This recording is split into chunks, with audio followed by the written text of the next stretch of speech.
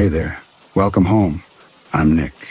And no matter where you're listening from tonight, I'm really happy you found your way here.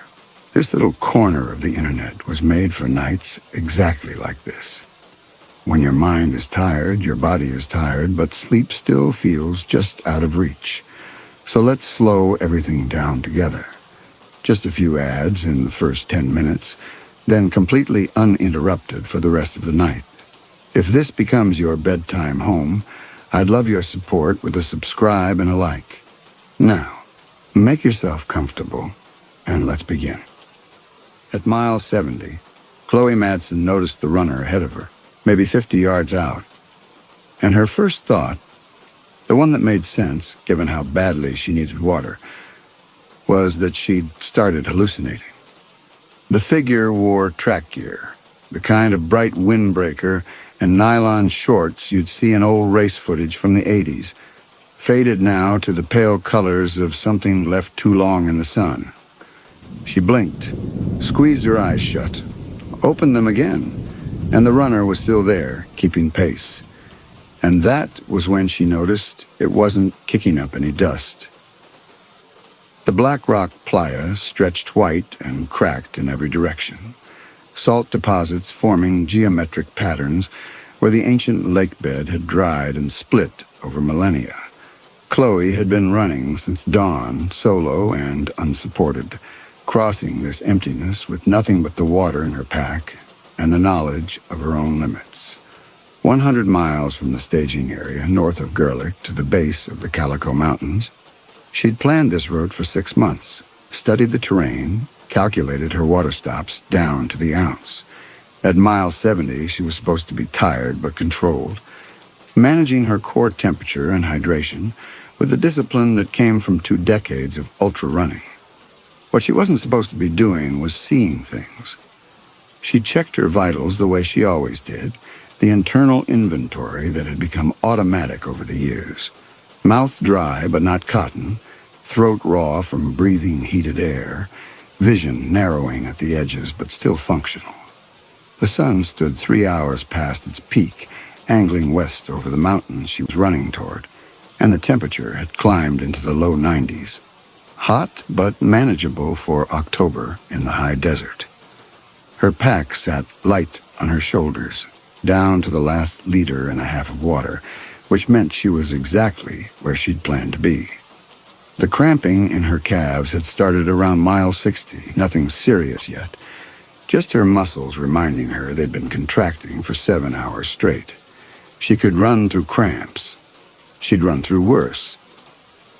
But she couldn't run through hallucinations, and if that's what the figure ahead of her was, then she'd miscalculated something fundamental about her fluid intake, or her electrolyte balance.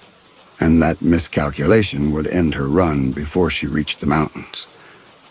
Mirages shimmered and wavered. This runner held steady, neither gaining nor falling back. Chloe focused on her breathing, counted 4 steps in and 4 steps out. The playa surface beneath her feet gave slightly with each footfall, compacted salt with just enough give to absorb impact.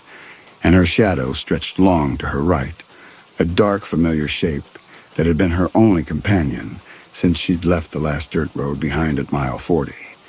She'd passed another runner at mile 40, someone heading south.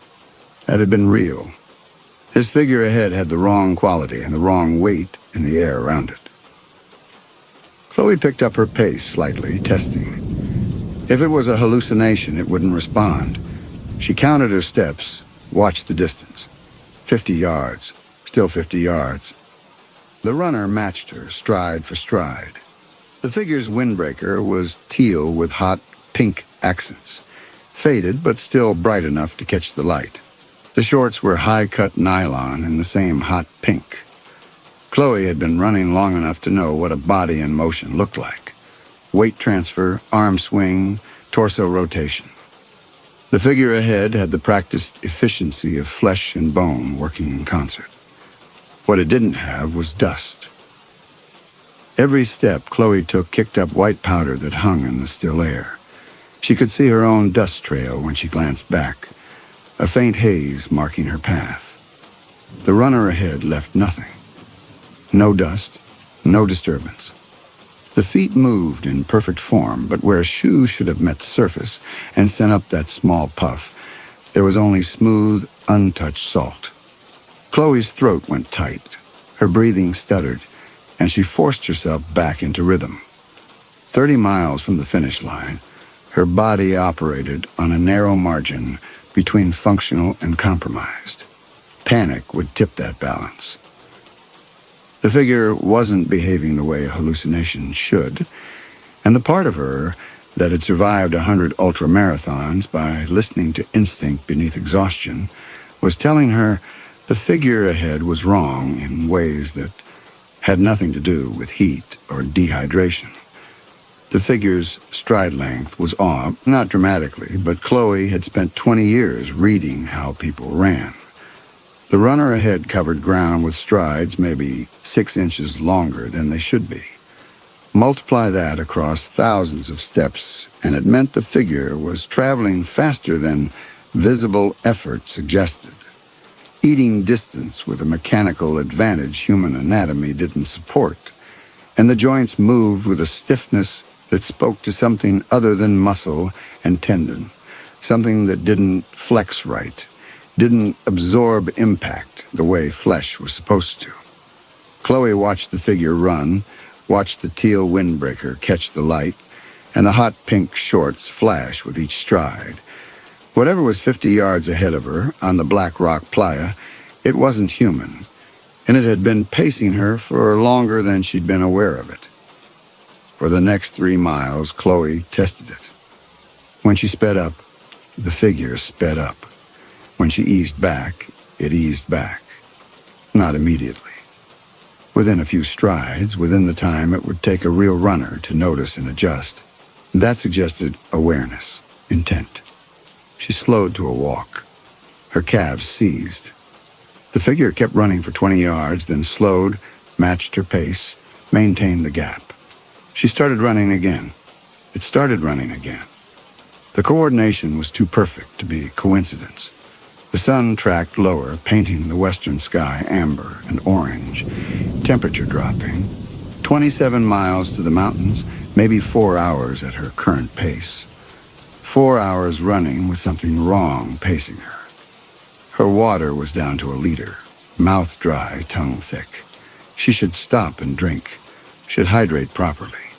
But the thought of standing still while that thing in 80s track gear ran steadily away and then stopped at exactly 50 yards to wait for her kept her moving.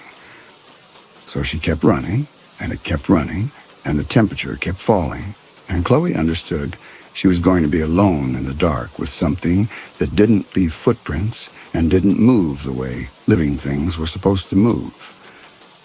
At mile 73, Chloe stopped trying to rationalize what was pacing her. It wasn't human. It wasn't hallucination. Whatever moved 50 yards ahead of her was something else entirely. The sun was touching the mountains now, light gone flat and orange. Her shadow and the figure's shadow stretched long across the salt, and she could see they didn't match. Hers moved with human irregularity, the figure's with inhuman smoothness, no variation, no compensation for ground or weight. 7.5 hours of running, 73 miles, her calves cramping harder, body breaking down. 27 miles still to go. She'd run through worse, stress fractures, inflamed tendons, dangerous core temperatures. But she'd never run with something like this. The figure hadn't changed position in 3 miles. 50 yards ahead, steady as a compass needle, measuring her. The sun would be down in an hour, full darkened too, and she'd be running by headlamp with something that had been dead long enough for its track gear to fade from bright pink to coral. Chloe's hands were shaking, not from exhaustion, but from adrenaline. The fight or flight response her mind kept overriding because running away wasn't an option when the thing pacing you could match your speed indefinitely. She had a decision to make. She could keep running, hope it got bored, hope she reached the mountains before it made its move, or she could stop, face it, find out what happened when you refused to run. Chloe wasn't prey. She was an ultra-runner with 2 decades of desert experience, and if this thing wanted to hunt her, it was going to have to do it while she was looking at it. The sun touched the tops of the mountains, light going from orange to red. She stopped completely. The figure kept running for 30 yards, then stopped too, maintaining the gap. Chloe stood in the middle of the playa and watched it turn around. It turned slowly, deliberately, and when it faced her, it didn't move. Just stood there 50 yards away. Unnatural stillness of something that didn't need to breathe. She took a breath and screamed at it.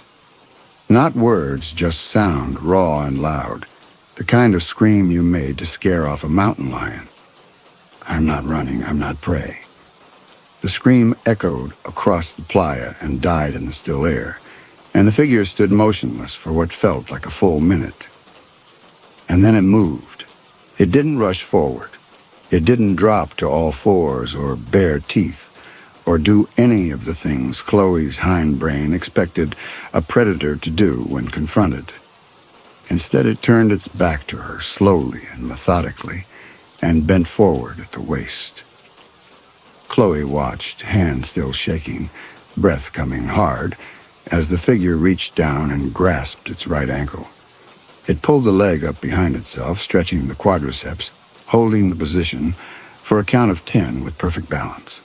Then it switched legs, left hand, left ankle, the same controlled pull, the same unnatural stillness while it held the stretch. The movements were fluid, practiced, the kind of thing you did before a race when you were warming up, when you were getting your muscles ready for exertion. The thing was stretching. It released its ankle, straightened, and dropped into a lunge, right leg forward, left leg extended behind, and sank into the stretch with the drilled precision of someone who'd done it 10,000 times. Then it switched sides. Forward fold, hands to the ground, hamstrings lengthening, side bend, arm overhead. Each movement deliberate, each position held for exactly the right amount of time, and through it all, the figure never looked back at her, never acknowledged that she was standing there 50 yards away with her throat still raw from screaming. When it finished stretching, it started jogging in place. Not running, just a light bounce on the balls of its feet, knees lifting in small, controlled movements, arms swinging loosely at its sides. The kind of thing you did when you were waiting for a race to start, keeping your muscles warm, keeping your heart rate up so you didn't stiffen while you stood around. She kept her distance and did not look away. The figure stopped jogging and turned to face her again. And even from 50 yards, she could see the wrongness in the way it held itself. Too still when it was still, too controlled when it moved. Like something was operating the body from the inside and hadn't quite figured out how to make it look natural. It raised one arm slowly and pointed a long, pale finger towards the mountains in the distance. The gesture was clear. That way. That direction. That's where we're going. Then it opened its mouth and made a sound. The sound was a gunshot, sharp and loud, the crack of a starting pistol at the beginning of a race. And it was so perfectly rendered that Chloe flinched, her body responding to decades of conditioning. The sound that meant go, that meant the race had started. That meant you pushed off the line and started running and didn't stop until you crossed the finish. The figure dropped its arm, settled into a ready position, weight forward, knees slightly bent, the posture of a runner about to sprint. And Chloe understood. It didn't want to hunt her. It wanted to race her. The understanding hit like cold water, reframing everything she'd observed over the last 3 miles, everything she'd been interpreting as stalking behavior, as predation. The constant pacing, the exact 50-yard distance, the way it matched her speed and waited when she slowed.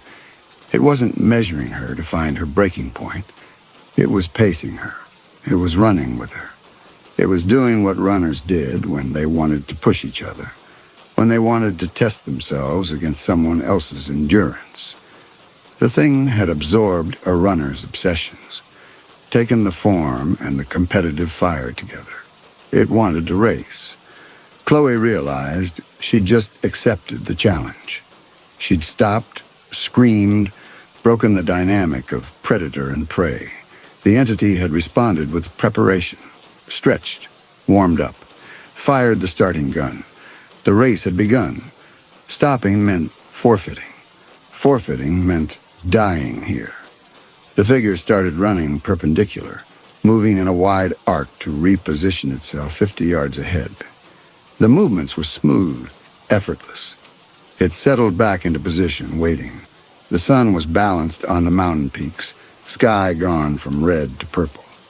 24 miles to the mountains, 4 or 5 hours. She was going to run every mile with this thing racing her. Her calves were cramping, mouth dry, water down to 3/4 of a liter. 8 hours running. She was operating on the edge of breakdown, the place where most 100-mile runs fell apart. But she'd never dropped from a race. Wasn't going to start now. She started running. The figure matched her pace immediately, and they ran together as the sun dropped behind the mountains and the sky went black. Chloe pulled her headlamp from her pack, clicked it on. The beam cut through darkness, illuminating the figure in faded track gear moving through the edge of the light. 20 minutes in, Chloe made her first tactical decision. She needed to know what this thing could do, needed to understand its limits, if it had any. She'd been running at 11-minute miles, her sustainable pace at the stage of breakdown. Time to see if the entity could handle acceleration. She surged forward, pushing into an 8-minute mile sprint, legs screaming in protest, cramping calves lighting up with pain. The gap between them started to close. 40 yards, 30, and for 5 seconds, Chloe thought maybe speed was the answer. Maybe she could just outrun it to the finish.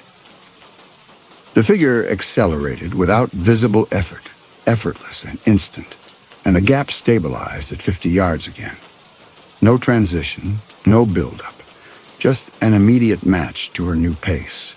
It turned its head to look back at her, and even through her headlamp beam and the exhaustion blurring her vision, Chloe could see the wrongness in how it moved. Too smooth, too measured, like something operating the body from the inside without fully understanding how human locomotion was supposed to look. She dropped back to her sustainable pace, breathing hard, the sprint having cost her reserves she couldn't afford to spend. The entity slowed instantly, maintaining the gap. Lesson learned. Speed wasn't the answer. The thing matched whatever she did effortlessly, without strain. 4 hours to the finish line. 4 hours racing something that didn't get tired, didn't need water, didn't have muscles that could fail. The figure turned its head slightly, just enough that Chloe could see the profile in her headlamp beam, and then it picked up the pace again, pushing her. She matched it. Mile 75. Full dark now, 2 hours past sunset. Chloe's right calf seized mid-stride and she went down hard, knees hitting salt. The figure ahead kept running. She forced herself up, closed the gap, jacket on now against the cold, water half gone. The entity moved through her headlamp beam without the small motions living things made. No head bob, no arm swing variation, perfectly level like something on rails. At mile 78, a voice came from the darkness ahead. Not from the figure, from beyond it, from the empty playa where nothing should exist. Male, amplified, the exact cadence of a race announcer calling through a PA system. Runners to your marks. The words hung in the cold air, crisp and clear. The figure ahead kept running, steady as before, but the voice had come from out there in the black, projected across the emptiness, like the playa itself was a stadium and something was calling the start. She kept running, hands numb, breath visible in the headlamp beam. At mile 80, Chloe made her second tactical decision. She couldn't outrun it, couldn't outsprint it, but maybe she could outthink it. Entities that mimicked human behavior sometimes followed patterns rigidly, couldn't adapt when the pattern broke. She cut hard to the right, 90 degrees off course, sprinting perpendicular to her original line. The figure didn't overshoot, didn't pause to recalibrate. It turned instantly, repositioned itself 50 yards ahead on her new trajectory, and kept running, smooth, effortless, like it had known she would turn before she'd decided. Chloe angled back toward the mountains, breathing hard, the lateral sprint having cost her. The entity adjusted again, perfectly, maintaining position. Not rigid, not following patterns, responding, adapting. She was racing something that could read her intentions. Mile 82.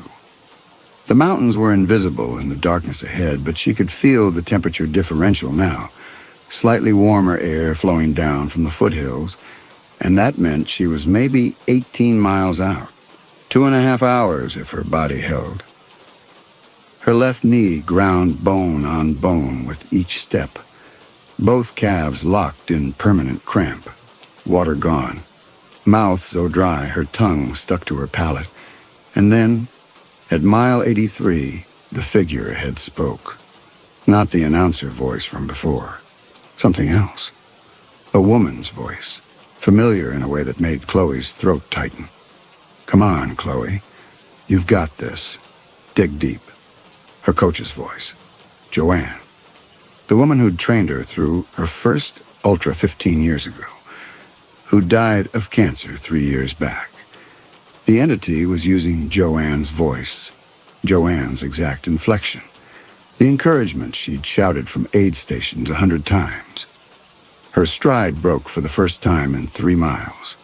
The figure kept running, silent now, and Chloe understood what it was doing.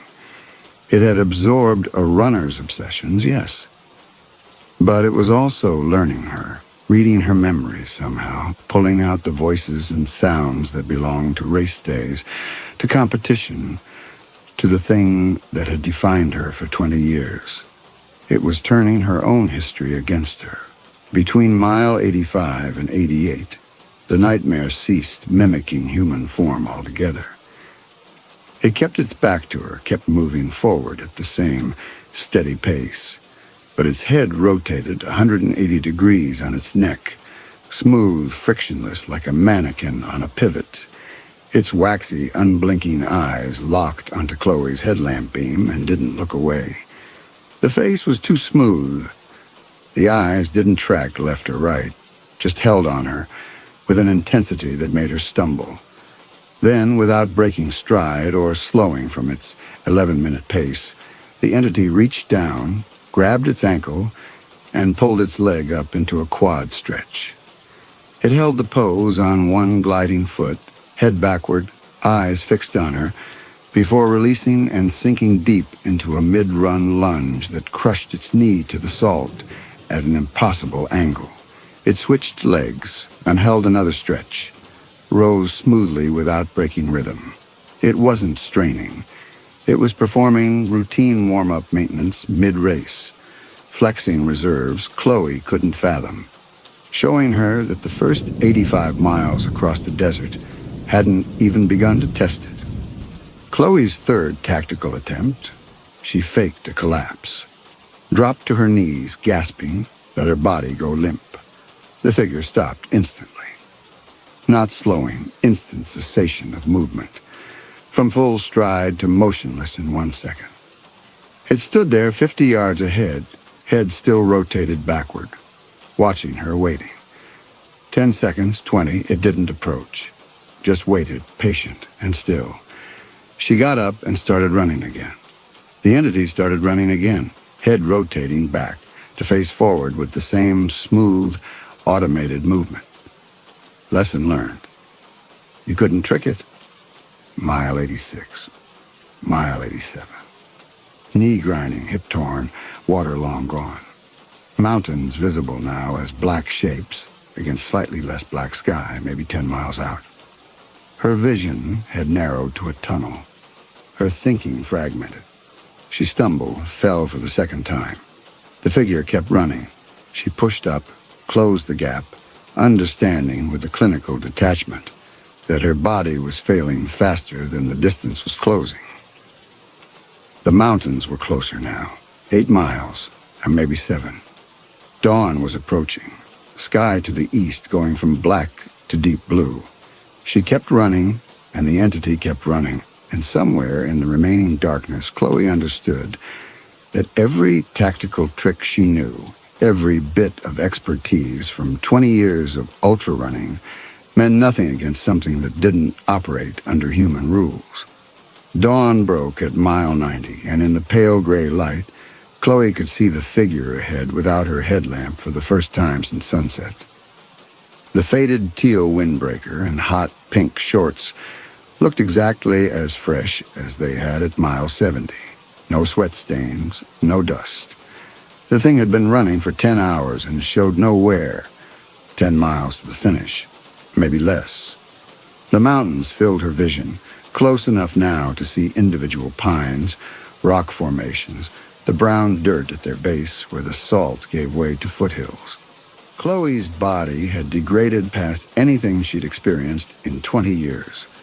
Left knee bone on bone, right hip flexor torn, feet numb from nerve damage, vision tunneled, thinking fragmented. She was running on automatic habit, nothing more.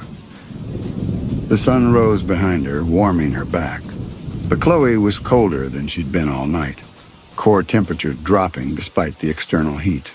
Her body too far into shutdown to regulate itself. At mile 93, she fell for the third time, hit the salt hard, lay gasping, and understood that if she didn't get up right now, she wasn't going to get up at all. She got up. The gap had opened to 100 yards. The figure had stopped, waiting. She forced herself forward, and it started moving again. And closing that gap cost her everything she had left. Cost her some fundamental reserve she couldn't name but could feel, leaving her body like warmth through an open door. Mile 95, mile 96. Mountains so close she could see birds circling the foothills. The first living thing she'd seen in 14 hours. 3 miles to the finish, maybe 2. The figure turned its head and looked back at her, assessing. And Chloe saw the waxy wrongness of that face, the eyes that didn't blink, the mouth that didn't move except to make sounds. It had been calibrating the entire race, measuring exactly how much she could endure, pacing her so she'd arrive at the finish line, having given absolutely everything, having pushed to the exact limit of human capacity. 2 miles, 40 minutes, maybe less. The figure ahead ran on, tireless and perfect. And Chloe knew she was going to make it, was going to cross the finish line, was going to complete this 100-mile crossing. Mile 98, mile 99. Chloe's left leg buckled, knee giving out completely, and she went down for the 4th time, ribs cracking on impact. She pushed herself up, hopped, limped, the mountains huge ahead of her. Finish line, maybe half a mile. The salt gave way to dirt beneath her feet. She'd crossed. She'd made it. The finish line. Her legs stopped working, both buckling at once, and she went down hard in the dirt at the base of the mountains. Could barely breathe. But she'd won. She'd completed the 100 miles. The entity stopped 3 feet away. One moment she was alone. The next, it was standing over her, looking down with eyes that didn't blink. The faded windbreaker showed no sweat. The thing looked exactly as fresh as it had at mile 70. It stood there watching her. And Chloe felt the warmth of victory start to curdle. Then it opened its mouth. The sound that came out was a stadium roar. 50,000 people cheering, layered voices, sustained celebration. The wrongness of hearing that many human voices from a single throat made something twist in Chloe's chest. The cheering cut off, the entity's mouth moved again, and a coach's voice came out, warm and encouraging. "That's a good warm-up jog." The words hung in the air between them, and Chloe's understanding fractured. Warm-up. The thing turned, walked 10 paces away, dropped into a sprinter's crouch. Perfect form, weight forward. It raised one hand and pointed back across the playa, back the way they'd come. 100 miles of white salt stretching empty to the north. 500 miles across the desert and back. The entity was proposing the impossible standard. The race that would break any human body absolutely. But Chloe understood now what it had been doing for the last 30 miles. Calibrating exactly how much she could endure, measuring the precise point where her body would fail and her mind would break. She'd crossed the 100-mile threshold, reached total physical breakdown, every muscle destroyed, every system in shutdown, and arrived at the state of absolute surrender the thing needed, empty enough to receive what came next. The entity stood from its crouch. The 500-mile race wasn't going to happen, had never been going to happen. The threat was the test, and she'd just passed by understanding, truly understanding in her body and her mind, that she couldn't survive it. The thing walked back toward her, slow and deliberate. It stopped beside her paralyzed body. She tried to speak, couldn't. Tried to move, couldn't. Her body had given everything. There was nothing left. The thing crouched down next to her, and its hands, pale, waxy, fingers too long, reached for her shoulders. Chloe felt pressure, felt herself being lifted, and her body responded in ways that shouldn't be possible. Her destroyed legs straightened beneath her. Her torn hip flexor pulled her upright. Her ground-down knee bore weight it couldn't bear. The entity was making her stand, not helping her stand. Making her, moving her body as though it were a puppet. Joints responding to something other than muscle and tendon, some external force animating her against her will. She stood in the dirt at the base of the mountains, legs locked, spine straight, and she had no control over any of it. Her body was obeying something else now. The entity stepped back, watching her with those unblinking eyes. Then it reached down and began removing its windbreaker. The movements were slow, deliberate. It unzipped the faded teal jacket, shrugged it off its shoulders, held it out toward Chloe. The hot pink accents had faded to coral over decades in the sun. The entity's mouth opened, and that same warm coach voice came out, just 2 words, "Your turn." Chloe's arm lifted without her willing it to lift. Her hand extended. Her fingers closed around the windbreaker, and she felt the fabric, synthetic, worn smooth, still faintly warm as though it had been worn recently, even though it should be cold from the morning air. She couldn't drop it. Her hand wouldn't release. Her arm pulled the jacket toward her, and she felt herself shrugging into it. Felt the sleeves sliding over her arms, felt the fabric settle onto her shoulders. It fit perfectly. The entity was removing its shorts now, the high-cut nylon hot pink shorts, holding them out. Chloe's hands moved, accepting them, stepping into them, pulling them up. They fit perfectly, too. She was wearing the 1980s track gear now, the faded windbreaker and the coral pink shorts, and somewhere in the back of her mind that could still think, still observe, Chloe understood what was happening. The thing had absorbed a runner's obsessions when it killed him, and now it was passing those obsessions on. To her. The entity stepped back further, and Chloe felt her body moving, felt herself walking forward without willing it, felt herself positioning at the spot where the thing had drawn the line in the dirt, the starting line. Her legs bent into a crouch, weight forward on the balls of her feet, one hand touching the ground for balance, the exact stance the entity had held, perfect sprinter's form. She couldn't move out of it, couldn't straighten, couldn't run. Her body was locked in the crouch, waiting. The entity stood 10 feet away, and Chloe watched as the body it wore simply collapsed. Not falling, not crumpling. The windbreaker and shorts and the waxy flesh beneath them went slack all at once, like a costume with no skeleton inside, and folded inward on themselves. The whole form deflated in seconds, settling into a hollow pile of fabric and synthetic tissue on the dirt. Empty, weightless, nothing but a shell that had never contained anything real. The pile lay motionless for a moment, then began to dissolve, not melting, not decomposing, just coming apart into fine white powder, salt dust that lifted in a breeze Chloe couldn't feel and scattered across the playa, returning to the surface it had mimicked running on. In 10 seconds there was nothing left but the indentation in the dirt where the thing had stood.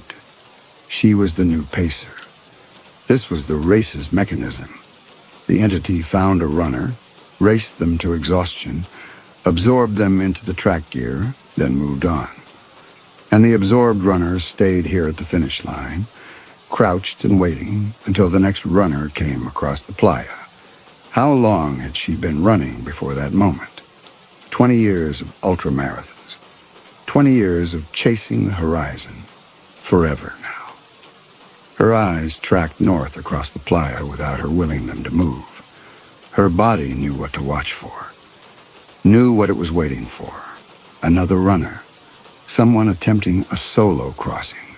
Someone pushing themselves. Someone with that particular combination of discipline and obsession that made them attempt 100 miles alone. She would see them at mile 70, would pace them through the night, would race them to the finish, would pass on the windbreaker and the shorts and the crouch at the starting line. The sun climbed higher, warming her back. The mountain stood behind her. The playa stretched white and empty ahead. Chloe waited at the starting line, body locked in the crouch she couldn't escape, and watched the northern horizon. 3 days passed, maybe 4. Time felt strange now. Chloe remained crouched at the starting line, unable to move, unable to leave the position. Her body didn't tire, didn't hunger, didn't thirst. The pain in her knee and hip had faded to nothing. She wasn't breathing anymore. Or if she was, it was the hollow mimicry of breathing, the way the entity had simulated it. She watched the playa. On the second day, a coyote approached from the foothills, curious about the figure crouched in 80s track gear. It circled her, sniffing, and Chloe's eyes tracked it, but her body didn't move. The coyote lost interest and wandered away. The third day, the wind picked up, blowing salt dust across the playa in pale streamers. And Chloe watched it and didn't blink, and understood that she would watch this view forever unless someone ran across it. And on the 4th day, maybe the 5th, she saw a movement on the northern horizon, a figure. Small at first, just a dark speck against the white salt, but growing slowly larger, running south, heading toward the mountains, toward her. Chloe's body didn't move from the crouch, but something inside her, the part that was still her, still thinking, still aware, felt a wave of horror and recognition. Another runner, someone attempting the crossing. The figure drew closer over the next hour, resolving into details. Male, maybe 40, lean build, running at a sustainable pace, solo, unsupported, wearing modern gear, compression shorts, technical shirt, hydration vests. He would reach mile 70 soon. When he did, Chloe would stand, would start running, would pace him at exactly 50 yards, kicking up no dust, stride too perfect, joints bending wrong. She would race him through the night and into dawn, would match whatever tactics he tried, would calibrate his endurance, would race him to this exact spot. And then she would hand him the windbreaker. The runner approached, and Chloe remained crouched at the starting line, unable to warn him, unable to break free, unable to do anything except wait and watch and know exactly what was coming. Her eyes tracked him across the playa, and when he crossed some invisible line, mile 70, the distance felt right, calibrated into her somehow. Her body moved without her willing it to move. One moment she was crouched at the base of the mountains. The next she was 30 miles north, standing on the playa 50 yards ahead of him, positioned perfectly in his line of sight. She didn't remember the transition, didn't remember standing, didn't remember running back across the salt. Her body had simply relocated, the way the previous pacer had always been exactly 50 yards ahead, no matter what Chloe did.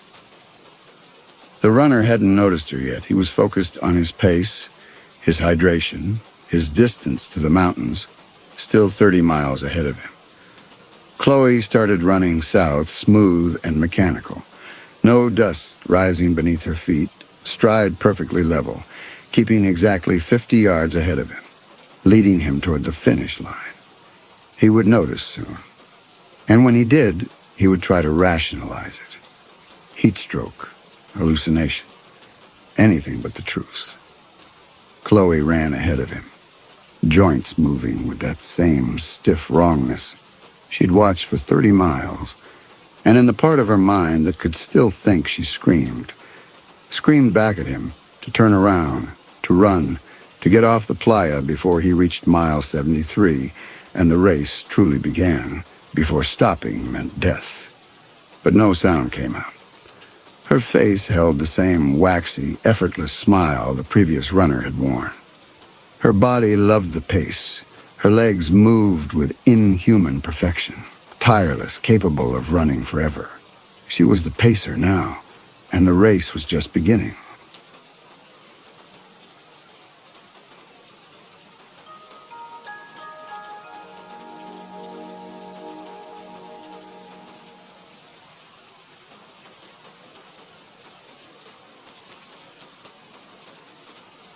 Karen saw the clouds building over the wheat fields and knew she had 3 hours, maybe 4.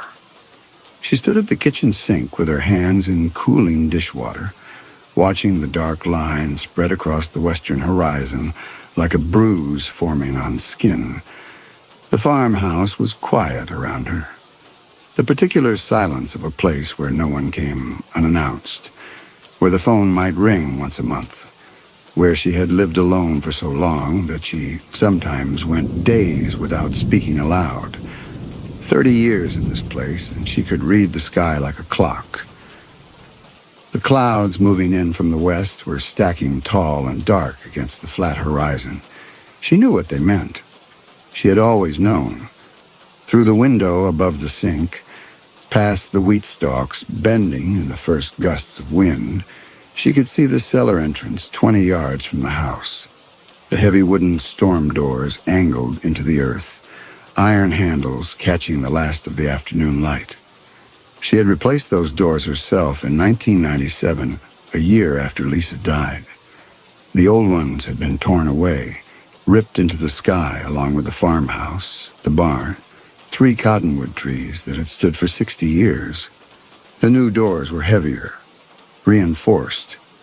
She had paid a contractor from Boise City to install them with bolts that went 8 inches into concrete. Not that it mattered.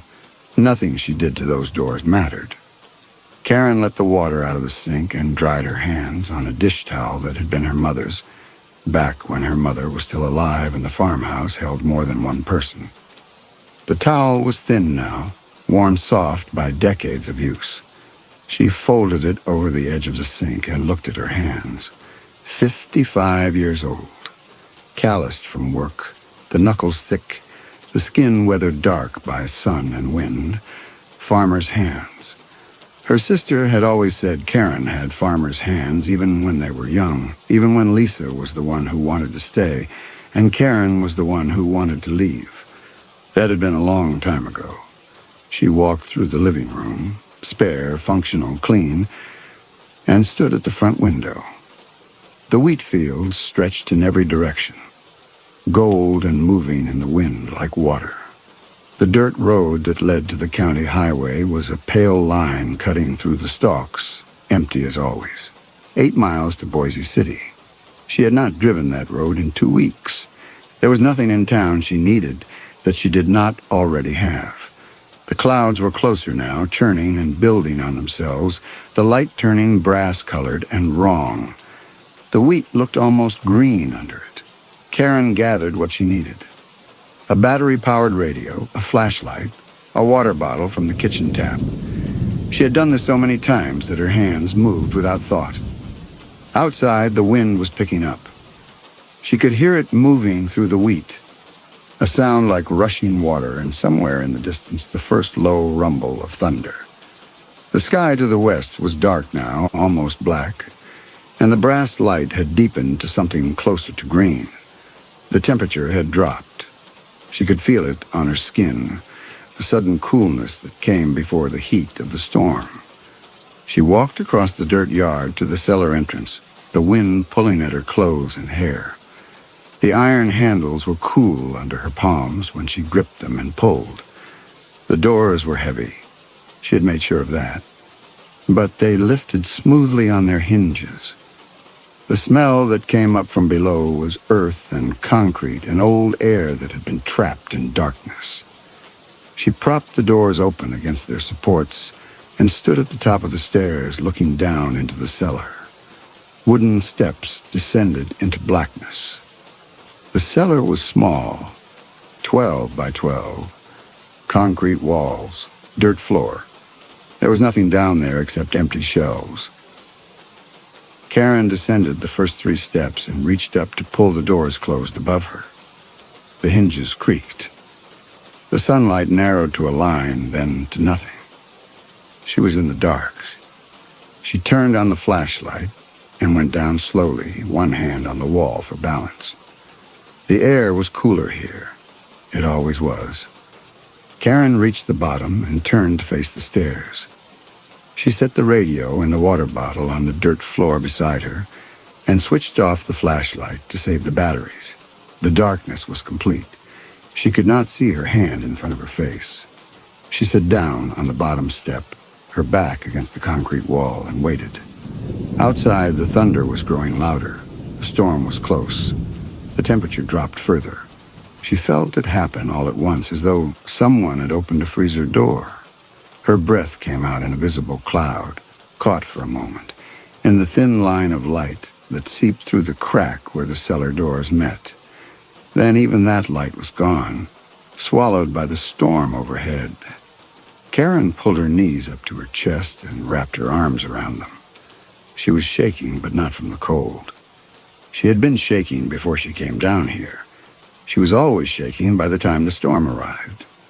Above her, through 8 inches of reinforced wood and iron bolts and concrete, she heard the freight train sound begin. Low at first, distant, then building. It was not a real train. There were no tracks within 10 miles of this property. She knew what it was. She had always known what it was. The roaring grew louder. The cellar doors began to rattle in their frame, and then, from the other side of the wood, from outside where the storm was, came the first heavy impact. A fist against the doors, or something like a fist, pounding. Karen closed her eyes and started to cry. The pounding came in waves, steady and deliberate, like someone working at a task. Karen sat in the darkness and listened to the sound of her sister trying to get in. 30 years of telling herself that, and it had become true. Lisa was on the other side of those doors, pounding, screaming to be let inside. The temperature had dropped until Karen's breath came out in clouds. The cold was wrong. No natural storm could do this. The concrete walls were slick with condensation. Above her, the roaring sounded like a freight train. The cellar doors rattled. Debris rained down from the ceiling. Karen pulled her knees to her chest and waited for the screaming to start. It always started the same way. The pounding would go on for minutes. Then the voice would come through the wood, muffled and desperate, and so familiar it made Karen's chest tighten. There. Faint at first. Barely audible over the roaring, but growing louder. A woman's voice, high and strained, shouting through layers of fabric. Karen had spent 30 years trying to understand the words. She never could. But she knew the voice. Lisa. The pounding grew harder. Not faster, but harder. Each impact landing with enough force to shake the doors in their frame. Karen could see the thin line of light at the edge of the doors, the only light in the cellar, and she watched it flicker and jump with each blow. Something was hitting those doors from the outside with tremendous strength, something that wanted in. Someone, she thought. Not something, Lisa. The voice was screaming now, raw and ragged, and Karen started to cry because she could not help it. She cried every time. It did not matter that she knew what was coming, that she had been through this dozens of times, that she understood on some level that opening the doors would not help. The sound of her sisters screaming on the other side of the wood was more than she could stand without breaking. Karen buried her face against her knees and sobbed. The cold air burned in her lungs. Her whole body was shaking, and not from the temperature. She was shaking like she had 30 years ago when the sirens went off and the sky turned black, and she had run for the cellar with Lisa behind her. The memory came without warning, vivid and unwanted. The two of them sprinting across the yard and the wind already strong enough to knock them sideways, debris flying past their heads. Karen had reached the cellar first. She had yanked the doors open and thrown herself down the stairs, and when she turned to look back, Lisa was there at the top, silhouetted against the sky that had gone the color of old bruises. And then Karen had pulled the door shut. She had not meant to. That was what she told herself. She had been in a panic, blind with fear, moving on instinct. She had grabbed the handles and pulled, and the doors had slammed down, and she had thrown the bolt without thinking. The deadbolt had clicked into place with a sound like a gunshot. She remembered that click. She heard it in her dreams. Lisa had screamed. Karen had heard it through the wood, her sister's voice calling her name, begging to be let in. And Karen had sat frozen on the stairs with her hands pressed over her ears, too terrified to move, too paralyzed by fear to do anything except wait for the tornado to pass. When it was over, when the roaring finally stopped and the silence came, Karen had climbed the stairs and pushed open the doors and found nothing. The farmhouse was gone. The barn was gone. The cottonwood trees were gone. Everything was gone. And Lisa? Lisa had been swept away, taken by the wind, killed, because Karen had locked her out. The screaming on the other side of the doors reached a peak, a sound so raw and broken that it did not sound human anymore. Karen lifted her head and screamed back, the words tearing out of her throat in a voice she barely recognized as her own. "I'm sorry. I'm sorry, Lisa. I'm so sorry." She screamed it over and over, the same words she had screamed every time the pounding came.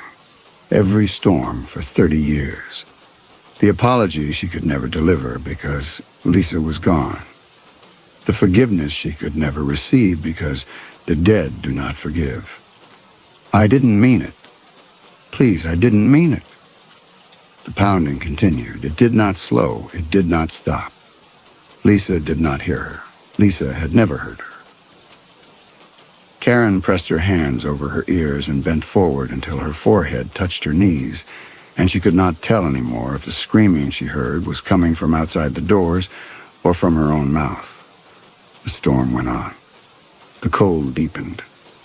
The voice on the other side of the woods screamed and screamed and screamed.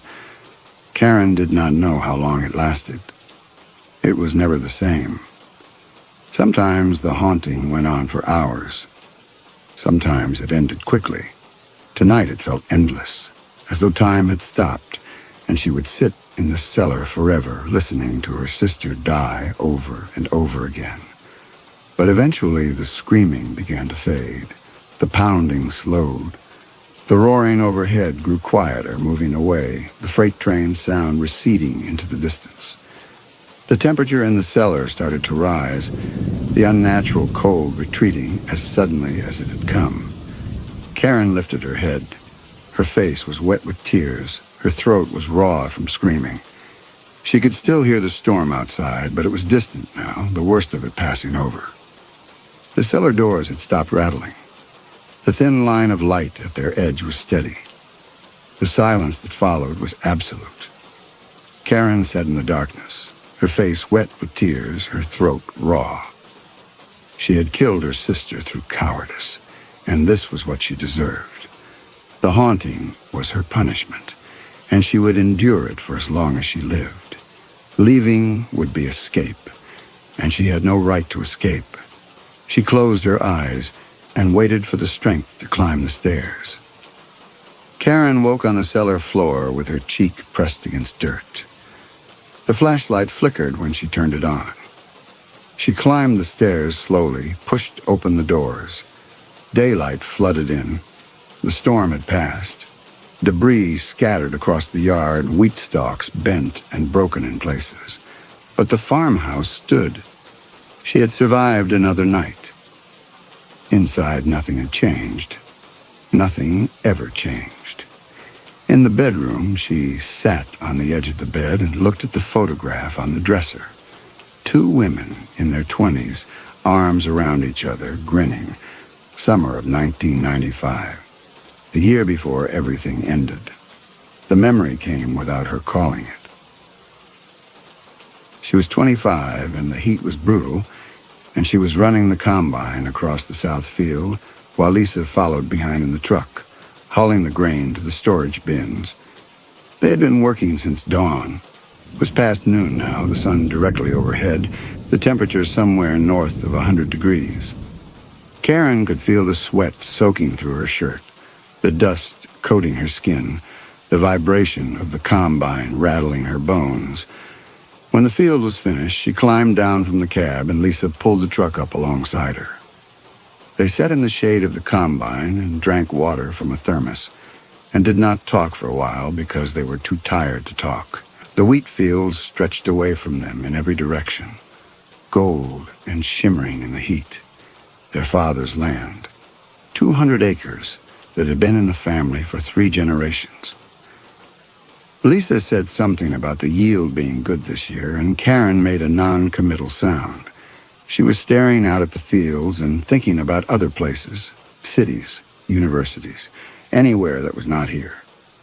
Lisa said Karen was going to leave. It was not a question. Karen looked at her sister. Lisa was 3 years older, broad-shouldered from farm work.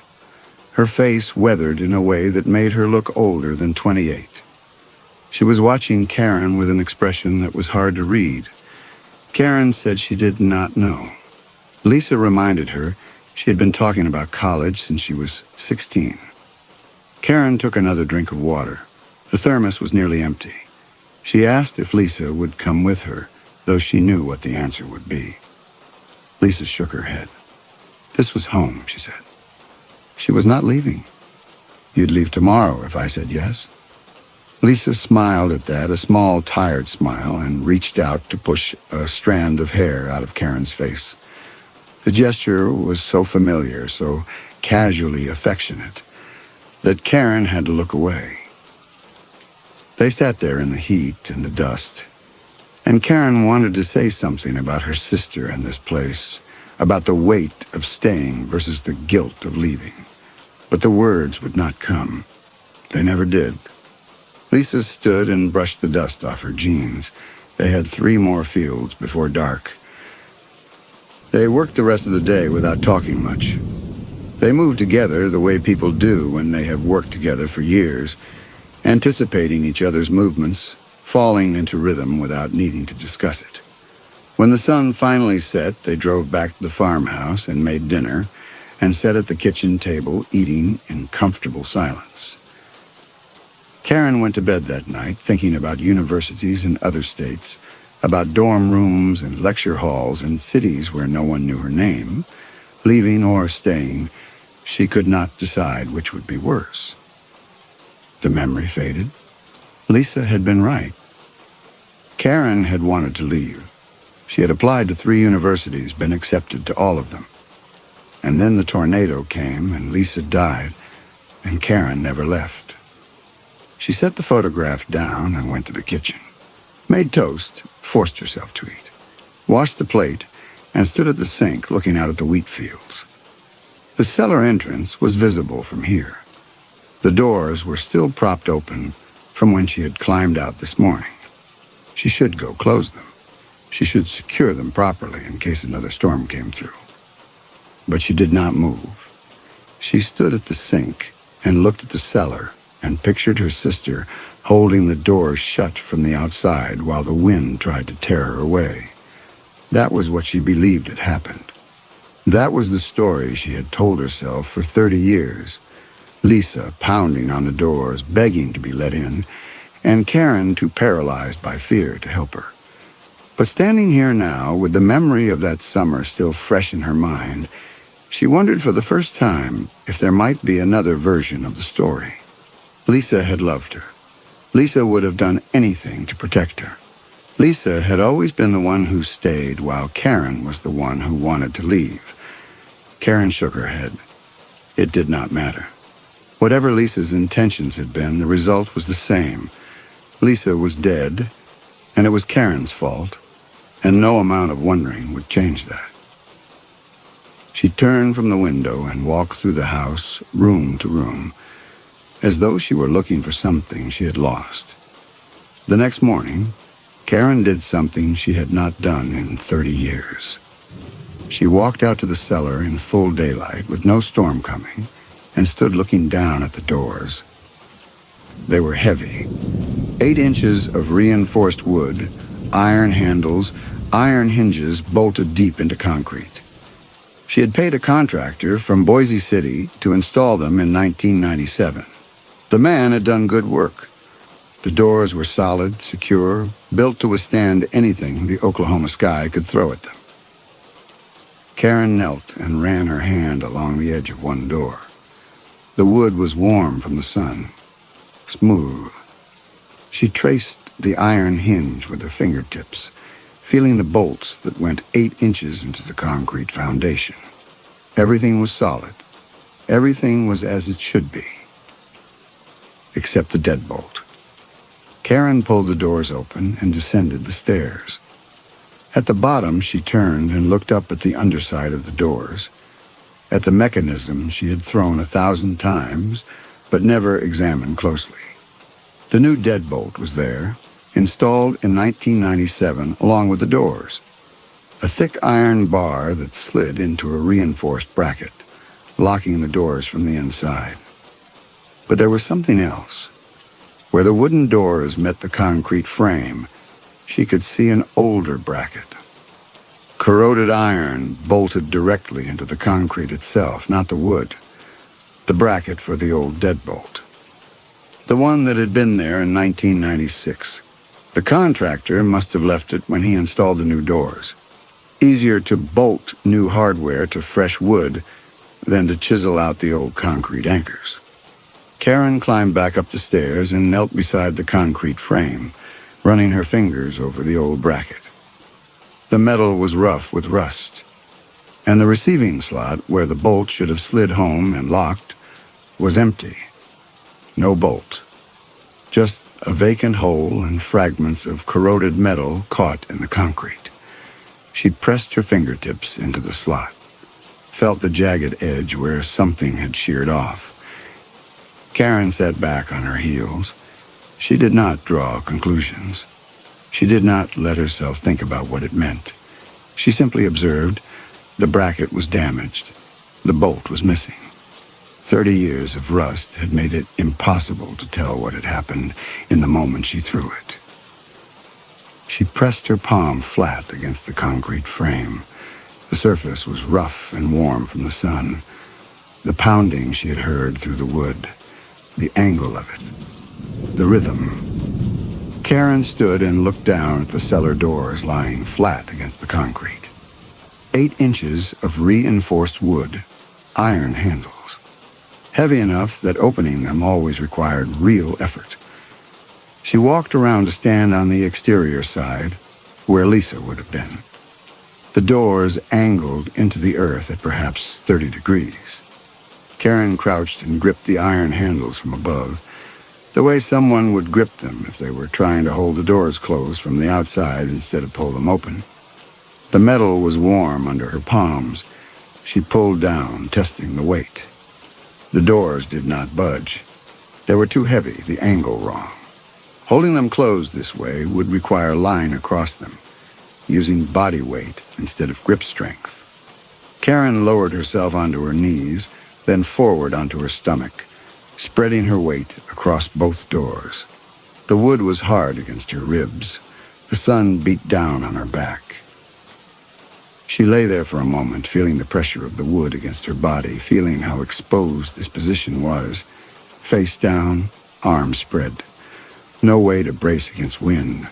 No way to see what was coming. Karen pushed herself up and stood. Her shirt was dusty. Her hands left smudges on her jeans when she wiped them. The sun had heated the wood so thoroughly she could still feel its warmth on her ribs and stomach. She looked at the doors for a long moment, then turned and walked slowly back to the house. The days passed. Karen worked the fields, maintained the equipment, drove into Boise City when she needed supplies. The wheat was coming in. She would harvest it herself in another month, the same way she had done for 30 years, alone. On a Thursday afternoon in late June, Karen was in the barn checking the fuel lines on the combine when she heard a truck coming up the dirt road. She straightened and walked to the barn doors, shading her eyes against the sun. The truck was familiar, white, dented. The logo for Cimarron Feed and Grain faded on the driver's door. It pulled into the yard and stopped near the house. A man climbed out, older than Karen by maybe 10 years, wearing work boots and a cap that said DeKalb Seed. She knew him the way she knew most people in the county, by sight, by function, not by name. He raised a hand in greeting and walked toward her across the yard. Karen met him halfway. The sun was hot on her shoulders. The wheat fields shimmered in the heat. Her hands were dark with grease from the fuel lines, dirt packed under the nails. She did not wipe them clean. He glanced at them once, then away. He had been driving past, he said, and noticed her north fence was down in a few places. Thought she might want to know before the wheat started going into the ditch. Karen thanked him. She had not checked that section in a week. They stood in the yard talking. Weather, crops, equipment breaking down. He mentioned the storms had been bad this year. Karen agreed. His eyes kept drifting to her hands, to the grease and the calluses, to the way she held herself with the stillness of someone who had not spoken to another person in weeks. He looked uncomfortable, as though he had come out here with something to say and was now regretting it. Then he said something she had not expected. He had heard about her sister, he said. About the tornado in 1996. He was sorry for her loss. Karen looked at him. His face was weathered, sincere. He was trying to be kind. It was a long time ago, she told him. He nodded. Then he added something that she had not heard before. He had been one of the volunteers who searched afterward, he said. They had found Lisa 2 miles east, near the old tree line past the Hendricks property. He did not say what condition the body had been in, but his expression changed when he said it, something tightening around his eyes. Karen understood he had seen things that day he would rather not have seen. He cleared his throat. Her hands, he said. Lisa's hands had been completely torn up, like she had been holding on to something when the wind took her. Karen felt something cold move through her chest. She had never known that detail. No one had told her. She had been too destroyed by grief to ask questions, and the few people who came to the funeral had not offered specifics.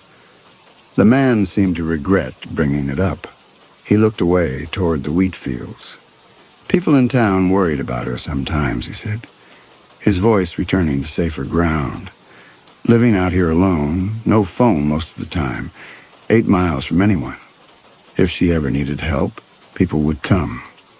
Karen wiped her hands on her jeans. The grease smeared but did not come off, but she was fine, she said. He hesitated. Then he said what he had probably driven out here to say. Nobody should live like this. The words hung in the air between them. Karen could hear the wind moving through the wheat, a sound like water rushing. The sun was bright, and the sky was cloudless, and everything around them looked normal and peaceful and safe. She appreciated his concern, she told him, but she was staying. This was her land. This was where she belonged. He looked at her for a long moment. Then he nodded slowly, the way someone nods when they understand a thing they do not agree with. If she changed her mind, he said, she should call the feed store. Someone would come out and help her pack, help her find a place in town. Karen thanked him again. She did not say she would never call. He walked back to his truck and drove away, leaving a trail of dust hanging in the air behind him. Karen stood in the yard and watched until the truck disappeared down the dirt road. Then she walked to the north fence and spent the rest of the afternoon repairing the sections that had come down. When she came back to the house at dusk, she stood at the kitchen sink washing the dirt from her hands and looked out at the cellar entrance. The doors were closed now. She had secured them that morning. The sky to the west was beginning to darken. Not storm clouds, not yet. But the light was changing in a way that made her uneasy. She dried her hands and turned on the weather radio on the counter. Static, then a voice. Thunderstorms expected overnight. Possible severe weather. Karen turned off the radio. She stood at the sink and looked out at the fields. The wheat was gold in the fading light, bending slightly in the wind. Beautiful. Peaceful. The man's words stayed with her. The sky continued to darken.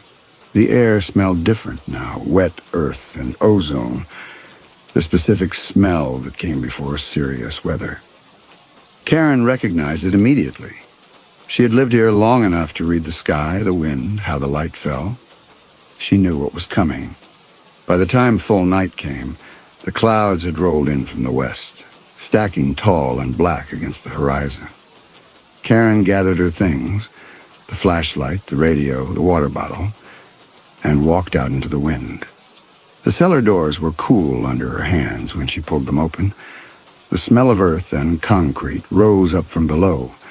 She descended into the darkness and pulled the doors shut above her and sat down on the bottom step to wait.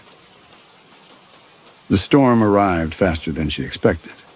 Within minutes, the temperature dropped and the freight train sound began, and the first heavy impacts rattled the doors overhead. The pounding came in waves.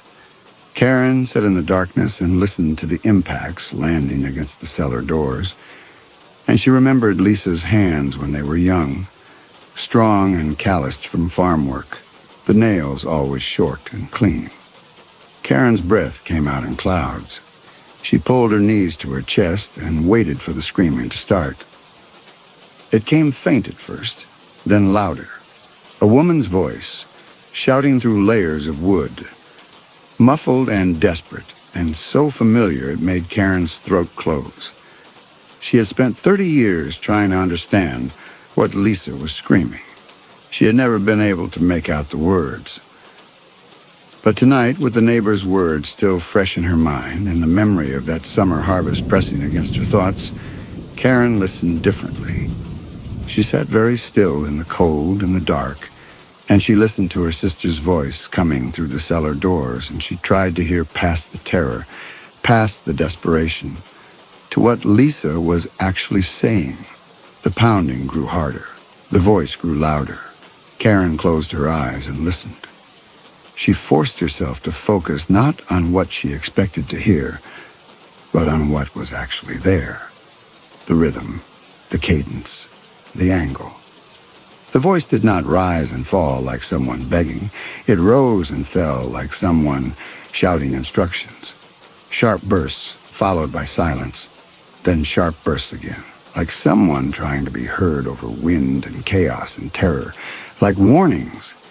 Karen tilted her head, tracking the sound. Not coming from the side of the doors where fists would strike. Coming from above, from the exterior surface. Heavy impacts, landing in the same spots over and over, the kind of pattern debris would make if something were being hammered repeatedly in one position. If someone were holding still while the storm tried to tear them away. Karen lifted her head and stared up at the cellar doors. She did not understand. But something was wrong with the story she had been telling herself. Something about the angle of the sounds, the tone of the voice. She sat in the cold, in the dark, and felt the first crack of doubt widen into something she could not name. The storm passed. The pounding slowed and stopped. The voice faded. The temperature began to rise. Silence. Karen sat in the darkness until dawn, thinking about Lisa's voice, about the memory of the doors slamming shut, about the click of the deadbolt she had been so certain she had thrown. When the first light came through the cracks, she climbed the stairs and stepped out into the morning. The farmhouse stood. The wheat fields stretched gold in every direction. But something had shifted. Some certainty she had carried for 30 years had developed a crack. Karen decided to leave on a Wednesday morning in early July. She woke before dawn thinking about the neighbor's words and the crack in her certainty, and the 30 years she had spent waiting for forgiveness from someone who might not need to forgive her. She got out of bed and started packing. Clothes, a few photographs, her mother's dish towel. She packed one bag and carried it out to the truck. The sun was coming up over the wheat fields. The air was cool and still, clear skyey. Karen climbed into the truck and looked through the windshield at the cellar entrance. 30 years descending those stairs. She started the engine and drove away. The dirt road stretched ahead, pale and straight through the wheat. 8 miles to Boise City. From there she could go anywhere. A small apartment in town, or keep driving to Kansas or Colorado. She could disappear. The wheat fields rolled past. The sky was wide and empty and blue. Karen felt nothing, just a strange, hollow numbness. She was 5 miles from the farmhouse when things began to go wrong. The road should have been straight. It had always been straight. A pale line cutting through wheat fields, running northeast toward Boise City. But when Karen looked up from the steering wheel, the road was curving, bending left in a long, slow arc that made no sense with the flatland geography. She kept driving. The curve tightened. The wheat fields on either side looked wrong, the stalks all bent in the same direction, pointing back the way she had come, as though a wind were blowing toward the farmhouse instead of away from it. The temperature in the truck cab dropped. Karen could see her breath. She pressed the accelerator. The truck picked up speed, but the road kept curving, bending back on itself. And when Karen looked in the rearview mirror, she saw her own farmhouse behind her, closer than it should be. She had been driving away from it for 10 minutes, but it looked like she had covered half a mile at most. The radio crackled to life. Karen had not turned it on. Static at first, then a voice coming through. Muffled and distorted and wrong, a woman's voice. The same voice Karen had been hearing through the cellar doors for 30 years, but now it was coming through every station, filling the truck cab surrounding her. Not words, just that terrible muffled screaming over and over. Karen reached for the radio dial. Her hands were shaking. She switched it off, but the voice kept coming, louder now, and the temperature kept dropping until frost began to form on the inside of the windshield. The road curved tighter. Karen was driving in a circle. She could see the farmhouse ahead of her now, directly in her path. The wheat fields had become a spiral with the farmhouse at the center, and no matter which way she turned the wheel, the road led back. Karen stopped the truck in the middle of the road and cut the engine. She climbed out. The cold hit her immediately. The same bone-deep, unnatural cold from the cellar, but worse here, exposed under open sky. Her breath came out in clouds. The wheat fields surrounded her on all sides, and as she watched, the stalks began to move.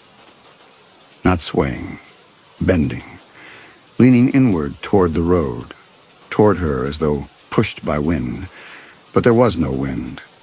The stalks bent in unison, slowly, deliberately, creating a wall of gold on either side of the dirt road, blocking any path except the one that led back. Karen turned and looked toward the farmhouse, a quarter-mile away and maybe less. The road curved back to it in a perfect arc. She turned the other direction. The road stretched away from the farmhouse for perhaps 50 yards before curving back on itself, the geometry impossible, the dirt path forming a closed loop with no exit. And then she saw her. Lisa stood in the center of the road 50 yards ahead, exactly where the curve began to bend back. She was not translucent, not flickering. She looked solid and real in her faded work shirt and jeans, dark hair loose around her shoulders, bare feet on the pale dirt. She was not screaming. She was not pounding on anything. She was simply standing there, watching Karen with an expression that was neither vengeful nor angry. She looked sad, patient, concerned. The voice on the radio was still screaming, but Lisa's mouth was not moving. The frost on the windshield was spreading, but Lisa stood perfectly still in the summer heat, not shivering, not reacting to the impossible cold that filled the air around Karen. Lisa was not haunting the farmhouse. Lisa was haunting her. The tether was not to a place. It was to Karen herself. Geography could not break it. Distance could not break it. She could drive to Kansas or Colorado and the roads would loop back.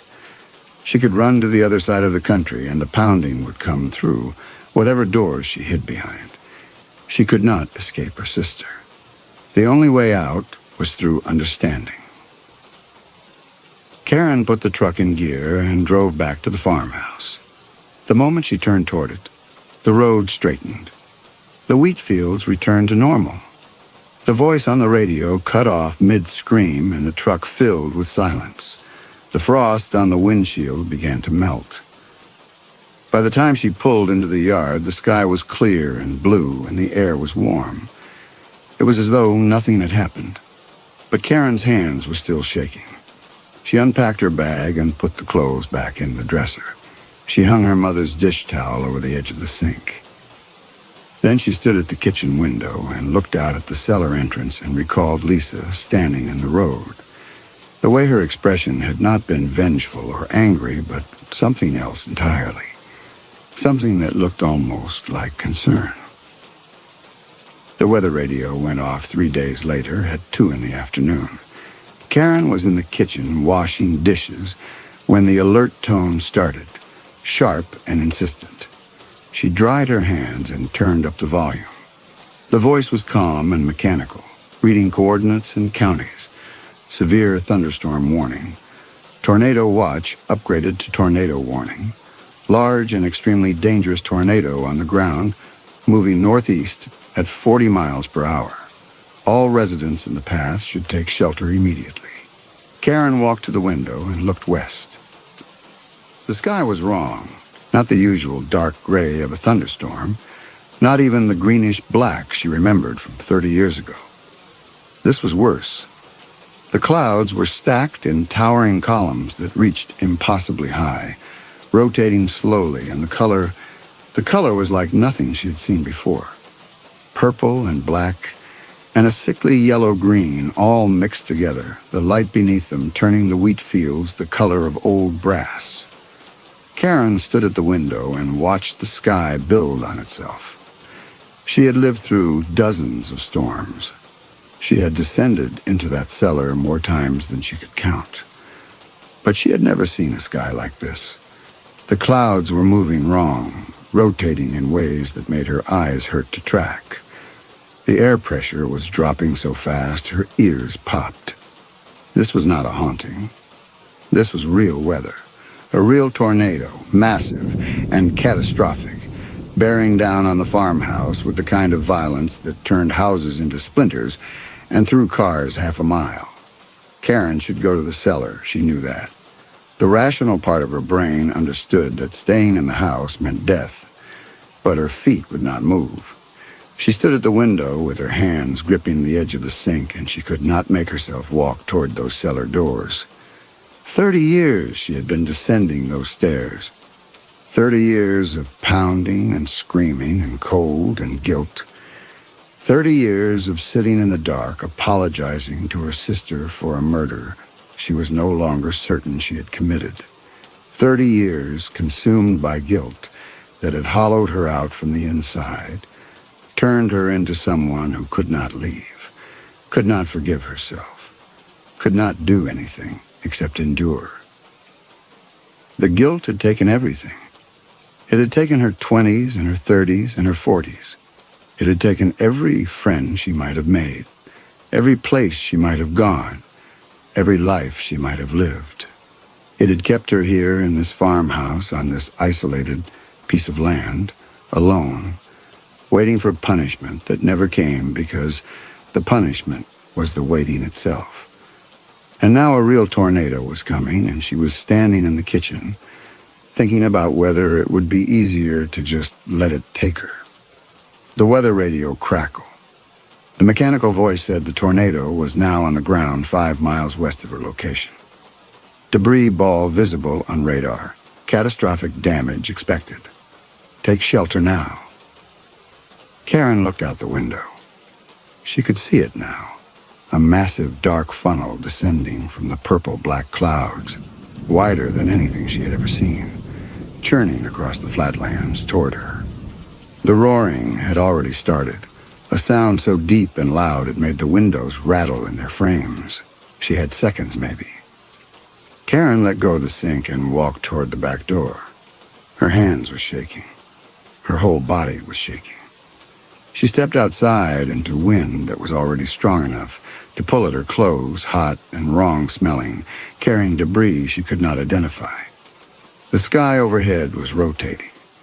The wheat fields were flattened, all the stalks bent in the same direction, pointing away from the approaching funnel.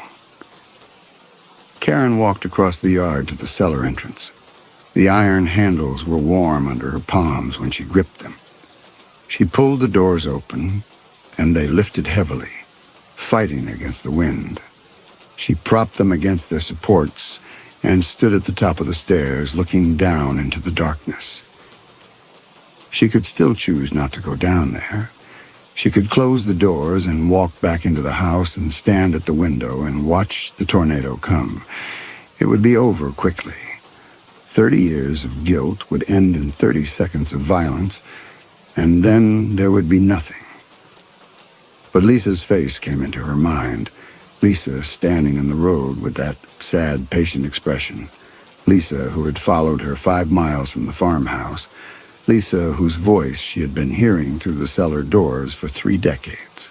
If Lisa was haunting her, if Lisa was tied to her in some way that transcended distance and death, then dying would not free Karen. It would only trap them both somewhere else. The only way out was through understanding, and she could not understand anything if she was dead. Karen descended the stairs. She pulled the door shut above her, and the light vanished.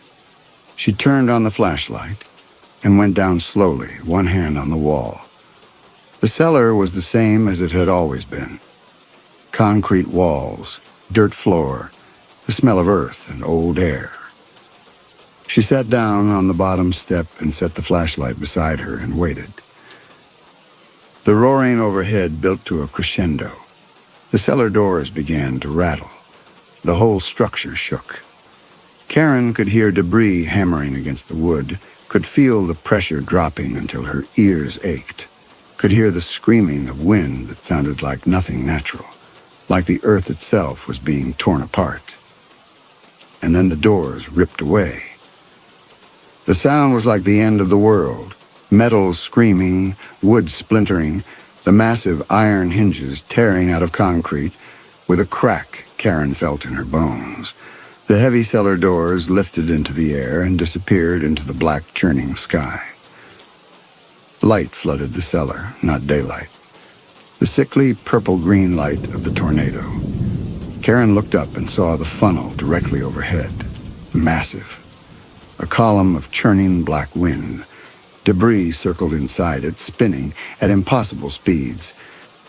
The vacuum was immediate and absolute. Karen felt herself lifted off the step. Her feet left the ground. The flashlight tumbled away. She grabbed for the wall, but there was nothing to hold. Just the terrible pull of the vortex, dragging her upward. She was going to die like Lisa had died. Swept away, torn apart by wind. Karen rose off the stairs, her body horizontal, pulling toward the opening above, and then something appeared at the top of the cellar entrance. A figure, backlit by that wrong light, moving against the wind. Karen's vision was blurring from the pressure, but she saw the figure clearly. A woman, dark hair whipping, work shirt and jeans, bare feet on the concrete. Lisa. Not the Lisa from the road, sad and patient. This was Lisa, solid and real, her expression fierce and determined, and she was not running away from the tornado. She was running toward Karen. Lisa came down the stairs, not running, not lunging, just moving with impossible steadiness against the vacuum wind. Her bare feet finding the wooden steps, her body tilting forward into the pull of the vortex as though she were walking into a strong breeze instead of a tornado. And then she was on top of Karen. The cold hit first. A bone-deep, unnatural cold that had nothing to do with temperature.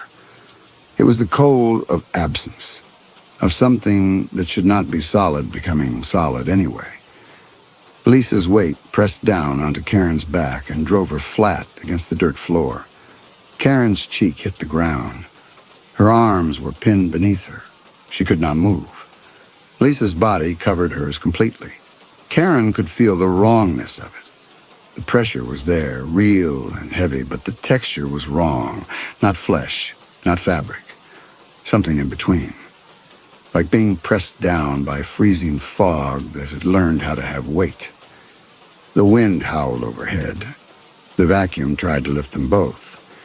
Karen felt her own body straining upward, trying to rise into the vortex, but Lisa's weight held her pinned, anchored.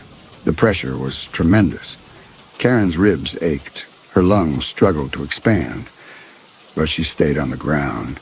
Debris began to strike. Karen heard it first, a shriek of wood or metal moving at lethal speed, and then the impact. Not against the concrete walls, against Lisa's back, directly above Karen's head. The sound was like a gunshot. The impact transmitted through Lisa's spectral body into Karen's own. A sharp, jarring shock that made Karen's teeth click together. Another impact. Then another. Debris hammering down from the tornado overhead, striking Lisa's back over and over. Each blow made a sound Karen felt more than heard. A deep concussive thud that resonated through Lisa's impossible form and into the dirt beneath Karen's face. Lisa's arms tightened around her. The cold intensified. Karen could hear Lisa making a sound, not screaming, not crying, just a low, sustained noise of effort or pain or determination. It was coming from everywhere and nowhere, vibrating through the unnatural cold that covered Karen. Karen tried to turn her head, tried to look up, but Lisa's weight held her face down in the dirt. All she could do was lie there and feel the impacts raining down onto her sister's back. Feel each blow that should have killed her strike Lisa instead. Feel the cold and the weight and the wrongness of a dead woman dying over and over to keep her alive. The roaring went on forever. The impacts went on forever. And then the sound began to change. The freight train roar moved away. The wind lessened. The vacuum pull eased. The debris stopped. The pressure in Karen's ears equalized. The tornado was passing. Karen lay very still. Lisa's body was still covering hers. Lisa's arms still wrapped around her shoulders. Lisa's weight still pinning her to the ground. But the grip had loosened. The fierce, protective tension had gone out of Lisa's body. Karen drew a breath. The first full breath she had been able to take since the doors ripped away. The air tasted like dust and rain and ozone. Above her, the light was changing from that sick purple-green to something closer to gray. The storm had passed. Slowly, carefully, Karen tried to move. Lisa's arms did not resist. Karen turned over beneath her sister's body, her movements awkward and hesitant, until she was lying on her back, looking up. Lisa was still there, still solid, still real. Her dark hair hung down around her face. Her work shirt was torn in places. Her bare feet were planted on either side of Karen's legs. She was looking down at Karen with an expression that was not fierce anymore, not protective, not desperate. She looked tired and sad. And something else Karen could not name. Karen lay very still, looking up at her sister. Lisa had not been haunting her out of vengeance. Lisa had not been pounding on the cellar doors to punish her. Every storm for 30 years, every time Karen had descended into the cellar and heard that terrible pounding and screaming, Lisa had been doing this, trying to protect her, trying to keep her safe, using her own spectral body to shield Karen from something Karen had never understood. The pounding had not been fists demanding entry. It had been impacts, debris striking Lisa's back while she held the doors closed. The screaming had not been begging for help. It had been warnings, instructions, the sound of someone enduring violence to protect the person they loved. Karen had spent 30 years believing she had murdered her sister. And Lisa had spent 30 years dying over and over again to keep Karen alive. The realization broke something in Karen's chest. She drew a breath that turned into a sob. Lisa's expression softened. Lisa's body began to change. The solidity started to fade. Karen could see through her sister now, through Lisa's faded work shirt to the concrete wall behind, through her bare feet to the dirt floor beneath. Lisa was becoming translucent, like light shining through water, and that light was different from before. Not the sick purple-green of the tornado, something warmer, something that looked almost golden. Karen lay very still and watched her sister slowly fade. Lisa rose slowly, her movements careful, as though she were afraid of breaking something fragile. She stood at the edge of the stairs and looked down at Karen, and the expression on her face was not tired anymore, not sad. She looked peaceful, more peaceful than Karen had ever seen her look, even in the old photographs, even in the memories from before the tornado. Lisa looked the way someone looks when they have been carrying something heavy for a very long time and have finally been allowed to set it down. She knelt beside Karen. Her edges were soft now, blurring into the air around her. But her face was clear. Her eyes were clear. She reached down and put one hand on Karen's cheek. The touch was cool and gentle. Karen looked at her sister's hand on her cheek, then passed her to the cellar. The weight of Lisa's body that had just covered hers. The angle of the impacts she had felt transmitted through her sister's back. And there, on the dirt floor beside the bottom step, a piece of corroded iron half buried where it had lain for 30 years. The bolt had snapped. The doors had never locked. Lisa could have pulled them open at any moment. She had chosen to stay outside, to hold them shut with her own body while the tornado tried to tear her away. 30 years Karen had spent apologizing for murder. 30 years Lisa had spent trapped in that single moment, still trying to save her over and over because some part of her could not understand the storm had already passed. Tears streamed down Karen's face. Her whole body shook.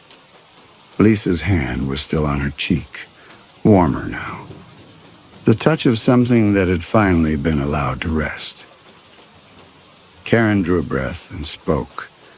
The words came out broken and thick with tears, but she meant every one of them. The storm is over, Lisa. I'm safe.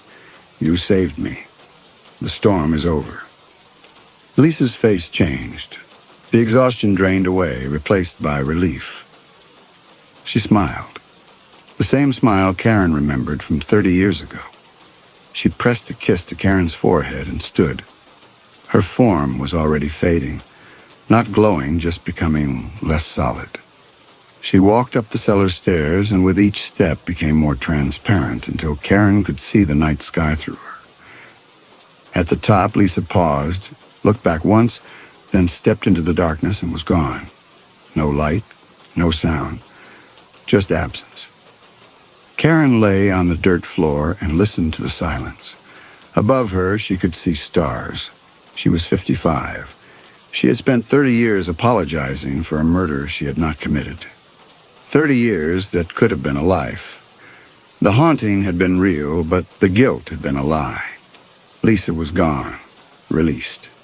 But the 30 years were gone too. She was alone. She was free. She did not know if those were the same.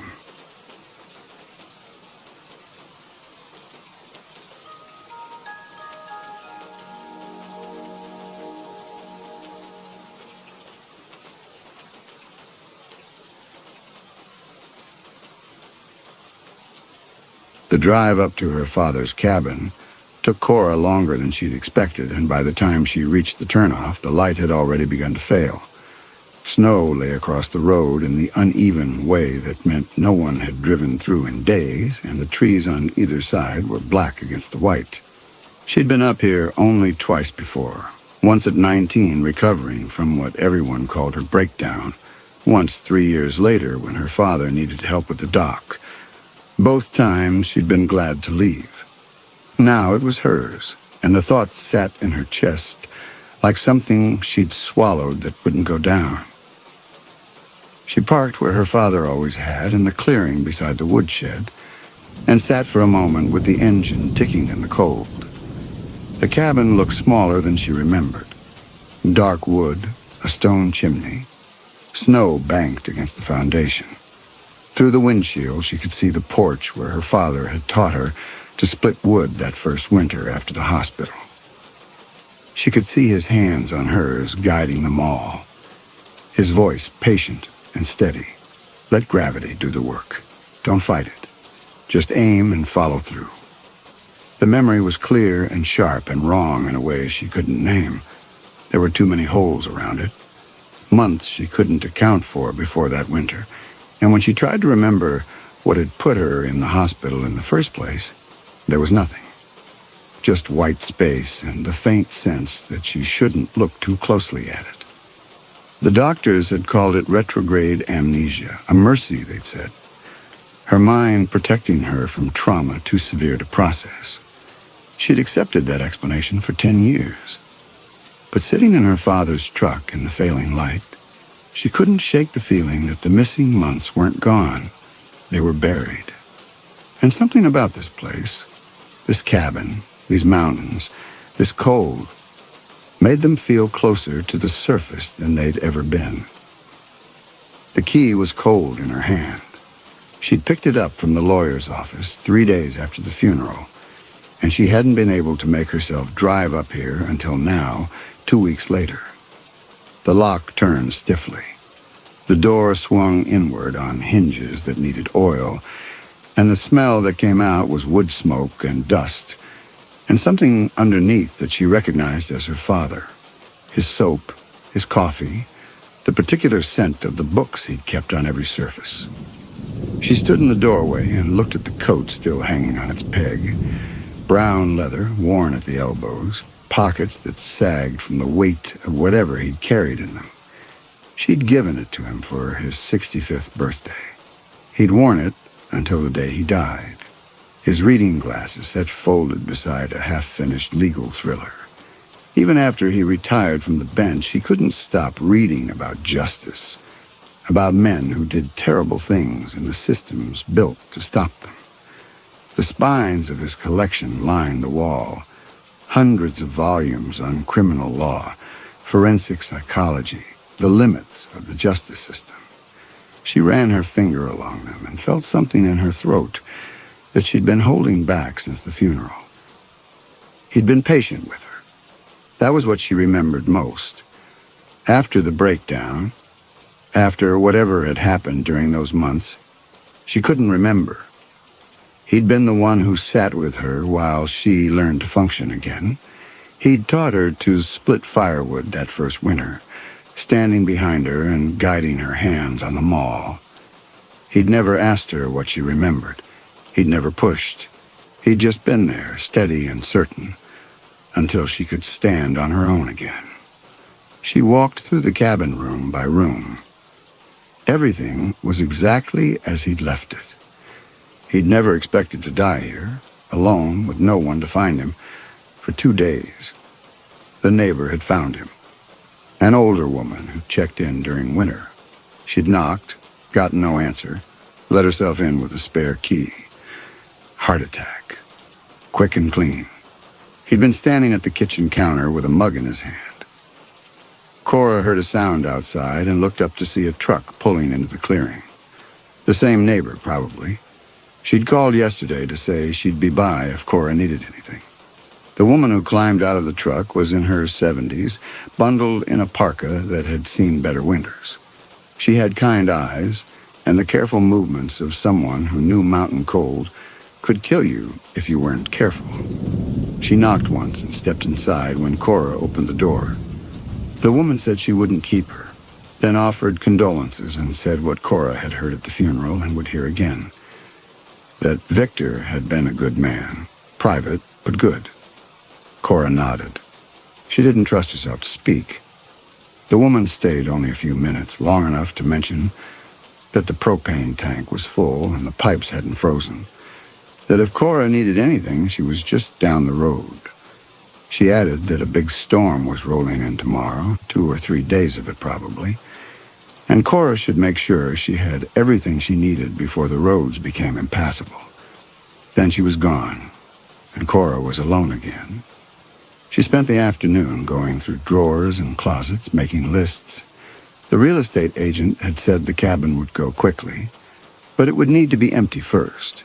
Her father had accumulated a lifetime of possessions, books and tools and records, each in its place, cataloged the way he'd cataloged evidence. In the spare bedroom, she found boxes of his old case files, court records going back 30 years, each case summarized in his precise handwriting. She flipped through a few at random. Kidnapping, assault, murder, men who'd done terrible things, men he'd sentenced to prison. It was almost dark when she noticed the water stain on the ceiling above the kitchen, a brown oval spreading from one of the beams. She stood on a chair and touched it. The wood was soft, damp, rot. She found the basement door behind a bookshelf in the hallway. She didn't remember it being there, but then she'd never spent much time in this cabin, had never wanted to. The door stuck when she tried to open it, swollen from moisture. And when she finally got it open, she saw stairs descending into darkness. The light switch at the top of the stairs didn't work.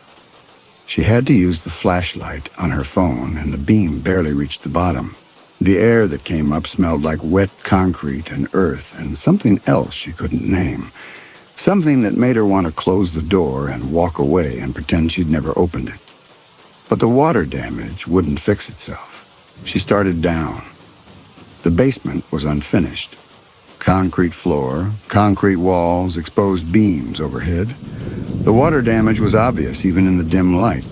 A dark stain spreading across the ceiling above the stairs, water pooling in the far corner where the foundation met the floor. One section of the wall was covered in wood paneling, warped and buckled from moisture. She'd have to take the paneling down to see how bad the damage was.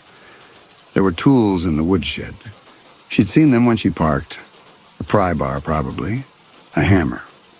The splitting maul still leaning against the wall where her father had left it. She climbed back upstairs and closed the basement door behind her. The cabin felt colder than it had before, or maybe she was just tired. She made herself a bed on the couch with blankets from the closet and lay there in the dark, listening to the wind move through the trees outside. Sleep came slowly, and when it came, it brought the dream. It always started the same way. She was in a farmhouse she didn't recognize.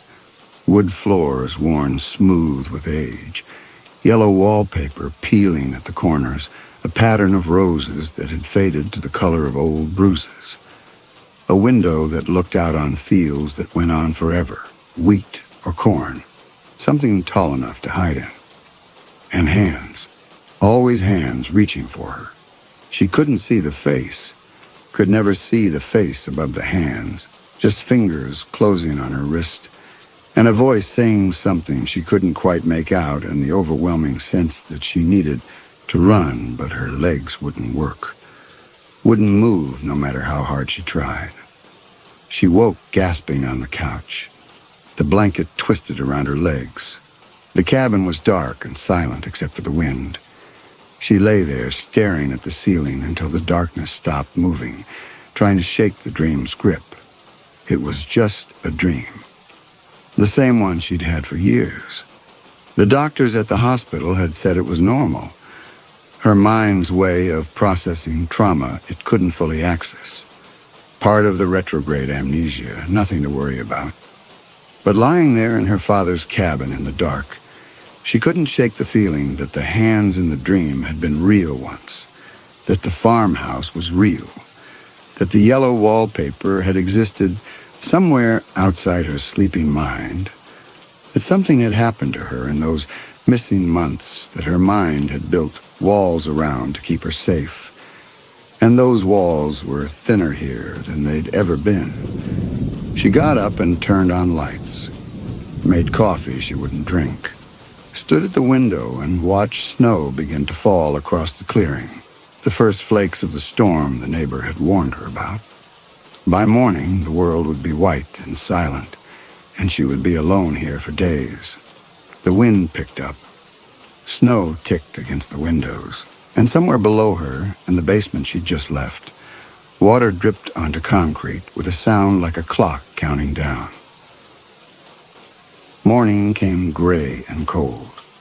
Cora woke on the couch with her neck stiff and her hands aching from cold, and lay there for a while listening to the wind. The cabin creaked around her. Outside the windows, everything was white. The storm had arrived in earnest overnight, and snow was still falling, thick and steady, erasing the world. She made coffee in her father's kitchen using his pot and his mugs and the beans she found in the freezer, still fresh because he'd been careful about that kind of thing. The coffee tasted the way it always had when he'd made it for her during that first winter after the breakdown. And she drank it standing at the counter where he'd died, watching snow bury the clearing. The basement waited. She'd known it would, had known she couldn't put it off. Water damage got worse when you ignored it, and she couldn't sell the cabin with rot spreading through the beams. The neighbor had been right about her father. He'd been private. He'd never let anyone else work on the cabin, had done all the repairs himself. Now that fell to her. She gathered tools from the woodshed. A pry bar, a claw hammer, work gloves that had been his and were too large for her hands. The maul leaning against the wall, heavy hickory handle, steel head gone dark with age and use. She carried it inside and leaned it beside the back door. If the water damage was worse than it looked, she might need it to pry up floorboards. The stairs down to the basement looked steeper in daylight, or what passed for daylight, through the small window wells set high in the foundation walls. The smell was worse than she remembered. Wet concrete, earth, and something else underneath that she couldn't name but that made her want to breathe through her mouth. The wood paneling covered most of one wall. It had been added later, she could see that now. The concrete on the other walls was bare and water-stained, but this section had been finished, or someone had started to finish it and stopped. The panels were warped from moisture, pulling away from whatever they'd been nailed to. She could get her fingers behind one edge. She worked the pry bar into the gap and pulled. The panel came away with a crack that echoed in the small space, and behind it she saw not the concrete she'd expected, but something else. Insulation. Thick gray batting, the kind used for soundproofing. She stood there with the panel in her hands and stared at it. Soundproofing in a basement made no sense. Her father had never played music, had never done anything down here that would need it. The cabin sat alone on 40 acres of mountain forest. There was no one to disturb, no one to hear anything that happened in this basement. Unless he'd wanted to make sure no one could hear something, or someone. She set the panel aside and pulled another. More soundproofing. And behind that, when she pulled away the insulation, she found concrete again, but different. Smoother. Newer. This wasn't the foundation wall. This was something built later, built inside the original basement, and hidden with the precision of someone who knew exactly what he was doing. The wrongness of it settled in her chest.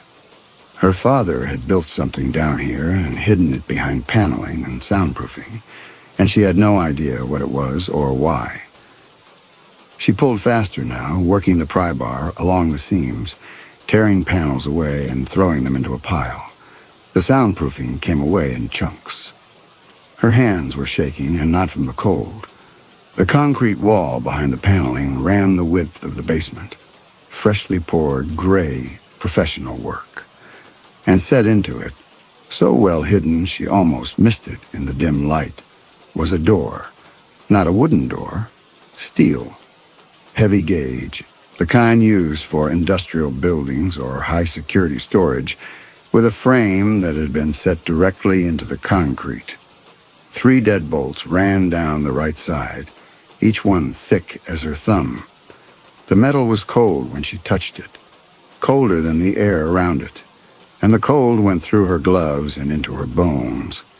Near the top of the door, at eye level, there was a small rectangular pane of glass. Thick glass, maybe an inch, with a dark tint that made it hard to see through from this side. A viewing window, one-way glass, the kind used in interrogation rooms and psychiatric observation wards, the kind designed so someone could look through from this side without being seen from the other. She stepped back and looked at what she'd uncovered. A steel door with 3 deadbolts, set into a concrete wall that her father had built inside his own basement, and then hidden behind paneling and soundproofing. A door with a viewing window designed for watching something, or someone, without being seen. Her phone buzzed in her pocket and she jumped, then felt foolish. No signal.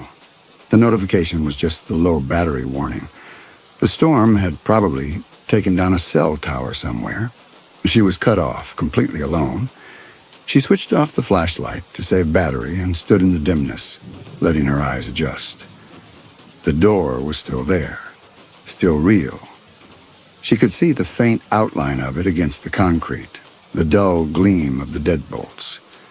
She should leave. Come back with better light, with a plan, with someone else. Drive down to the neighbor's house before the roads became completely impassable, and ask what she knew about this. Ask what her father had been doing down here. But she was already moving forward, already raising her hand to the glass. The viewing window was dark. She couldn't see anything through it, not without light on the other side. She leaned closer, cupping her hands around her eyes to block out what little light there was behind her, and pressed her face to the cold glass. For a long moment she saw nothing, just darkness, vast and complete. Then her eyes adjusted and she saw a faint glow far back, reddish, dim, like a heat lamp or an exit sign, something meant to run continuously. And as her vision sharpened, the darkness took shape. There was a room on the other side, Small, maybe 10 feet by 10. Concrete floor, concrete walls, concrete ceiling. The faint red glow came from high on the back wall. A heat lamp, its element dim and failing, but still throwing enough light to see by. And in the corner of the room, curled against the far wall, there was a figure. A person. She stopped breathing, pressed closer to the glass, tried to see more. The figure was small, thin, wearing dark clothes that hung loose on a frame that looked skeletal even from this distance.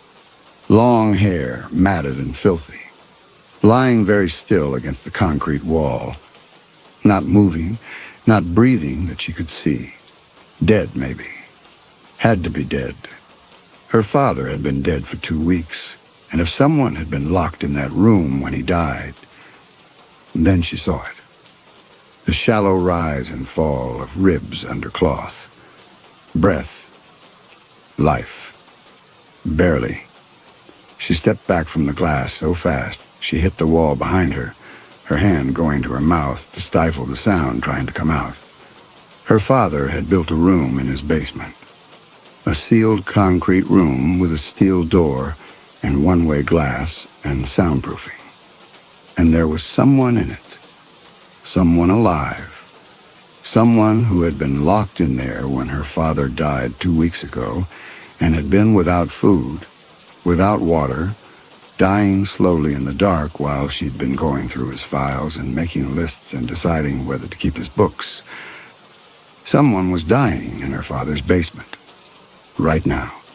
This moment. She had to open the door, had to get them out, had to... But her father had built this, had hidden it, had kept someone locked in a concrete cell under his house and never told anyone. Why? Who was in there? What had they done? She made herself look again, pressed her face to the glass, and stared into that small concrete space, trying to see more, trying to understand. The figure hadn't moved, still curled in the corner, still breathing but barely. She could see more detail now, bones visible, through skin where an arm lay exposed, clothes that might have fit once but now hung like a burial shroud. The long hair could have belonged to anyone, man or woman, impossible to tell from here.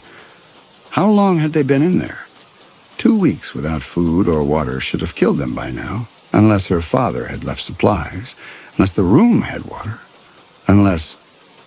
She couldn't think about that now. Couldn't stand here, making calculations while someone died on the other side of that glass. She had to act, had to decide. The angle grinder was in the garage. She'd seen it yesterday. And she had time, maybe. The storm was here. The roads were already impassable. No one was coming. She could cut the locks and get whoever was in that room out and figure out the rest later. Or she could leave. Could walk away from this door and pretend she'd never found it, and let whoever was in there die, and when the storm passed, she could call someone and say she'd just discovered it, and by then it would be too late, and she wouldn't have to know why her father had done this. She backed toward the stairs, her eyes still on the door, and climbed up into the cabin. Stood in the kitchen with her hands shaking, trying to think. Outside the window, the snow was falling heavier now. The clearing was gone. The woodshed was barely visible. The world was disappearing under white, and she was alone here with a choice she didn't want to make. Let someone die or open a door her father had sealed. She stood there for a long time, looking out at the storm. Then she went to find the grinder.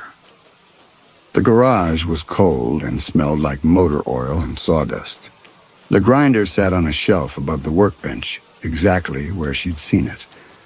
She carried it back to the cabin and set it on the kitchen table, then stopped. She couldn't just cut the door open.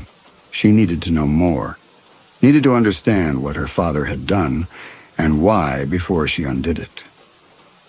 The spare bedroom was where he'd kept his private things. File boxes, yes. but also a desk with locked drawers she hadn't opened yet. She went there now and forced the locks with a screwdriver. Inside, she found more files, personal correspondence, financial records, insurance papers. Nothing that explained a sealed room in the basement. Then she found the safe. It was small, built into the wall behind a framed photograph of her mother. She'd never known it was there. The photograph swung aside on hidden hinges, and behind it was a combination lock. She tried her birthday. Nothing. Her mother's birthday. Nothing. Then on instinct, she tried the date of her hospitalization. The day her father had checked her into the psychiatric ward 10 years ago. The safe opened. Inside were things she recognized. Things that made her stomach drop. A hairbrush. Pink plastic. Cheap, the kind sold at drugstores. The bristles still held strands of her hair, long and dark the way she'd worn it at 19. A sweatshirt. Gray, oversized, with a university logo she'd never attended. She remembered this sweatshirt. Remembered wearing it. But she couldn't remember when or where or how it had ended up folded carefully in her father's safe. A pair of sneakers, white, size 7, worn at the heels. Hers, definitely hers. She could see the pattern of wear that matched her gait. Could see a small ink stain on the left toe where she'd dropped a pen years ago. And underneath these things, a manila folder. She pulled it out with shaking hand. Inside were photographs. Polaroids. The colors faded. They showed a farmhouse. Wood siding that needed paint. A window with yellow curtains. A field beyond. Tall grass or wheat stretching to a tree line. The farmhouse from her dream. She flipped through the photographs. More angles of the same building. A close-up of a door with peeling paint. An interior shot. The room from her dream. She set the photographs down carefully and picked up a piece of paper underneath. A property deed. The farmhouse had belonged to someone named Dalton Kemp. The property had been condemned after a fire 2 years after her hospitalization. Demolished. Another document. A police report, heavily redacted, but she could read enough. Missing person, female 19 years old, found alive after 3 months. No charges filed due to insufficient evidence and victim unable to identify attacker due to traumatic amnesia. The date matched her hospitalization. She was the missing person in this report. She was sure of it.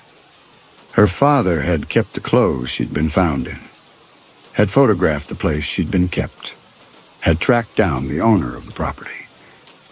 And now, 10 years later, there was someone locked in a cell under his cabin. There was someone in that cell. Her father had built it, hidden it, soundproofed it, and kept a man in it while he sentenced other men to prison 30 miles away. What if the person behind that door was Dalton Kemp? What if her father had tracked down the man who'd taken her? The man the law couldn't touch because she couldn't remember enough to identify him, and locked him in a basement for 10 years. What if her father had been protecting her the only way he knew how? Or what if she was wrong? What if the person in that cell was innocent, and her father had been something else entirely? A man who'd built a prison under his house and kept someone in it for reasons she couldn't begin to understand. She put everything back in the safe except the folder. That she kept. She needed to know more before she opened that door. The storm howled around the cabin. She tried her phone again. Still no signal. Battery down to 10%. Through the window, the world was white. The truck already buried to the wheel wells. She wasn't going anywhere.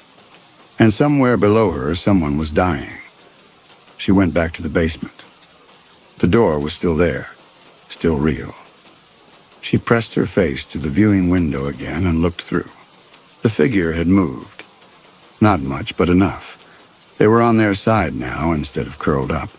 One arm extended toward the center of the room, reaching for something, for help.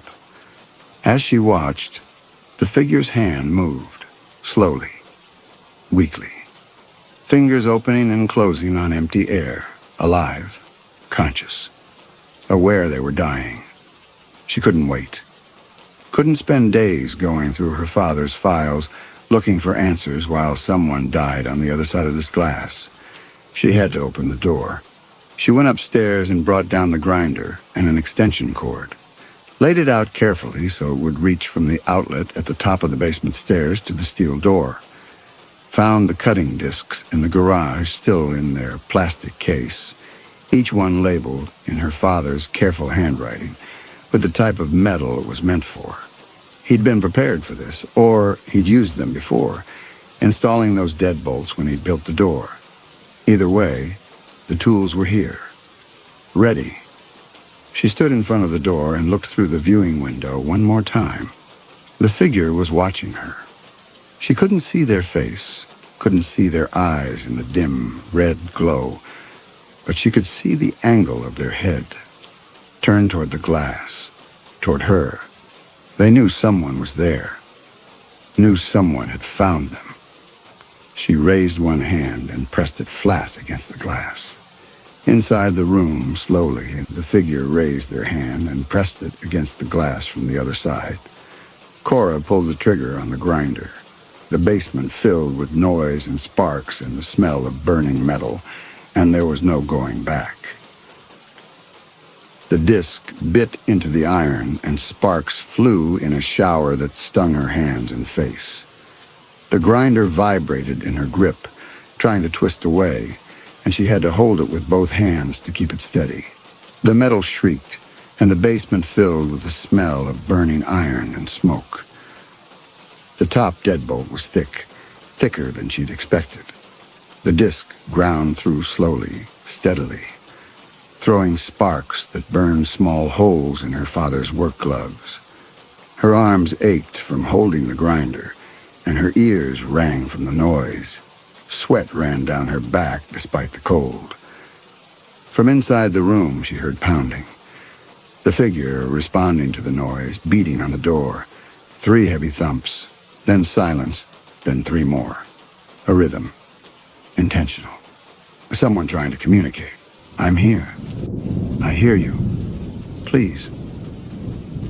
The disc cut through, and the top half of the deadbolt fell to the concrete floor with a clang that echoed through the basement. She released the trigger and stepped back, breathing hard. Her hands were shaking from the vibration. 1 down, 2 to go. She checked the disc. Worn but still usable. Positioned the grinder against the second deadbolt, this one at chest height. Before she pulled the trigger, the lights went out. The grinder died in her hands. The basement went black except for the faint red glow from the heat lamp visible through the viewing window. She stood there in the sudden silence, breathing hard, her ears still ringing. The storm. The power lines must have come down. She should have expected it. Her father had always kept a generator for this reason, but she didn't know where it was or how to start it. She had her phone, 10% battery. She turned on the flashlight and saw the deadbolt, half cut through, the metal glowing dull orange where the disc had bitten into it, but not severed. From inside the room, she heard a sound, not pounding this time, a voice, muffled through the steel door, wet and rough from disuse, but definitely a voice, trying to form words. She stepped closer to the door and pressed her palm flat against the cold steel, tried to will reassurance through the metal. The voice came again, desperate and rasping, words she couldn't make out, but the tone unmistakable. Pleading, then silence. Then 3 slow knocks, evenly spaced.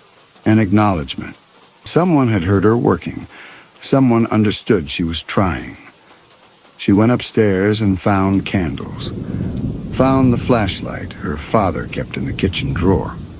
Brought them down to the basement and set them up so she'd have light to work by when the power came back.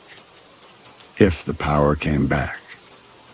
She sat on the basement floor with her back against the far wall and looked at the steel door, at the viewing window with its faint red glow, at the half-cut deadbolt hanging loose. How long had they been in there? If her father had locked someone in that room 10 years ago, they'd been without food or water for 2 weeks now. 2 weeks should have killed them. Should have been impossible to survive. Unless her father had set something up, some system. Water from the house plumbing, maybe, running into the cell. Enough to keep someone alive, but not enough to give them strength. She thought about the figure she'd seen through the glass, the skeletal frame, the weakness in that hand reaching out. 10 years of minimal feeding, 10 years of a heat lamp and concrete and darkness, 10 years of waiting.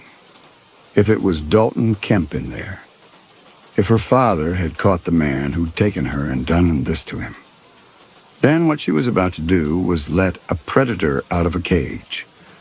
A man who'd kept her for 3 months in a farmhouse, doing things her mind had blocked out to survive.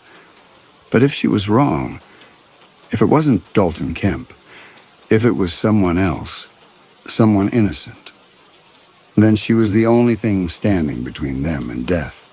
She couldn't know, not without opening the door. The power came back 4 hours later.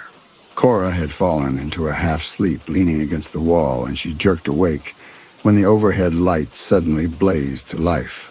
The refrigerator upstairs started humming, the house settling back into electricity. She stood up stiffly and picked up the grinder. Her hands were numb from cold, and from sitting still so long. She flexed her fingers until feeling returned, then positioned the grinder against the half-cut deadbolt. This time she didn't stop. She cut through the second deadbolt in one sustained burst, her arms screaming, her eyes watering from the smoke. When it fell, she moved immediately to the third, the bottom one, and cut through that too. All 3 locks were severed. The door was no longer sealed. She set the grinder down and stood there in the smoke-filled basement, her hands raw and her ears ringing. The steel door waited in its frame. No locks holding it now, just the weight of the door itself and whatever was on the other side. Her hand moved to the door handle, heavy steel, industrial, cold against her palm. She pulled. The door was heavier than she'd expected. The hinges resisted, stiff from years of disuse, and she had to put her weight into it. The door moved an inch, then 2. She pulled harder, and it swung open slowly, grinding against the concrete floor. Light from the basement spilled into the room beyond. The heat lamp's red glow was dim compared to the overhead bulb, and as the door swung wider, she could see more of the small concrete space. 10 by 10, just as she'd thought. Concrete floor, concrete walls, concrete ceiling. The heat lamp mounted high on the back wall, its element dim and failing, but still throwing enough warmth to keep the temperature survivable. And against the far wall, a small metal desk, institutional, the kind used in prisons or psychiatric wards. The figure she'd seen through the glass was still in the corner, but they'd pushed themselves into a sitting position, watching her, waiting. She couldn't move, couldn't speak, just stood there frozen in the doorway with her phone's light cutting through the smoke-filled air. It was a man. The skeletal figure she'd glimpsed through the glass. Up close, the starvation was worse. His hands rested on his knees, too weak to do anything but sit there. He opened his mouth and tried to speak. No sound came out at first, just a dry clicking in his throat. Then barely a whisper, rough and broken. Water. She ran, not away. Upstairs, to the kitchen. Filled a glass at the sink. Her hands shaking so badly water slopped over the sides. Grabbed a protein bar from her bag. Brought them down. He was still sitting where she'd left him. She set the glass on the floor within his reach and backed away to the doorway.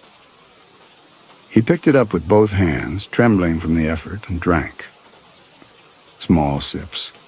Slow. When the glass was empty, he set it down carefully and looked at her again. More. She brought him water 3 more times. Each time he drank slowly, his body remembering how even if his mind was somewhere else. When he finished the 4th glass, he held up one hand. Enough. While he drank, she'd been looking at the desk. The papers covering its surface. Legal pads, dozens of them stacked in neat piles. Yellow paper covered in handwriting she recognized. Her father's handwriting. She picked up the top pad, her hands shaking. The first page was dated 10 years ago, February. Her father's precise script filled the lines. Day 1. The door is finished. 3 deadbolts, one-way glass, soundproofing complete. He can't get out. He can't call for help. No one will hear him. No one will find him. This has to be done. The law failed. The law would let him out in 15 years, and by then Cora might remember. By then he might come back.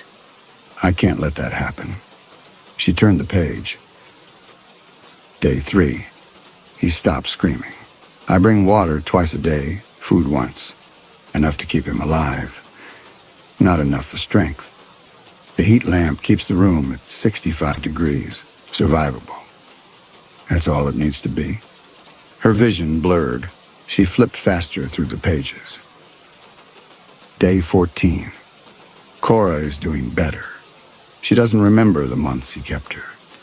The doctors say the trauma caused retrograde amnesia. A mercy, they called it. If she knew what he did to her in that farmhouse in Grayson County, what he was planning to do before I found her, she'd never recover.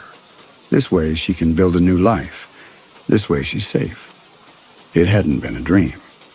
She picked up another pad, this one from 5 years ago. Her hands were shaking so badly she could barely read. Year 5, day 1825. He asked me again today why I keep him alive. I didn't answer. The truth is, I don't know anymore. At first it was to make sure Cora was safe, to know where he was every moment, to control the threat. But the law couldn't do that. The law would have let him out, would have given him parole. 15 years for abduction and assault, and then he'd be free to find her again. I couldn't let that happen. This was the only way. She read faster, flipping through pads, years of entries. Her father's careful documentation of every day, references to Cora, to her recovery, to the amnesia protecting her. Year 8, Cora called today. She's doing well at her new job. She asked about the cabin, and I told her I'd been doing repairs. I didn't tell her what I was repairing, what I was maintaining. The room stays at 65 degrees. The deadbolts hold. He's still breathing. She set the pad down and picked up the last one. The entries stopped 2 weeks ago. The final entry was dated the day before her father died, February 8th. My heart has been giving me trouble. Angina, probably. I should see a doctor, but I can't leave him alone for that long. If something happens to me, no one will know he's here. No one will feed him. And Cora, if she finds him, if she opens this door without knowing what he is. The next page was blank. Her father had died the next day. Heart attack. Standing at the kitchen counter with a mug in his hand, knowing what he was leaving behind but unable to stop it. She stood there with the journals in her hands. Her father hadn't been a monster. He'd been protecting her. And the man against the wall wasn't an innocent victim. He was the one who'd taken her, who'd kept her in a farmhouse for 3 months, who'd done things to her that her mind had erased to survive. Her father had found him and locked him here and kept him alive for 10 years to make sure he could never hurt her again. And she'd opened the door. She looked up. The man was watching her. His eyes were clearer now that he'd had water, aware, conscious. And there was something in them that made her understand How little her father's 10 years had changed what he was. He smiled, not a human smile, something that had forgotten how smiles worked. His lips pulled back from teeth gone brown and broken, and his eyes stayed empty, and he began to push himself to his feet. She dropped the legal pads and ran. She made it to the basement stairs before she heard him behind her. Not fast. He couldn't be fast after 10 years, but moving, coming after her. She ran up the stairs and slammed the basement door and threw the bolt. Stood there breathing hard, listening. Footsteps on the stairs, slow, unsteady, then silence. Then a sound from below that made her blood freeze, not from the basement stairs, from somewhere else, the coal chute. She'd forgotten about the coal chute, an old door in the foundation that opened into the crawl space under the house. Her father had sealed it years ago, but the bolt was old, rusty, easy to force from the inside if you knew it was there. And this man had been in that basement for 10 years. He knew every inch of it. She heard the bolt scrape, heard the coal chute door grind open. He was in the crawl space now, under the house, looking for a way up. The power died again. The lights went out and the house went silent except for the howl of the storm outside. Total darkness. Cora stood in the hallway, her phone in her hand. 5% battery. She turned on the flashlight, and the beam cut through the dark. From below her feet, under the floorboards, she heard movement, scraping. Then a voice, muffled but clear enough. Cora. He knew her name.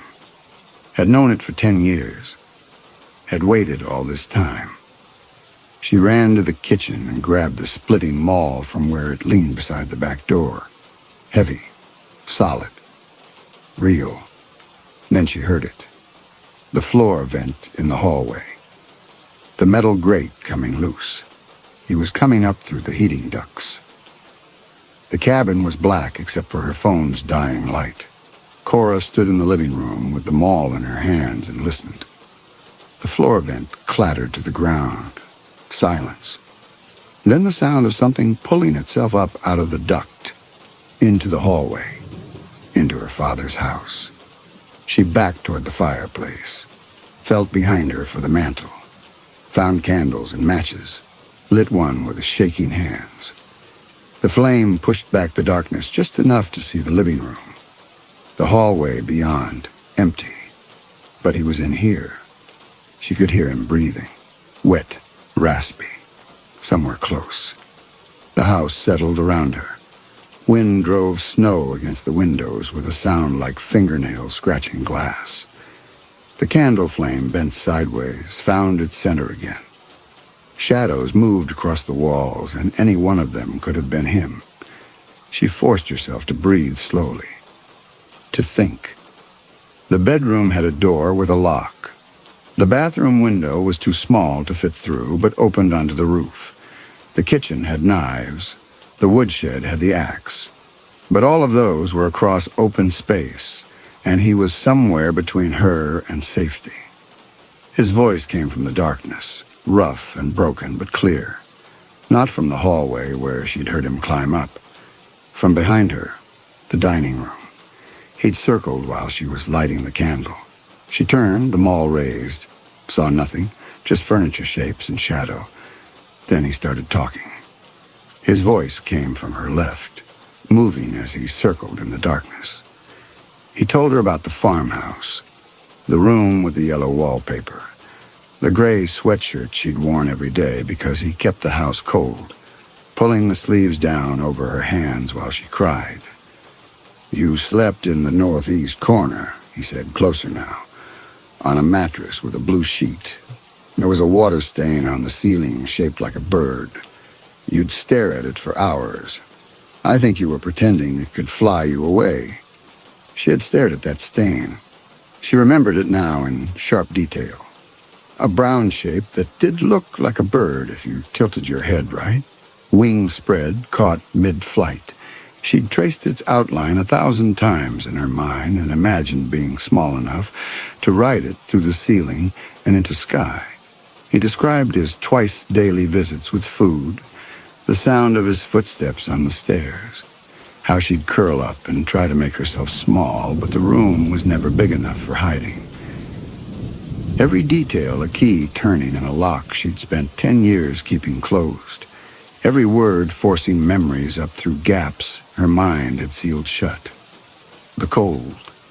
She remembered being cold all the time, cold down to her bones, and him watching her shake and doing nothing because her discomfort was part of what he wanted.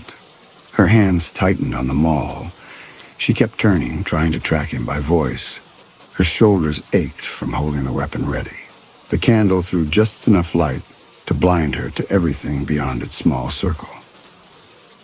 His voice moved to the hallway now, between her and the bedroom. He told her things she'd never spoken aloud, that she woke up screaming sometimes, that he'd heard her through the floor vents during those 10 years in the basement, heard her walking and crying and dreaming about him. "Did you dream about the barn?" he asked. "About the hook hanging from the ceiling beam?" She had. God help her, she had. A recurring dream about a barn and a rusted hook, and the certainty that something terrible had almost happened there. "I was going to hang you there," he said quietly. "After I was done. The rope was ready. Your father found you 3 days before I moved you. 3 days. She'd been 3 days from that barn. From that hook. He was at the edge of the candlelight now. She could see his shape, moving with purpose, with coordination that shouldn't have been possible after 10 years. The candle guttered. For a moment the room went dark and she heard him move, quick, crossing the space between them. Then the flame caught again and he was 5 feet closer. Close enough that she could smell him. Concrete dust and sweat and something sour underneath. She swung them all. He was faster than she expected. 10 years of starvation hadn't killed whatever instinct kept predators alive. He moved, and the maul missed, burying itself in the wall. She wrenched it free, splinters raining down, and swung again. This time she connected. The maul caught him in the shoulder. Not a killing blow, but enough. He staggered back and went down, hitting the floor hard. She didn't wait. Ran to the bedroom, slammed the door, shoved the dresser in front of it. Her hands were shaking so badly she could barely grip the wood. The dresser scraped across the floor, heavy, the same oak her father had inherited from his parents. Solid, real, a barrier that might hold. In the silence that followed, she heard him laugh, a wet, broken sound. Then he settled against the door, told her father had made one mistake. He'd kept the prisoner alive, kept him breathing, kept him thinking about her every single day. That hadn't made him weaker. It had made him patient. She pressed her back against the dresser, felt it shift slightly. Not enough. She looked around the room for something else to wedge under the door. Found nothing but the bed frame, and she couldn't move that alone. The door handle turned quietly, testing. His voice came through the wood. He could wait, he said. Had been doing it for 10 years. Could wait all night. Wait until she fell asleep. Until she got hungry. Until she made a mistake. She backed to the window, looked out. Nothing but white. No one knew he was here. No one knew she'd opened the door. Her phone died. The screen went dark, and she was alone in the room with nothing but the faint moonlight coming through the blizzard outside. The door creaked. He was testing its strength, finding where the hinges might give, where the frame might splinter.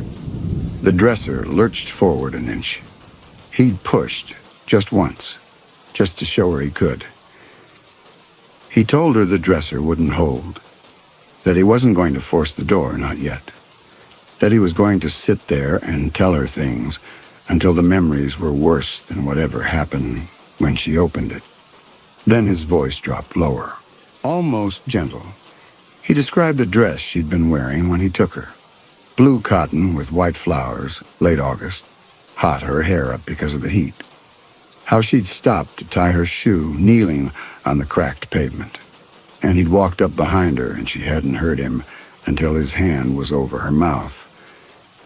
She slid down the wall until she was sitting with her knees drawn up and the maul across her lap. The moonlight through the window was cold and blue and showed her nothing she wanted to see. The detail came back complete. The weight of her hair twisted into a bun, the humidity making her neck sweat. Taking the shortcut through the old industrial park because it was faster, and she'd walked it a dozen times before without trouble. He kept talking through the door. Told her she'd bitten him that day, drew blood.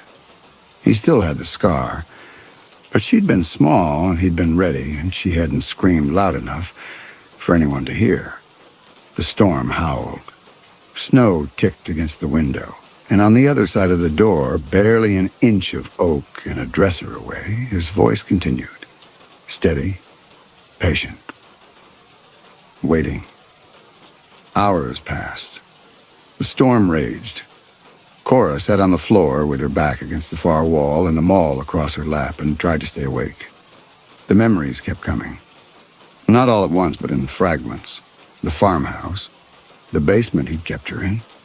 3 months. The things he'd done. The things he'd said he would do if she screamed, if she fought, if she tried to run. Her father had found her. She remembered that now, too. Remembered the door breaking open and her father's face and the way he'd wrapped her in a blanket and carried her out and how she'd been crying so hard she couldn't breathe. He'd saved her. And then he'd spent 10 years making sure she'd never have to remember what she was saved from. Until now. The man outside the door shifted. She heard cloth scrape against wood. Heard his breathing change, become more regular. He was settling in, making himself comfortable. His voice came quieter now, conversational. He told her she was tired, said he could hear it in the way she was breathing, slower, deeper. Her body wanted to sleep, wanted to shut down. She didn't answer, knew better than to engage. But he was right. Her eyes kept wanting to close. Her head kept drooping forward. Every time she jerked herself awake, she could feel how much heavier her limbs had become. He told her he didn't need sleep. Not anymore. 10 years in that room had taught him how to rest without sleeping. How to stay conscious even when his body shut down. A skill you learned when unconsciousness meant death. When the only thing keeping you alive was staying aware enough to drink when the water came. Through the window, she could see snow still falling. Thick and steady, the world outside was erasure. White covering everything. No lights, no movement. Just wind and cold and the slow accumulation of weight on the cabin's roof. He described her father's visits, twice a day, morning and evening. Opening the door just wide enough to slide the tray through. Water in a plastic bottle. Food in a paper bowl. Never enough for strength, but always enough to keep breathing. And her father would look through that glass, every time. Never said a word. Just stood there and looked.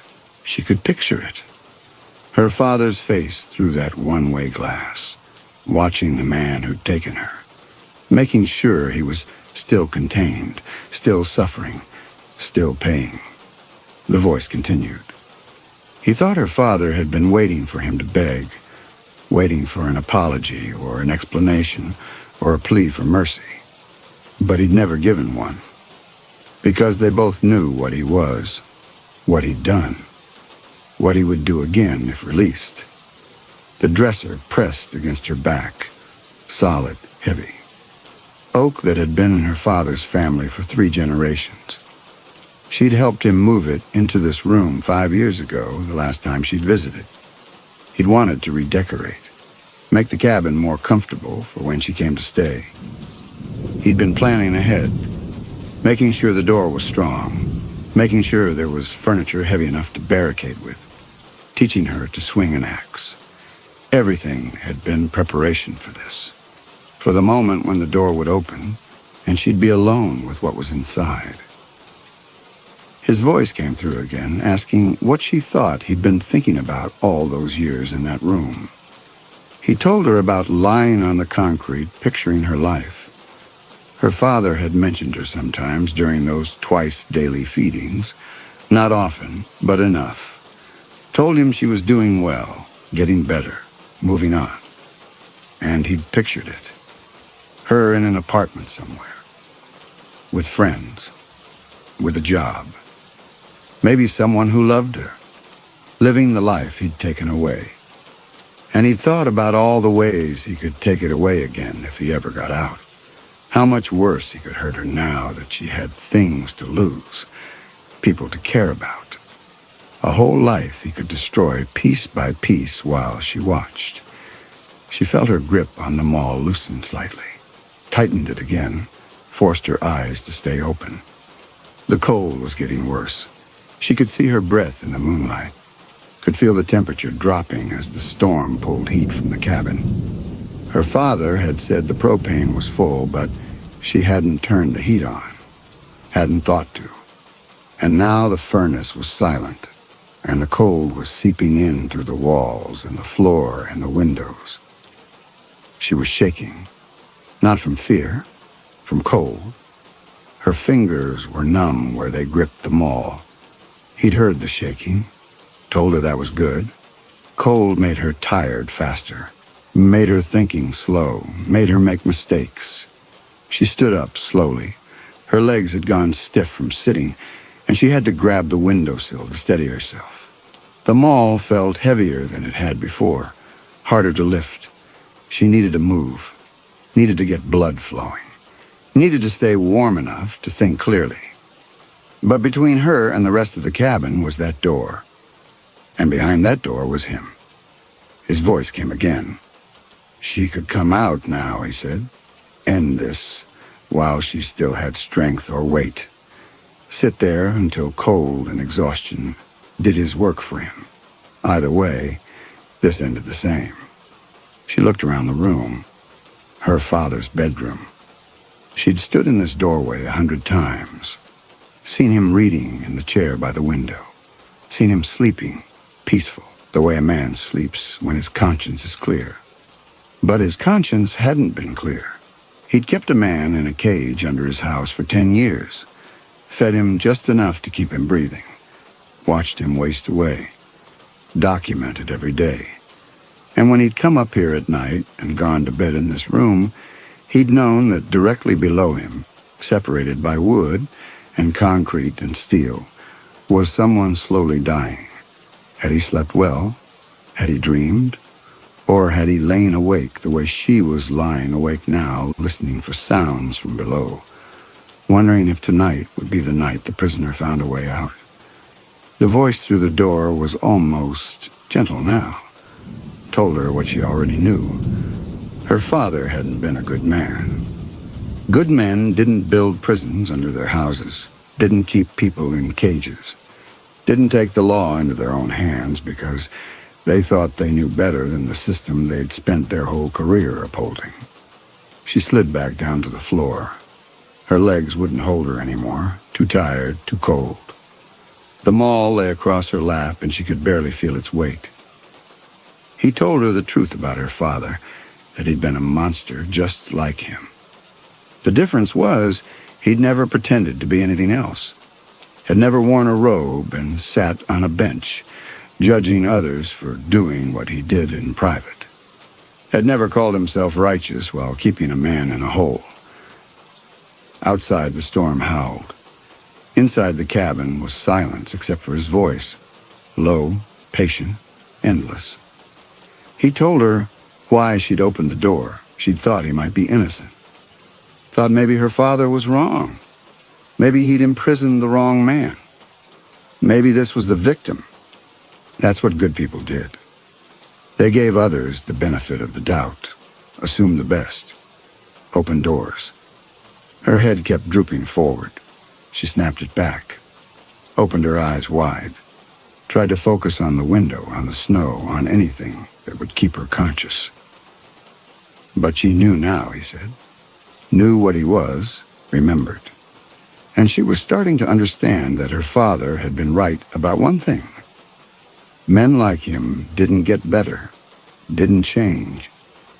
The law would have given him 15 years and then turned him loose, and he would have come looking for her. Her father had known that, had made sure he could never hurt her again. A sound from the hallway, scraping. He was moving. But there was one thing her father hadn't accounted for. Hadn't planned for dying before the prisoner did.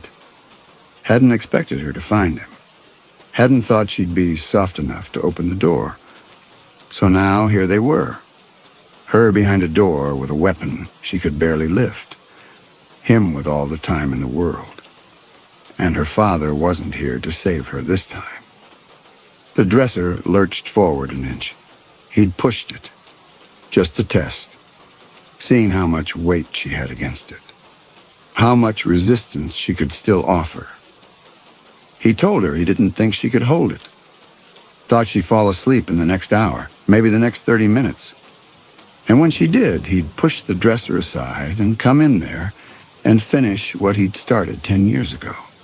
She looked at them all, at the door, at her hand shaking in the cold. He was trying to outlast her, trying to wait until exhaustion or fear or cold made her weak, made her vulnerable, made her the girl she'd been at 19 who'd frozen when he'd reached for her. But she wasn't that girl anymore. Wasn't the one who'd curled up in the farmhouse and waited for rescue. She was the woman her father had trained. The one who knew how to split wood and read the weather and survive in these mountains. And she was done waiting, done hiding, done being afraid. She stood up, picked up the maul, heavy, but she knew how to use it. The thing you're most afraid of dies fastest when you turn and face it. She shoved the dresser away from the door. The wood scraped across the floor, loud in the silence. From the other side came a sound, surprise. Then cloth sliding down wood, a body settling to the floor. He'd been standing at the door, and now he was sitting, resting. He'd been expecting her to wait, to weaken, to fall asleep and make it easy. She grabbed the door handle, felt the cold metal in her palm, turned it, opened it. He was sitting with his back against the wall, exactly where she'd heard him. He looked up when the door opened, smiled that broken smile. But there was something else in his eyes now, something that hadn't been there before. Uncertainty. Ready to stop hiding? She raised them all. Yes. He tried to stand, but his legs were weak, too weak, and she was already swinging. The first blow caught him in the side. Something cracked. Ribs, maybe. He folded and went down. She didn't stop. Couldn't stop. 10 years of nightmares. 10 years of missing memories. 3 months in a farmhouse with yellow wallpaper. She swung again. This time he caught the handle. Impossibly, with hands that shouldn't have had strength left. He caught it and held on. They struggled in the dark hallway, the maul between them. He was weak, but he was desperate, and he knew how to hurt people. And for a terrible moment, she thought he was going to take it from her. Then she remembered what her father had taught her. Let gravity do the work.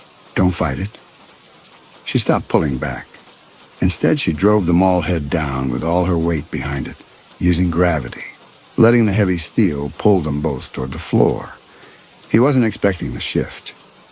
His grip held, but his balance didn't. He fell backward, the maul still between them, and hit the floor hard. She was on him before he could recover. Her hands found his throat. Thin, breakable. She could feel his pulse under her thumbs. He tried to speak, couldn't. The maul had fallen beside them. His hand scrabbled for it, but she was faster. She grabbed the maul and raised it high. Their eyes met in the darkness. She saw what he was, what he'd always been. What 10 years in a concrete cell hadn't changed. She brought them all down, once, twice, 3 times, until he stopped moving, until his pulse stopped under her hands, until there was nothing left but silence and the sound of her own breathing and the storm howling outside.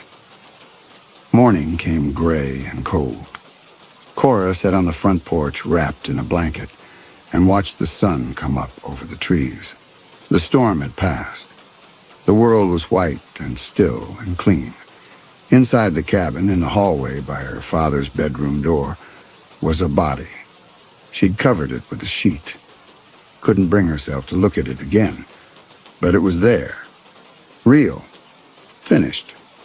The neighbor arrived 2 hours after dawn, having dug herself out to check on Cora after the storm. She took one look at Cora's face and called the police. The sheriffs came. 2 of them in a truck with chains on the tires. Cora told them everything. About the door in the basement.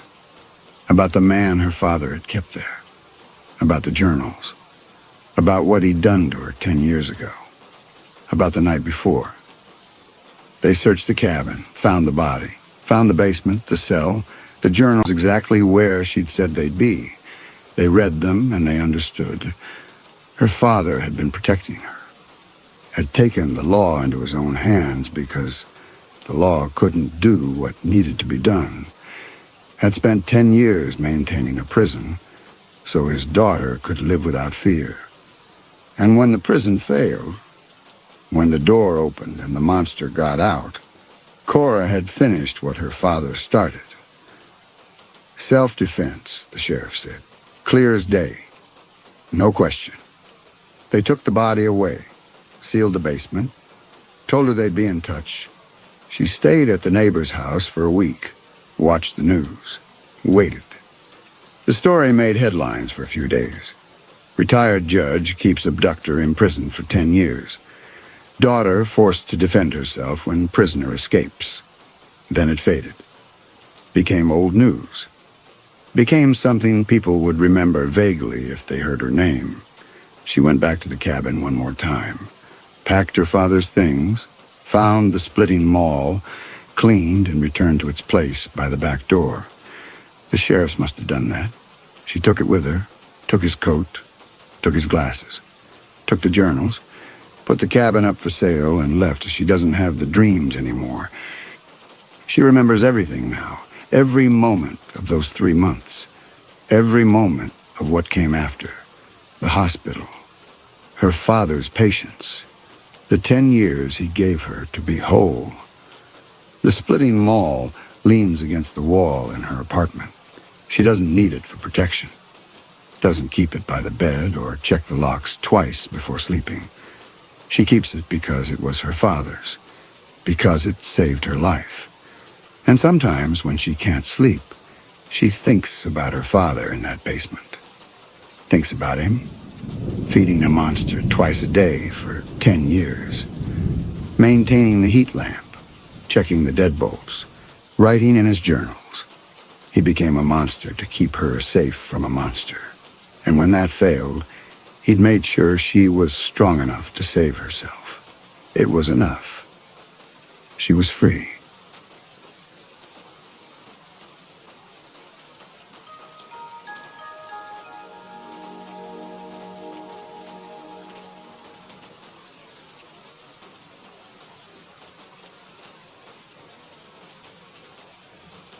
My brother's hand was on my shoulder the last time I sat in the gallery and heard the hymn. I did not know then that it was the last time. No one does when the last time comes, which is a mercy I am thinking about now in the dark, where all the years I spent cutting glass and binding leather and teaching my fingers to find holes in stone have led me. The gallery is where the speakers keep the oldest words, and the oldest words say, the world was once lit and warm and wide, before the falling that brought the stone down and the giants in. The hymn itself I cannot reproduce here, nor anywhere outside the gallery. It belongs to the stone. Heffen once told me it was older than the speakers, older than the gallery, older even than the dark, that the first people had carried it down with them from the time before, when there was no need for such songs because there was nothing yet to be afraid of. I believed him the way I believed everything Heffen said, which is to say, completely and without understanding, the way a child believes that water runs downward because the ground is thirsty. We sat close. Everyone in the gallery sits close. The space is not large. I have walked its full circuit in 211 steps, though the walls curve and a careless man could miss the passage that leads back to the dwellings and walk the loop again without knowing he had done so.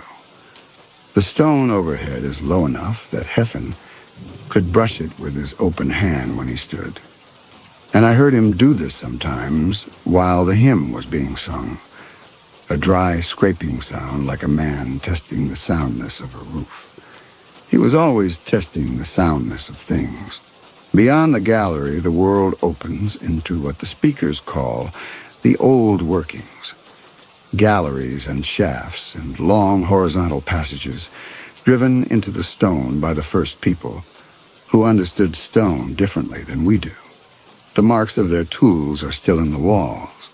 I have felt them, regular gouges in parallel series, biting deeper than any edge I know how to make. The first people were stronger, or their tools were, or they had some method of persuading stone to yield that we have lost along with the light. The passages extend further than anyone has mapped. Heffen and I explored 3 of them as boys, crawling through collapses where the ceilings had come down, and the stone had settled into new configurations, filling what had been open with rubble that still smelled, after all the generations since the falling, of something I have no word for. Not the stone smell, not the water smell, something that burns the back of the throat if you breathe it in too deeply, and that Heffen said was the smell of the first people's work, the residue of whatever they had done to make the stone obey them. We found things in those passages, iron spikes driven into the walls at regular intervals, so corroded their surfaces came away in orange flakes on my fingers. Sections of heavy cloth stiffened into something nearly as hard as the stone itself, a wheel. A perfect circle of ridged iron mounted on a shaft that no longer turned, cemented by rust into a single fused mass. Heffen took the wheel and kept it in the alcove where he slept. And when I pressed him about why, he said it proved the first people had built machines, and that any people who built machines understood the world could be changed. This was not the sort of thing one said in the gallery or anywhere the speakers could hear. The speaker's oldest words say, "The world is sealed by the mercy of the dark, which keeps the giants above the throat. The giants are vast. Their limbs are jointed in ways that living limbs cannot be, and they reach down through the throat with a noise that travels through the stone before it reaches the air, a grinding, shrieking vibration that sets the teeth aching and makes the water in the channels jump and spill. The noise precedes the white dawn the way nausea precedes vomiting. By the time the light comes, everyone who can move has already pressed themselves into the deepest alcoves, behind corners, under ledges, as far from the throat as the world allows. The white dawn itself is the color of pain. I do not mean it is bright, though it is. I mean the sensation it produces behind the eyes is indistinguishable from being struck, even reflected, even caught at the 4th or 5th angle of deflection of curving stone. The light carries a physical weight. The speakers say this is because the light is not light in the way our small fires are light. It is the giant's weapon, their means of finding us. It searches. It reaches into crevices and around corners and pours itself into spaces that have known nothing but the dark for longer than memory. When it touches skin, the skin burns. When it touches eyes, the eyes die. The turned are those whose eyes have died. They sit in the deepest alcoves during the dawn and are honored afterward, because they have faced the giant's weapon and survived, and because they will never have to fear the light again. I was 13, as nearly as I can calculate. The speakers count years by the completion of full growth cycles in the mosses that line the water channels, which approximate a solar year, though, of course, we did not know that word, when Heffen began telling me his theory. The theory was this. The throat was not natural. It was too regular. Its walls were too smooth. The first people's tools had been capable, as their parallel gouges proved, but the throat was finished to a degree that surpassed even their best work. Therefore, the throat had not been made by the first people. It had been made by whatever lived above. The giants, I said. He did not answer for a long time. Then he said that he did not think the word giant meant what the speakers meant by it. I did not understand. I did not understand most of what Heffen said, but this was a different kind of not understanding, the kind that makes the stomach tight instead of the kind that simply passes over you. He meant something that went against the hymn, and the hymn was as fixed in my mind as the shape of the gallery itself. He squeezed my shoulder and said nothing more about it. The dawn that took him came without warning. The dawns were regular. The speakers had counted them for generations, and their count was reliable. The dawn came at intervals so consistent that a man could walk to the farthest explored passage in the old workings and return before the next. We organized our labor around this knowledge.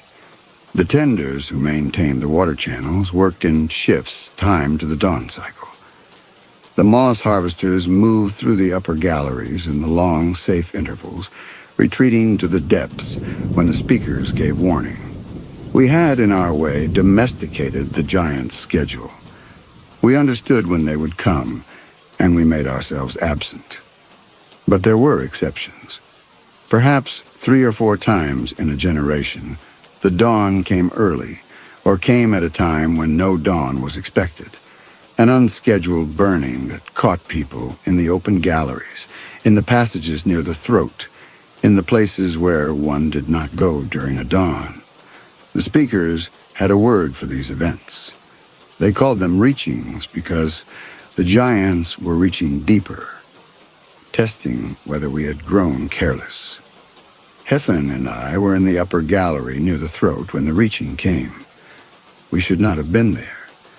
He had wanted to examine the throat's walls from a closer angle, to feel the surface finish, he said, to see whether the tool marks matched the marks in the old workings. I had followed because I always followed Heffen, and because the speaker's count said we had time. The noise came first, not from above, where the dawn always originated, but from the stone around us, conducted through the rock faster than through the air, arriving as vibration in the soles of my feet and the palms of my hands before it became sound. The grinding, the high shrieking that lived at the edge of what the ear could bear. I grabbed for Heffen's arm and felt him already moving, already pulling me toward the passage that would take us down and away. The light came too fast. It filled the upper gallery from above, not the slow spread of a normal dawn, but a sudden, terrible column that dropped through the throat like a solid thing, like a white pillar of stone descending. It hit the floor of the upper gallery and sprayed outward in all directions, and where it touched me, my hand, the side of my face, the exposed skin of my forearm, I felt the burn that the speakers describe, the weapon heat that searches for flesh. And with the light came a shape, something descending on the central axis of the throat faster than I could track. A mass that displaced the air in a single compressive wave and filled the upper gallery with a roar like stone tearing. The shape passed through the column of light, and the light moved with it. and I understood that the light belonged to the shape, was mounted on it, was part of whatever the giant sent down to take us. I pulled back. I pressed myself into the wall and turned my face into the stone and shut my eyes so tightly the muscles around them ached. And I heard Heffen beside me making a sound I had never heard him make before. Not a scream, exactly. A sound of effort, of physical struggle, as if he were wrestling something that gripped him from above. I reached for him and my hand closed on his shirt and I pulled. And for a moment, I held him. I felt his weight against my grip, his body between me and the light, and then the shape. The descending thing, the giant. Pulled harder and his shirt tore free and he was rising, fast, faster than falling. And the light went with him because the light was the giant's own, and the gallery went dark in the space between one heartbeat and the next. The sound he made as he went up, the last sound I heard him make, was not a scream. It was my name, compressed and distorted by the acoustics of the throat, dopplered by the speed of his ascent. It reached me as a thin, rising note that could have been anything. The speakers later told me it was the giant's feeding cry. They said the giants always cried out when they took someone, and that the cry was triumph and satisfaction, and hunger appeased. But I had heard my name in it. I cannot tell you how long I stayed pressed to the wall after the light retreated, long enough for the stone to cool where it had been heated, long enough for the vibration to stop traveling through the rock, long enough for the dark to return completely, the way it always returned, total, absolute, the only constant the world had ever offered. I lay on the floor of the upper gallery with my face against the stone, and I breathed the burned air, and I waited for something to change, knowing nothing would, knowing the dark was all that was left now that Heffen's hand would never find my shoulder again. The woman who tended the nearest water channel found me there. She did not speak. She took my wrist and walked me back to the dwellings, and the stone under my feet felt different, as though its texture had changed in the hours since I had last walked it, though of course it was my feet that had changed, or the mind that interpreted what my feet reported. Heffen's alcove was as he had left it. The iron wheel sat on its shelf of stone. His sleeping cloths were folded. I sat in his space and put my hands on the wheel and felt the ridged iron under my fingers, and I understood for the first time what he had meant when he said the first people built machines. He had meant that machines could be built again. This is the thought that began everything. I will not say it came as a revelation, because revelation implies a single moment of clarity. It came as an accumulation, as a gradual tightening of purpose that gathered itself over weeks and months until the shape of what I intended became as fixed and familiar as the shape of the gallery. I would climb the throat. I would go where the giants went. I would go into the white dawn and through it, because Hefin had gone through it. And if the giants had taken him, then the giants had him. And what the giants had could be taken back. The problem was the light. Everything else, the height, the smoothness of the walls, the question of what waited above, was secondary to the light. The light killed eyes. The light burned skin. The light was the giant's weapon, and entering it unprotected was entering the weapon's mouth. The turned had survived the light, but they had survived by losing their sight permanently, and a blind man cannot climb. I needed something the world had never produced. I needed a way to enter the light without letting the light enter me. The elder who kept the fires. We had fires, small ones, fed with moss and the dried fungi that grew on the walls of the deepest galleries. They produced a light so faint it was less illumination than memory, a reddish suggestion that vision was possible if only there were something to see. The elder who kept the fires knew things about heat and light that the speakers did not include in the hymn. He was an odd man, solitary in a way that was unusual in the dwellings, where proximity was survival. He told me when I asked him that light could be weakened by passing through certain substances. Water weakened it. Stone stopped it entirely. And there was, in the deepest of the old workings, a vein of something that was neither stone nor water, but partook of both. A dark, glassy material that the first people had apparently known about, because their tool marks surrounded it on three sides, as though they had been in the process of extracting it when the falling came. I went to the vein. I chipped away fragments with the sharpest edge I could make, an iron spike from the old workings, sharpened against stone until it held something approaching a point. The material was hard. It resisted chipping. When pieces did come free, they were dark, translucent, with a depth that I could sense even in the near total absence of light. Holding a chip between my fingers near the elder's fire, I could see the flame through it, but dimmed, reduced, made bearable. If a chip could bear fire, a thicker piece might bear the dawn. This was the beginning of what I came to think of as the work, though I did not call it that aloud. The speakers would not have approved. The speaker's position, refined over generations, was that the world was sealed by mercy, and the proper response to the giants was avoidance, to hide, to press into stone, to make oneself small and absent and invisible. The idea that one might seek the giants, might climb toward them, might go voluntarily into the throat and the dawn, was not heretical exactly. It was worse. It was incomprehensible. The speaker's framework had no category for it. I told no one except the elder. He listened without comment. He had the quality of silence that I have only encountered in people who spend most of their lives tending very small fires in very large darkness.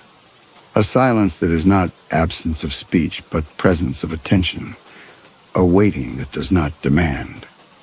When I had accumulated enough of the dark glass, months of chipping, my fingers raw and permanently nicked, the skin around my nails thickened into callus, I began the shaping.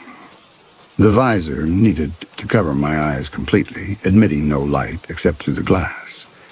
It needed to fit close to my face so that reflected light could not enter from the sides, and it needed to be thick enough to reduce the white dawn from a weapon to something survivable. I had no tools for grinding glass. I made tools. I found 2 stones in the old workings whose surfaces were rough enough to abrade the dark glass, and I cannot say how many months because I stopped counting. I spent a duration that felt geological. I sat in Heffen's alcove and I ground glass against stone, and I listened to the sound it made, and I thought about the throat. The climbing gear took longer than the visor. I needed rope, and the world's materials for rope were limited. Strips of dried fungal fiber, braided and rebraided until they held weight, then tested by hanging stones from them in the deep galleries, increasing the load until they broke, then braiding thicker. I needed handholds that I could drive into the throat's wall, and for these I used the iron spikes from the old workings, resharpened and fitted with leather grips, made from the stiffened cloth we found in the collapsed passages, which softened when soaked in water and could be shaped before it dried and hardened again. I needed a harness that would hold me to the wall if my grip failed, and this I made from braided fiber doubled and redoubled until it could suspend my weight from a single spike. I tested everything in the deep galleries, where the walls were vertical and the darkness absolute, and no one came except the elder, who watched me climb and fall, and climb again without comment, holding his small fire below me so that I could see the wall's surface when I needed to, and navigate by touch when I did not. The speakers sent a woman to talk to me. She was the keeper of the moss channels on the eastern wall, a position of considerable authority because the eastern channels produced the bulk of our food, and the keeper's decisions about harvesting schedules affected everyone. She found me in the deep gallery during a rest period and sat near enough that I could hear her breathing, and told me, in the measured and unhurried way of someone who has rehearsed difficult words, that the speakers were concerned about the materials I was consuming. The iron spikes, the dark glass, the fungal fiber. These were communal resources, and my use of them had begun to affect the supply available for the dwelling's maintenance. The eastern channels needed new supports. The firekeeper needed iron for his tending tools. And here I was in the deep galleries, using the world's limited materials on something the speakers could not endorse and the hymn could not explain. I told her the throat could be climbed. She was silent for a time. Then she said something that I have carried with me like a stone in my chest. She said the taken were gone, and that making oneself taken was not rescue but waste. She said I was needed in the dwellings, that my hands were good hands, that the eastern channels could use a man who understood how things fit together. She said the word together with a weight that made me understand she was not only talking about moss supports. I did not argue with her. Argument would have required me to explain what I intended, and explaining would have required the speaker's permission, and the speakers would never grant permission for what I intended, because what I intended was the opposite of the hymn.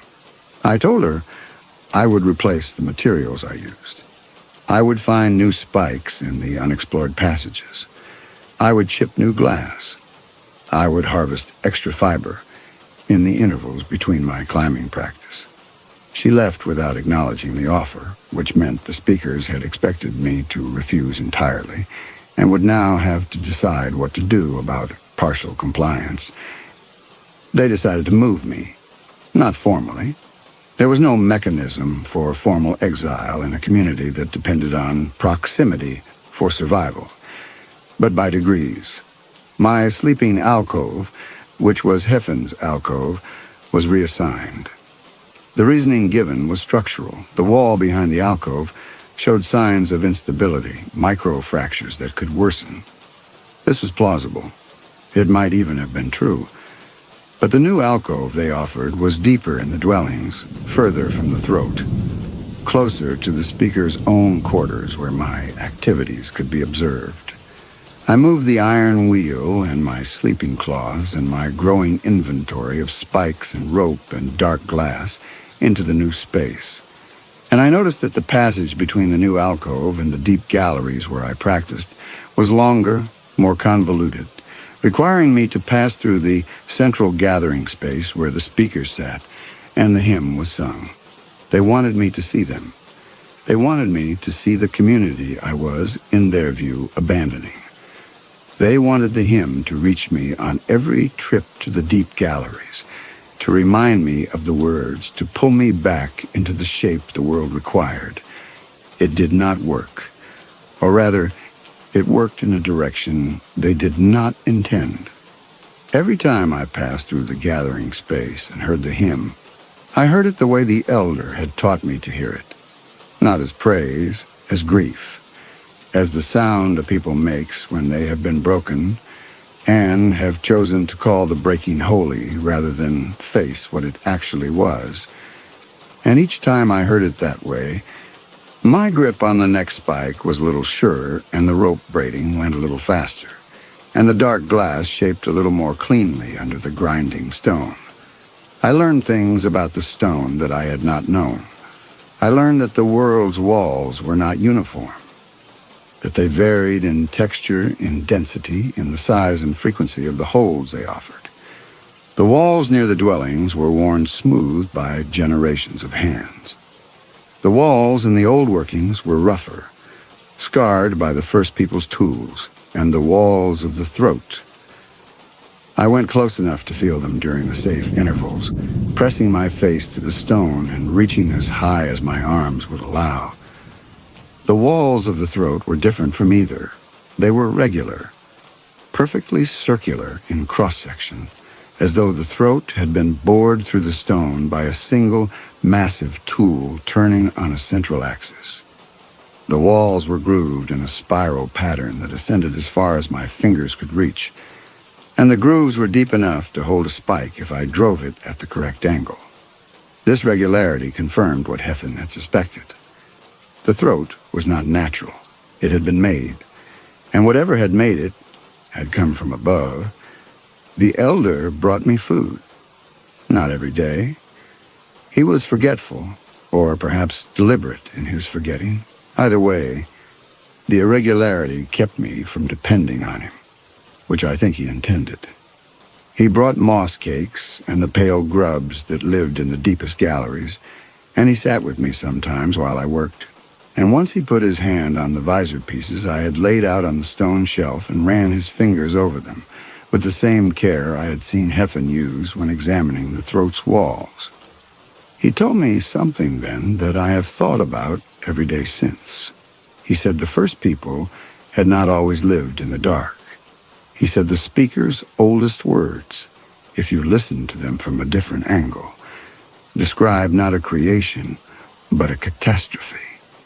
Not the world being made, but the world being broken, and the first people not placed here by design, but trapped here by accident. He said the hymn was not a hymn of praise, but a hymn of grief, and that the speakers had forgotten the difference because forgetting was easier than remembering. I asked him where the first people had come from, if not from the dark. He said he did not know, but that the tool marks in the old workings pointed in one direction, and that direction was up. The last thing I made was the pack. It would hold the visor, the spikes, the rope, the harness, the food I would carry. Moss cakes compressed into dense blocks, grubs sealed in pouches of stiffened cloth, and the weapon. The weapon was the simplest thing I built. It was a spike, the longest, heaviest spike I could find in the old workings, resharpened to a point that drew blood from my thumb when I tested it, mounted on a shaft of dense stone that I had ground into a cylinder over months of patient work. It was not elegant. It was not clever. It was a thing for killing, and I had made it because I intended to kill whatever had taken my brother. I left during a safe interval. The elder was the only one who knew I was going, and he did not try to stop me. He put his hand on my face. His fingers were dry and warm, papery with age, and they smelled of the small fire he tended. And he told me the throat was longer than I thought. He said the first people's stories, the ones the speakers had smoothed into the hymn, spoke of a distance that could not be climbed in a single effort. He said I would need to rest on the walls, to sleep while hanging from my harness, to eat and drink in the vertical dark, and that the temptation to come back down would be stronger than any physical exhaustion. I told him I would not come down without Heffen. He took his hand away. I heard him turn back toward the dwellings. His footsteps were soft, careful. The footsteps of a man who navigated the world by memory and sound, and the faintest suggestion of warmth from the stone. And I listened to them until they disappeared, and then I was alone with the throat. The first spike went in cleanly. The spiral grooves accepted it at a slight upward angle, and when I tested my weight, the spike held without shifting. I drove the second spike higher, as far above my head as I could reach, and pulled myself up, and for the first time in my life, I was inside the throat, and the stone curved around me in a perfect circle, and the dark above me was absolute, and the dark below me was absolute, and the only difference between them was that one was where I had been, and the other was where Heffen had gone. I climbed. The rhythm established itself within the first 100 body lengths. Drive the spike, test the hold, move the lower foot to the higher spike, reach, drive again. I carried 12 spikes.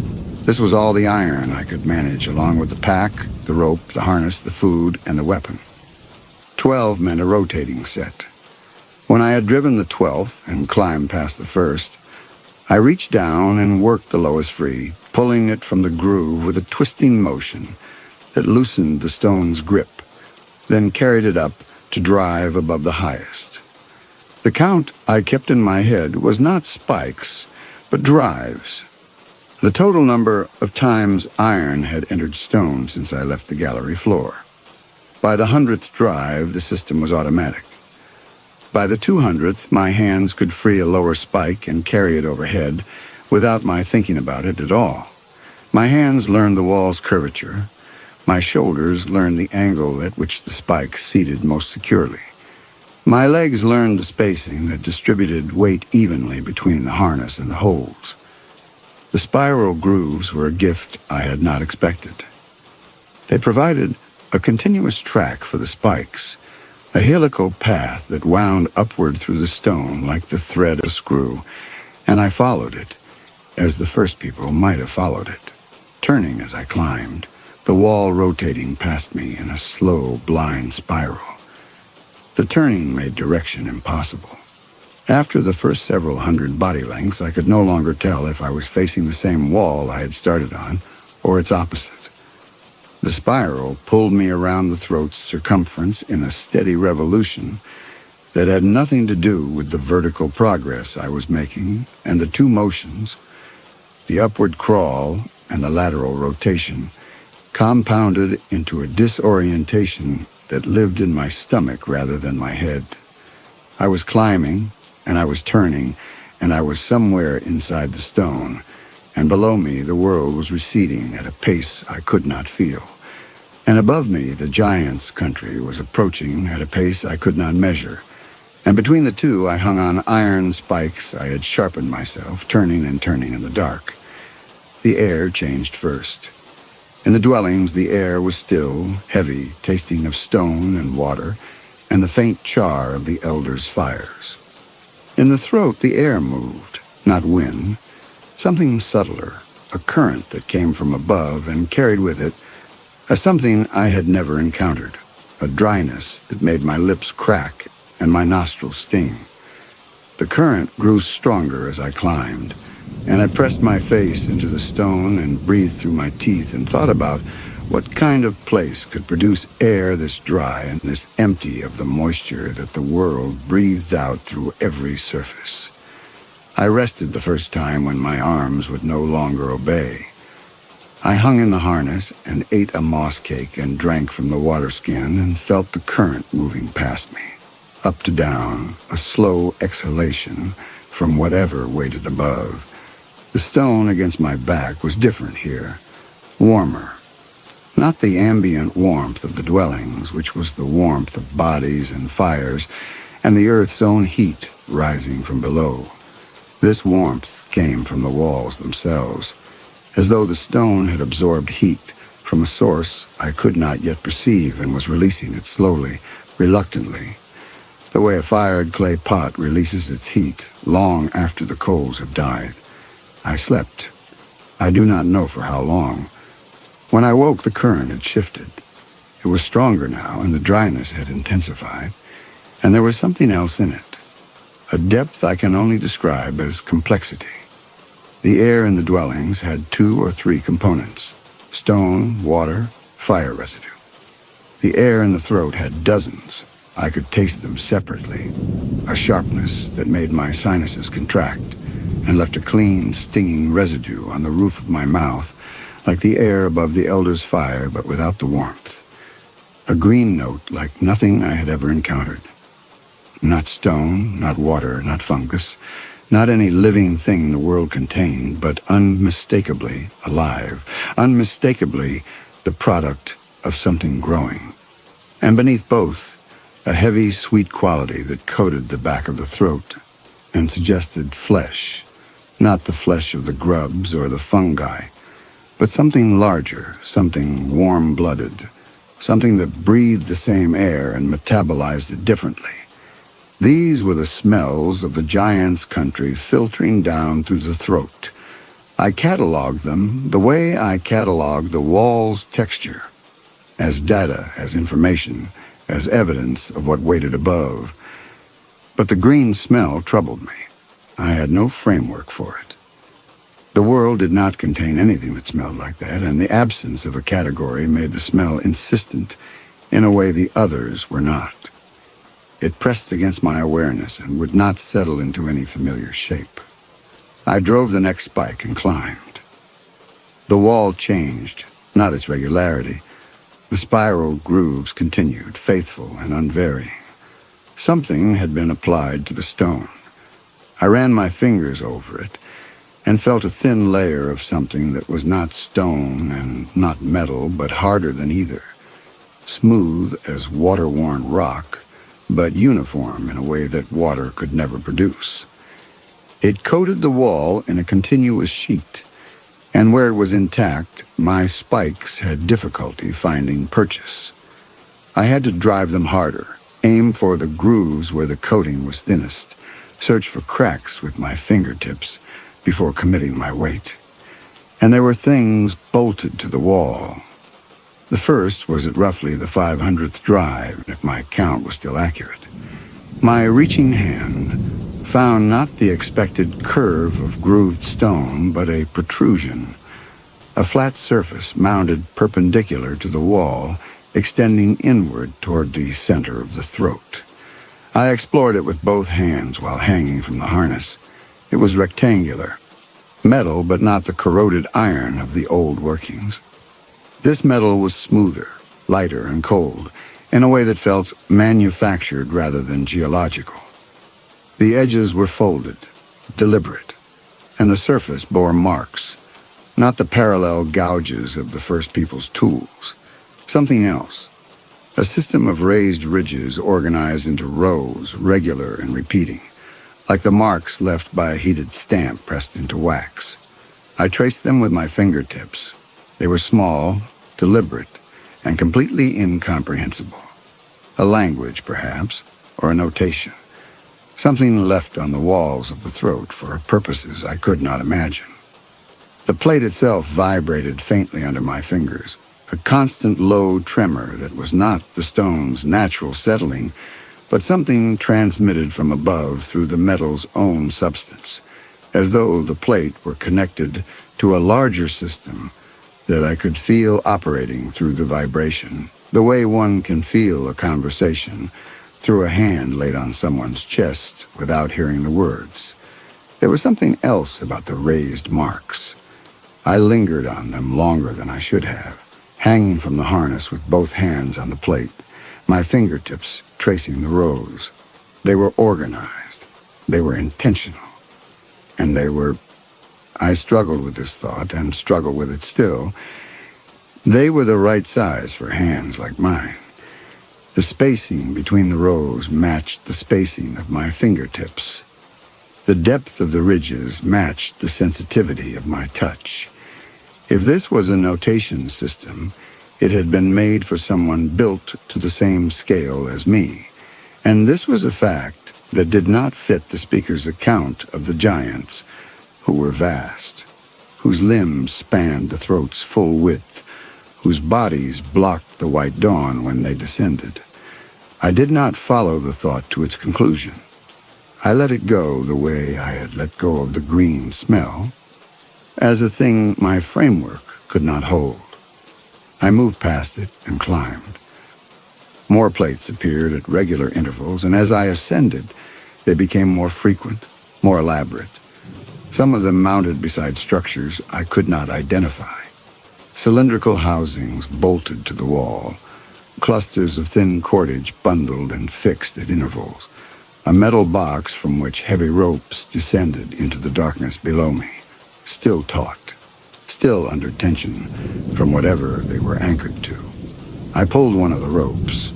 It was thick, braided metal, stronger than anything I had made, stronger than anything the first people had left. It hummed when I pulled it, not with a musical note, but with a dense, complex vibration that suggested enormous sustained load, as though somewhere above me a machine of considerable size was holding the other end under tension. The vibration traveled up through the throat and down through my arms and into my chest, where it sat like a second heartbeat. I left it and climbed. At roughly the 700th drive, I encountered something I could not at first identify. The cables on the wall nearest me converged. 4 of them, then 6, then more, gathering into a dense bundle that angled away from the wall and toward the throat's center. I followed the bundle with my hand as far as I could reach without leaving the wall, and my fingers found a vertical structure running through the middle of the shaft, a rail or a track. 2 parallel bars of heavy metal, bolted together with cross braces at regular intervals, the whole assembly anchored to the walls by lateral struts that extended like the spokes of a wheel from the central track to mounting points in the spiral grooves. The track was massive. The bars were as thick as my forearm, and the space between them was wide enough to admit something the size of a man. Wider, perhaps, wide enough for a man and the bulk of heavy equipment besides. The inner surfaces of the bars were polished smooth by friction, worn in a pattern that spoke of repeated passage at high speed. Something traveled this track regularly, ascending and descending, and the guide surfaces were burnished to a finish I could feel even through my calluses. The cross braces showed the same wear, deformed slightly in the direction of travel, bent by the accumulated force of whatever rode the track pressing against them as it passed.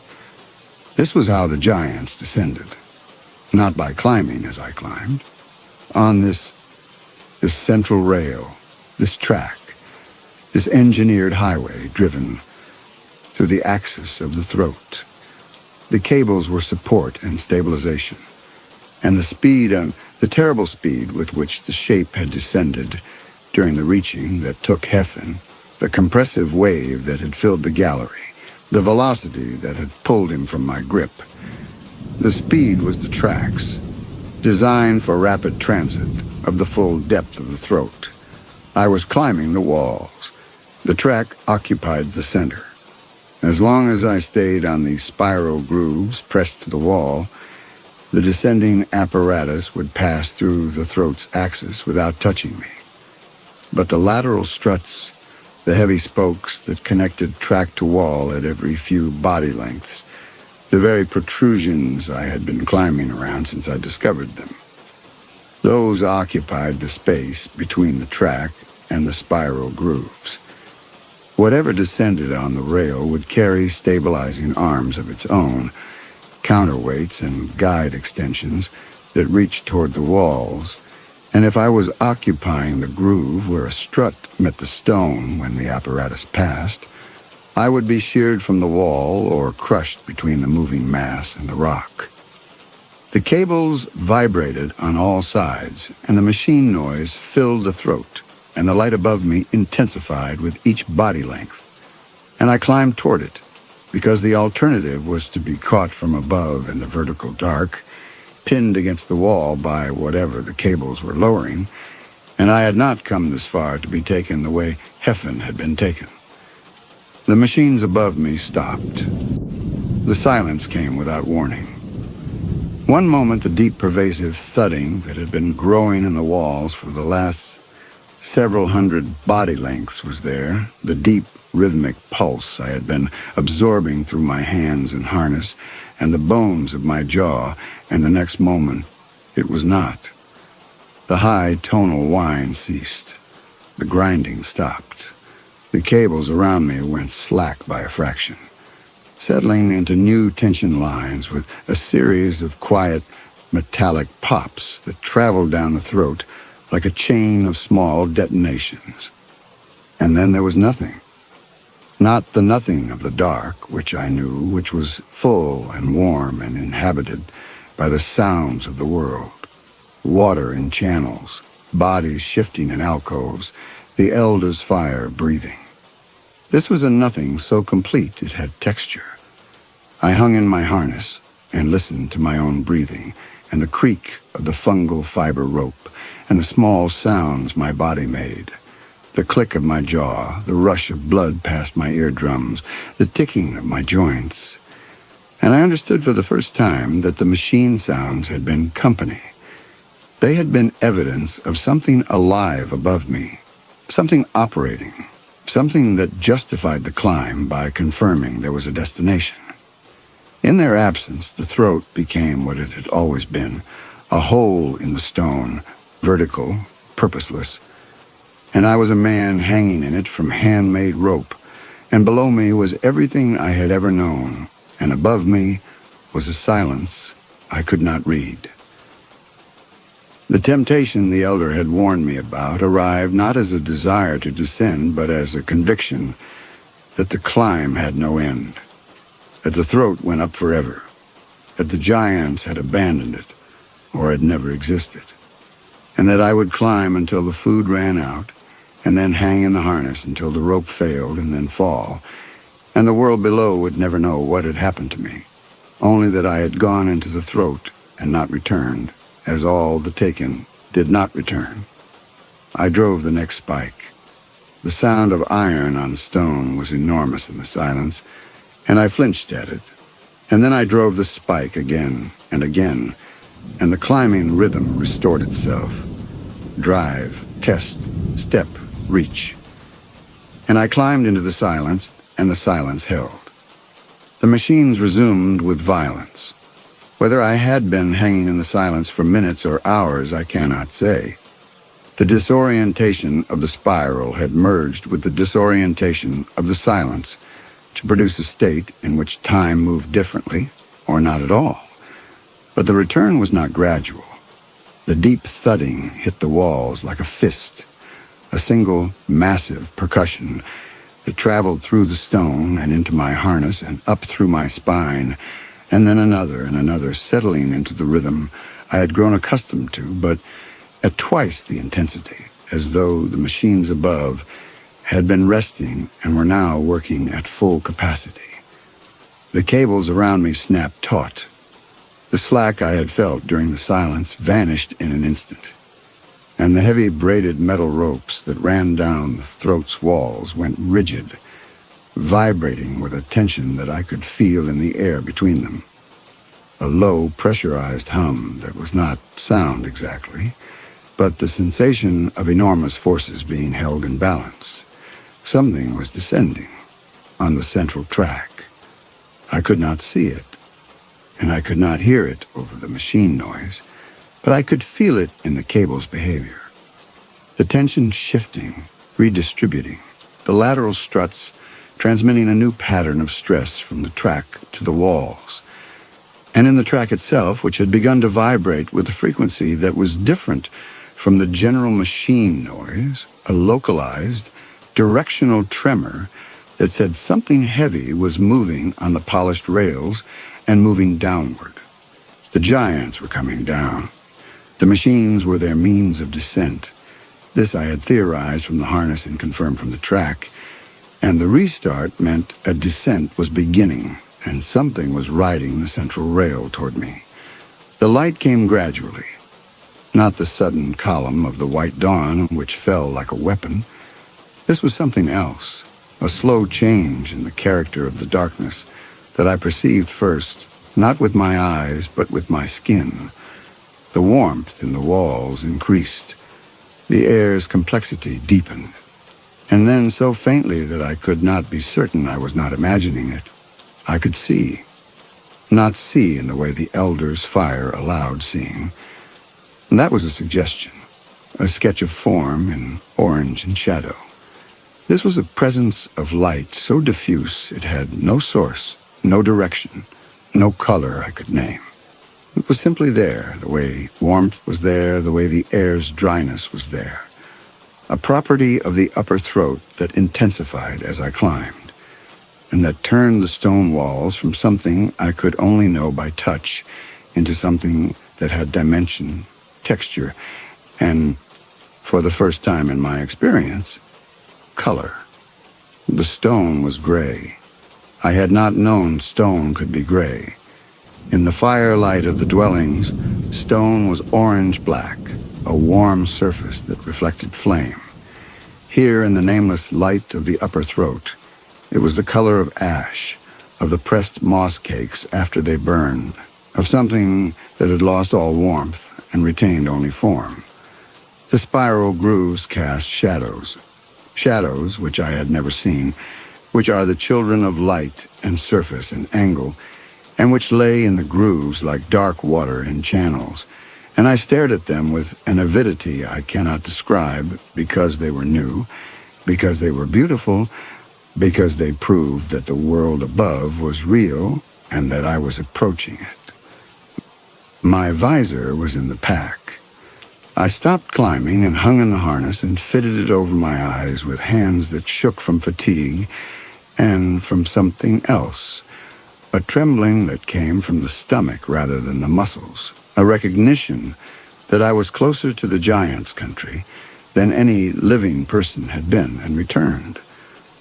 Through the dark glass, the faint light dimmed to almost nothing, and I was back in the near dark, back in the familiar, and the shaking eased. I climbed with the visor on.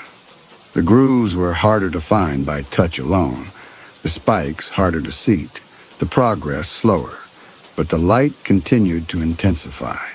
It grew from a presence to a pressure, a physical weight against the visor, a warmth on the skin of my hands and face that was no longer the ambient radiation of heated stone, but something direct, something aimed, something that came from above with an intentionality I could feel in the bones of my cheeks and the ridges of my brow. And then I heard it. The sound I had heard all my life from below. The grinding, shrieking vibration that preceded the dawn was different here. At this distance, this proximity, the components separated. The grinding was mechanical. Metal against metal, a rhythmic stress and release that had the regularity of a heartbeat. The shrieking was not shrieking at all, but a high tonal whine, constant and unwavering, like a tensioned wire vibrating in a current of air. And beneath both, so low it was more sensation than sound, the heavy rhythmic thudding that I felt in the walls and in my harness and in the bones of my skull, heard from below, compressed by distance and distorted by the throat's acoustics. These sounds became the terrifying cacophony the speakers described. Heard from here, they were something else. They were organized. They were intentional. And they were, in a way I could not name and did not want to examine, patient. They sounded like a machine that had been running for a very long time and would continue running for as long as it was needed. I found the harness. It was hanging from the wall, bolted to a metal bracket that was itself bolted to the stone. It was made of a material I had never touched, thick, flexible, enormously strong, woven in a pattern more complex than anything the First People's remnants suggested was possible.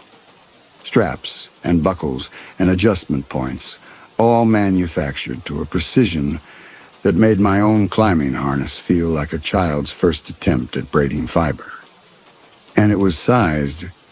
I noticed this and then tried not to notice it, the way one tries not to notice a crack in a load-bearing wall. It was sized for a body approximately the size of mine. Not vast, not spanning the throat. The straps were wide, yes, and padded with a material I could not identify, but when I held one strap against my own torso, the proportions were not grotesque. They were generous. They were the proportions of something made for a person somewhat larger than me, wearing additional bulk, perhaps armored or insulated, but a person nonetheless. I understood this was the giant's gear. They used it to descend, but the understanding sat uneasily beside the evidence of its size, and I climbed past it faster than I should have, driving spikes carelessly, letting the rhythm break, wanting distance between myself and the thing that was the wrong size for the story I had been told. Above me, the light intensified. Even through the visor, I could see the walls in detail now. The gray stone, the spiral grooves, the metal plates with their raised marks in a color I would later learn was called red, the bolted hardware, the ropes, and cables and structural elements that covered the upper throat in a dense mechanical skin. I could see my own hands.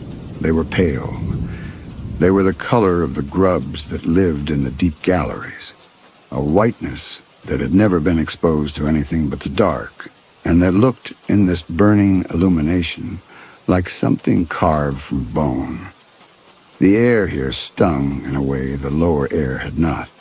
It carried a sharpness that bit the inside of my nose and left a residue that tasted of neither stone nor fire, but of something I could only think of as energy, as though the air itself were charged with a force that had no name in the dwelling's vocabulary. The green smell was stronger here, too, so strong it was nearly a taste. And the sweet flesh smell had resolved into something specific and haunting. It was the smell of living skin, not grub skin or fungus skin, but the warm, slightly sour smell of a person's arm or neck, concentrated and present in the air the way the smell of the elder's fire was present in the gallery, as though many people had recently occupied this space and left their warmth in it. This troubled me more than the harness. The giants should not smell like people. I climbed the last stretch with my jaw tight and my hands working faster than the rhythm warranted, driving spikes at angles I had not tested, trusting holds I had not verified, because the alternative was to stop and think about what the smell meant, and I could not afford to think about what the smell meant. Not here, not now, not with Heffen above me and the weapon on my back and the visor between me and the burning light that was now so intense I could feel its heat through the dark glass on my closed eyelids. And then the heat changed. It did not diminish gradually.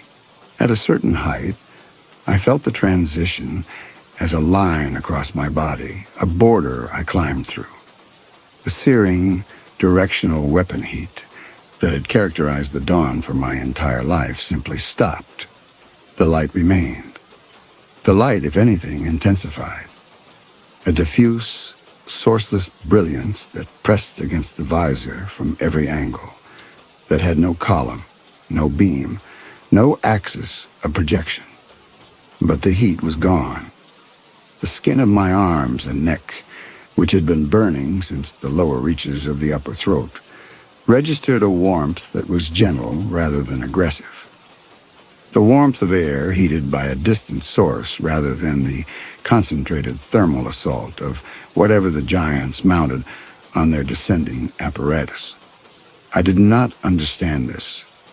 The speakers made no distinction between the light and the heat. Both were the white dawn, both were the weapon, both came from above as a single annihilating force. But my skin was telling me something the speakers had not accounted for. That the weapon heat belonged to the throat, to the machinery inside it, to the apparatus that rode the central track, and that the light above the throat was something else, something vast and everywhere, and still capable of killing eyes, but not the same as the dawn, not the same at all. I did not follow this thought to its conclusion either. There was no room for it. I had a visor and a weapon and a brother to find, and the machines were operating, and the track was bearing weight, and I climbed. The lip of the throat was a defined edge. I felt it before I saw it. The stone ended, and beyond it there was nothing. Not the nothing of the dark, which was full, which was stone and water and bodies and breath, which was the only nothing I had ever known. This was a different nothing. An openness so vast that my reaching hand found no surface, no wall, no ceiling, no boundary in any direction. The air moves freely here in a way it never moved in the world. It pressed against me from all sides, filled with the green smell and the skin smell and the charged sharpness, and it moved with a randomness that had no equivalent in the still channels of the dwellings. And the light was everywhere, coming from everywhere, a totality that the visor could not fully contain. It bled around the edges. It found the gaps where leather met skin. It pressed against the dark glass with a weight that made my temples ache. I pulled myself over the lip, and I stood on a surface that was flat and gritty under my feet. And the sound of the machines was deafening now, enormous, surrounding me in every direction.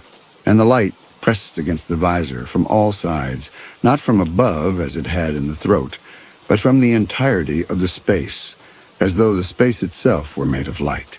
Then, from my left, distant but unmistakable, a voice, not the machine voice, not the grinding or the whine or the thud, a human voice, ragged, making speech sounds I could not parse through the machine noise, and in the speech sounds repeated twice, and then again, a rhythm I knew. 2 syllables, rising and falling in a pattern my ears had carried for years, a pattern I had last heard compressed and distorted by the acoustics of the throat on the day Heffen was taken, rising away from me as the giant pulled him up. My name. Someone above. Someone here in the giant's country, in the burning light, was calling my name. I tore the visor off. I did not decide. The decision was made somewhere beneath the part of me that plans and weighs and reasons, in the place where Heffen's hand was still on my shoulder, and his voice was still telling me the world could be changed. The visor came away from my face, and the light came in, and I opened my eyes because he was here. He was alive, and I would see him. I would see my brother's face for the first time in my life. What struck my eyes was not illumination, it was annihilation. Every receptor fired simultaneously, and then burned out in a cascade that took less than a heartbeat and lasted forever. The pain was not pain as I had known it, not the sharp specificity of a cut or a burn or a spike driven into flesh. It was total. It filled my skull from the inside and kept filling, a pressure that had no source and no boundary, and the world behind my eyes. The gray stone and the pale hands and the shadows in the grooves and the color I had just begun to learn turned white and then turned nothing, and I understood, in the way one understands a physical law by being subjected to it, that my eyes were dead. I was turned. Standing at the top of the throat, on the flat, gritty surface, in the openness I could not see, I was turned. I had carried the visor up the throat and worn it through the burning light, and it had kept me safe, and I had torn it away myself because I thought I heard my brother's voice, and now I could not see. I could never see again. I could not see. But the voice was closer. The grit scraping of feet moving fast across the flat surface, and the voice breaking and reforming around the same 2 syllables, and the feet were close now, very close, and the voice was coming apart the way a voice comes apart when the throat producing it has tightened past the point of controlled speech. I raised the spike, my weapon, the killing tool I had carried up the throat.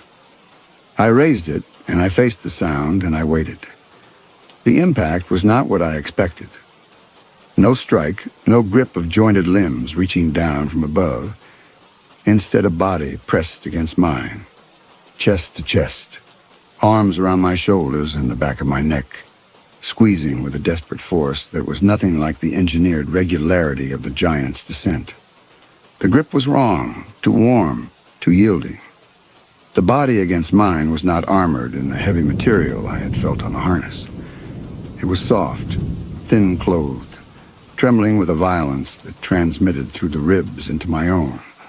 And the sound it made, the sound that filled my ear because its face was pressed against the side of my head, was not the grinding shriek of the machines. It was a voice, a human voice, ragged with something I recognized from the gallery after a taking. The sound the mothers made, the sound the partners made, the sound the world made when it lost someone to the giants and could not get them back. The sound of grief so old it had worn grooves in the throat that produced it, like water wearing grooves in stone. And beneath the grief, the same 2 syllables, my name, over and over, spoken into the side of my skull with a breath that was warm and wet and human. My arms dropped, not by decision, by a dissolution of the tension that had held them raised since I gripped the lip. The spike's weight pulled my hand down, and the point struck stone, and the sound it made was the sound of the gallery, of iron on rock, of home. And for a fraction of a second that lasted the rest of my life, I leaned into the embrace the way I had leaned into Heffen's side in the gallery, the way I had leaned into the dark after every dawn, and the body holding me tightened its grip and made a sound that was almost a word and almost not. And my name was in it, the way my name had been in the cry Heffen made when the giant took him. And the smell of this body was the smell I had detected in the upper throat. Living skin, warm, human, familiar in a way that had no name. But I could not hold it. The framework was too strong, too old, too deeply worn into the shape of my understanding. I was in the giant's country. The light had killed my eyes. Something was gripping me with limbs that felt like arms in a space that blazed with the weapon heat. And the speaker's oldest word said that the giants took the living, that the grip of a giant was the last sensation before the consuming, that the voice a giant made was the voice of hunger wearing the shape of something beloved in order to paralyze its prey. I struck with the spike, not at the body. I could not drive the point into the yielding softness pressed against me. I could not. And this failure to strike was the last true thing that my body knew. But at the arms, bringing the shaft down hard on the grip that held my shoulders, the impact traveled up through the stone handle and into my wrists, and I felt the arms shudder, and then I felt something give beneath the blow. Not the breaking of armor, not the cracking of a giant's jointed exoskeleton, but a small, specific, terrible sound like a green branch snapping, and a vibration through the body pressed against mine that was nothing like the calibrated force of the machines, nothing like the inhuman strength the speakers described, but was instead the shudder of a body registering damage it had not expected and could not absorb. The arms loosened. The voice made a sound, a short, breathless intake, a sound I knew from the dwellings when a man's foot found the edge of a drop in the dark, or a woman's hand closed on a sharp edge she had not felt coming. A sound of purely human surprise at purely human pain. But I could not hold this knowledge either. The framework took it, as it had taken the human-sized plates and the human-proportioned harness and the smell of living skin, took it and made it small, made it fit, interpreted the branch snap as a giant's joint flexing and the gasp as a predator's frustration, and the shudder as the recoiling of something immense gathering itself for a second strike. I twisted free. I stumbled backward, and my foot found the edge, the lip of the throat, the defined boundary between the flat surface and the vertical drop, the line between the giant's country and the world. Behind me was the dark. Below me was the throat, and the long fall, and the dwellings, and the gallery, and the alcove where the iron wheel still sat on its shelf. The voice said my name once more, very clearly, very close. And the arms reached for me again. I felt the displaced air, the warmth of hands passing near my face. And the gentleness of that reaching was so much worse than violence, so much harder to understand, and the framework could not hold it, and I could not hold it. And the only thing that was left was the dark, the only constant the world had ever offered, the mercy the speakers had promised, the home that I had climbed away from and that waited below me now with its absolute, lightless patience. I stepped back. My foot found nothing, and I fell. The wind came first, a roar that built from silence to a tearing force in the space of a breath, ripping at my clothes, pulling the pack from my shoulders, driving into my open mouth with a pressure that made breathing an act of will. My stomach dropped away from me as though the organs inside my body were separating, each falling at its own speed. And the weightlessness was total, a sensation I had never experienced, the absolute absence of the stone's support that had been beneath my feet every moment of my life. But the dark rose up around me as the heat of the surface fell away. First, a diminishing warmth on my whole body, then on my upturned face alone, then on nothing at all. And the wind was the dark's breath, the dark rushing to receive me, and the weightlessness was the feeling of being carried, and the cold that bit into my exposed skin as I fell deeper was the familiar temperature of the world returning, the mercy of stone and water and stillness after the burning nightmare above. I was going back. The giant had not taken me. I had gone into the burning void, and I had come back, and the dark was where I belonged. The air thickened around me as I fell, wetter, heavier, and the speed of my descent pressed it against my face like a hand, like a palm laid flat against my cheek, and I could not tell the difference between falling and being held, between the rush of air and the steady grip that had always guided me through the passages of the world. And the roaring in my ears was the hymn. It was the hymn. It was the oldest words. And I have been telling the story for the whole of my descent, and the telling is nearly done, and the ground is close, and the two syllables faded above me, growing thin, growing distant, and some part of me, the part that had leaned into the embrace, the part that had recognized the gallery in the arms and the alcove in the warmth and the hand on shoulder in the grip. That part heard them clearly, more clearly than the speaker's oldest words, more clearly than the hymn, more clearly than anything the world had ever said. And that part knew what they meant. But it was a small part, and it was very far away, and the dark was close, and the dark was everything, and the falling was fast, and the silence was almost complete, and I was home.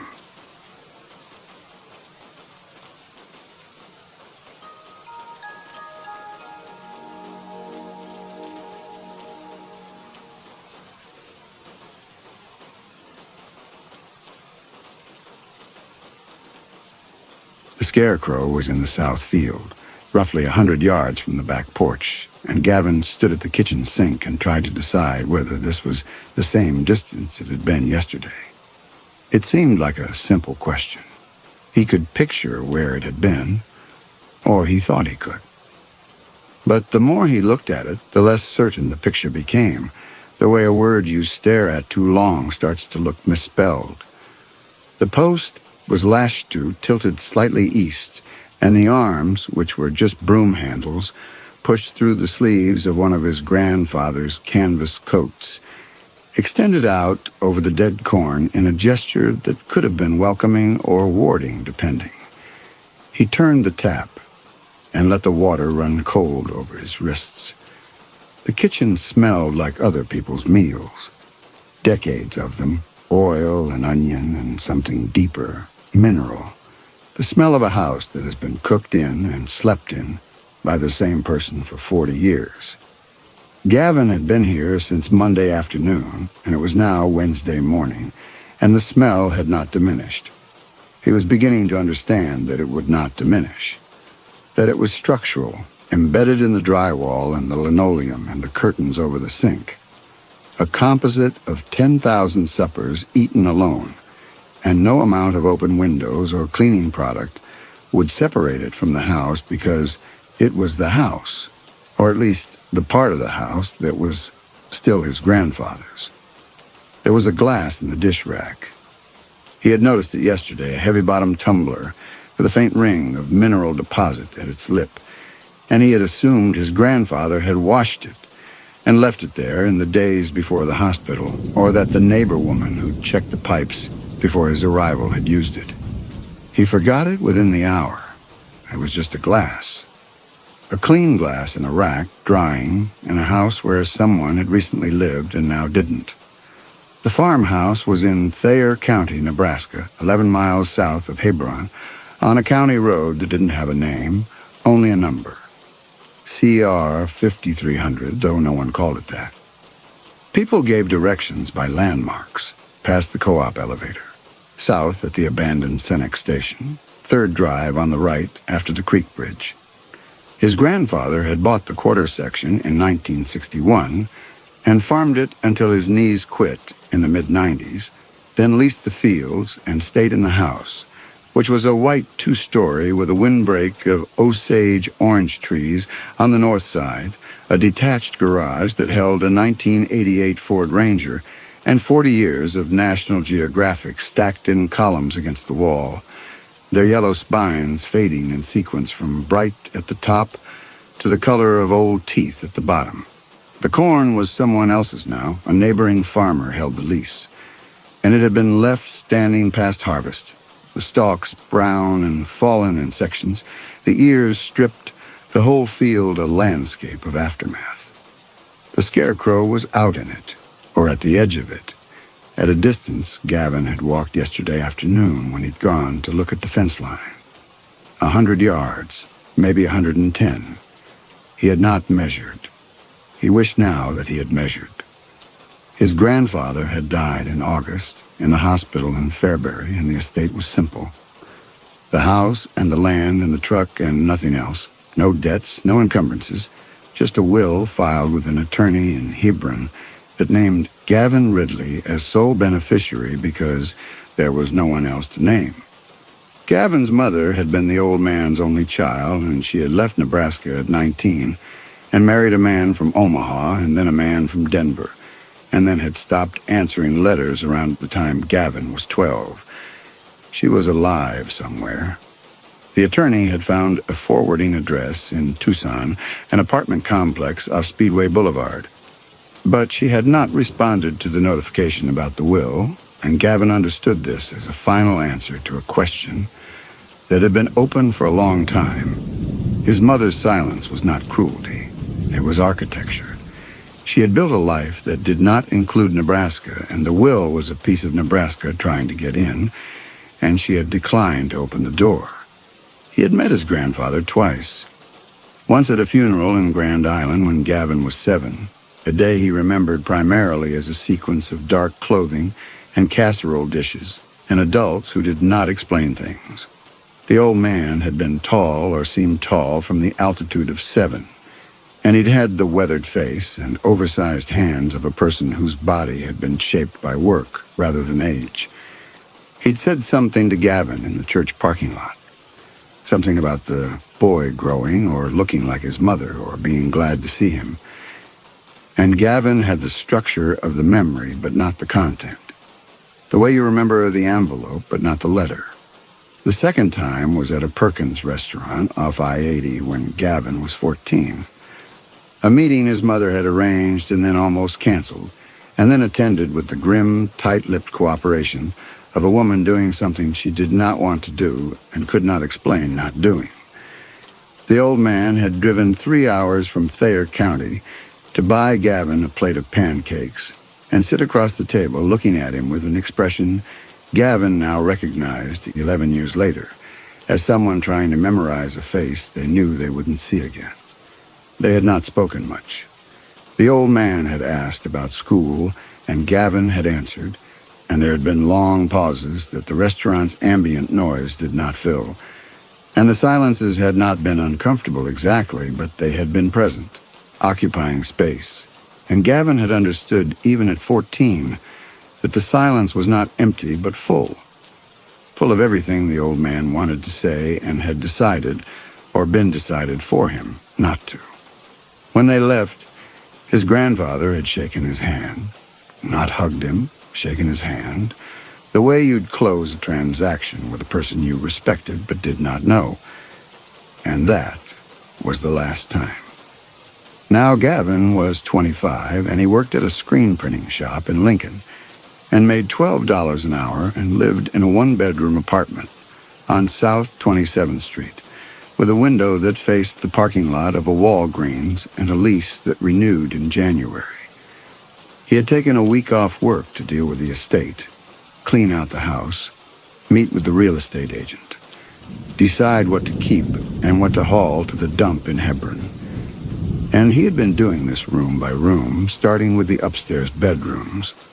Closets of flannel shirts, bureau drawers of pocket knives and ball caps, and receipts from the farm and fleet in Beatrice. A life sorted into small containers, each one holding something too ordinary to mean anything to anyone except the person who had owned it, and who was now in a plot in the Hebron cemetery that Gavin had visited once on Monday and stood beside for 5 minutes without speaking, because he did not know the man in the ground and did not know what you said to a stranger who had left you everything he had. He dried his hands on a dish towel that smelled like the house and looked out the window again. The scarecrow had not moved in the last 4 minutes. This was a thought he would not have had yesterday. He put on his boots and went outside. The morning was overcast, the air holding the stillness that preceded weather in flat country. Not a wind, not a calm, but a suspension, the atmosphere holding its breath. Gavin walked straight toward the scarecrow, counting steps this time. And when he reached it, he turned around and counted them back. 86 steps out, 84 back. The discrepancy a function of stride length and attention, not distance. He wrote the number on the back of a gas receipt from his wallet and put it in his shirt pocket. Up close, the scarecrow had the same painted face, the same canvas coat, the same posture of generalized authority, the posture of a man who has been told to stand somewhere and wait, and has been waiting so long he has forgotten what he was waiting for, and now the waiting itself is the purpose. The construction was serious. A railroad tie sunk 3 feet into the earth and cross-braced with 2x4s, the whole frame wrapped in chicken wire and packed tight with straw and then dressed in the canvas coat and canvas work pants, cinched at the waist with the baling wire. A burlap sack stuffed with more straw served as the head. Someone had painted a face on it in what looked like house paint. 2 black circles for eyes, a horizontal line for the mouth. Not a friendly face, not an unfriendly one. Just a face, applied with the same practical economy as everything else the old man had built. The chicken wire was hinged. He noticed this on his second pass around the frame. A section of the wire mesh on the left side was attached to the 2x4's cross brace with baling wire loops rather than staples, creating a panel that could be opened and reclosed. The straw inside could be replaced without disassembling the entire structure. It was the kind of modification a farmer would make to something he intended to rebuild every season, year after year, for decades. His grandfather had designed this to be restuffed. The straw was a replaceable component, like the oil in an engine or the filter in a furnace. Gavin swung the panel open and it moved easily, the baling wire hinges worn smooth. Inside, the straw was packed tight against the canvas, dense and uniform. He latched the panel closed and looked back at the house. The distance between himself and the back porch was either 10 yards shorter than it had been Monday afternoon, or wasn't, and he had no way to know which. 86 was a number. It became a fact only if he trusted his steps, and his steps were not consistent, and the unit of measurement was himself, and he was not reliable. The ground around the base was disturbed, not dramatically. No drag marks, no obvious footprints. But the dirt at the foot of the post was looser than the packed earth a foot away. He knelt and pressed the soil with his thumb. It gave. Inside, he made coffee with grounds he'd brought from Lincoln and sat at the kitchen table and tried to arrange this into something practical. The scarecrow had not moved by itself. Scarecrows did not move. Therefore, someone had moved it in the night while Gavin was asleep in his grandfather's bed. This was either a prank or it was something else, and the difference between those 2 possibilities was the difference between a world where the rules held and a world where they didn't, and Gavin preferred strongly the former. He drank his coffee. He turned on the radio. A rotary knob AM set mounted under the upper cabinet, the kind with a single speaker and a dial that covered frequencies no one broadcast on anymore. And found the station out of Fairbury. Farm market reports, weather. The announcer's voice was familiar by now, a baritone with a nasal edge that made every sentence sound like it was being read from a card. Between the weather and the corn futures, the signal dipped into static. A long burst, 10 or 15 seconds, during which a different broadcast bled through. A voice Gavin couldn't quite resolve, saying something about outbuildings and a number to call. Then the static cleared and the market report resumed, and Gavin turned the radio down. The Scarecrow. 86 steps. He went to the window and looked at it. 86 steps. The number was on the receipt in his pocket. Tomorrow he would count again. That afternoon he drove the Ranger into Hebron. The town had along US 81, a two-lane highway that ran north-south through the center of the county like a spine. And the business district was 3 blocks long, a hardware store, a bank, a grocery, a cafe, a post office, a funeral home, a bar called the Rusty Plow that had a Coors Light sign in the window, and a parking lot that was empty at 2 in the afternoon. The sidewalks were concrete and cracked, and the storefronts were the kind that had once had awnings and now had flat facades with signs repainted over older signs, layers of commerce visible at the edges where the paint had chipped. A town that had been larger once, that had contracted slowly, and that now existed at its current size with the stability of something that had found its floor. Gavin went to the hardware store on Lincoln Avenue. The man behind the counter was in his 50s, clean-shaven, wearing a flannel shirt with the sleeves rolled to the forearm and a pencil behind his ear that had been there so long it had left a groove. He knew who Gavin was before Gavin said his name. He offered condolences in the practiced, formal tone of a person who has lost many people he knows and addresses each loss with the same reliable sentence. Gavin thanked him and bought a flashlight and a package of D batteries. Then, because the question had been building since the kitchen window, he asked about the Scarecrow. The man's expression did something careful. A recalibration, the face of a person deciding how to handle a topic that occupied the border between real and ridiculous. He leaned on the counter.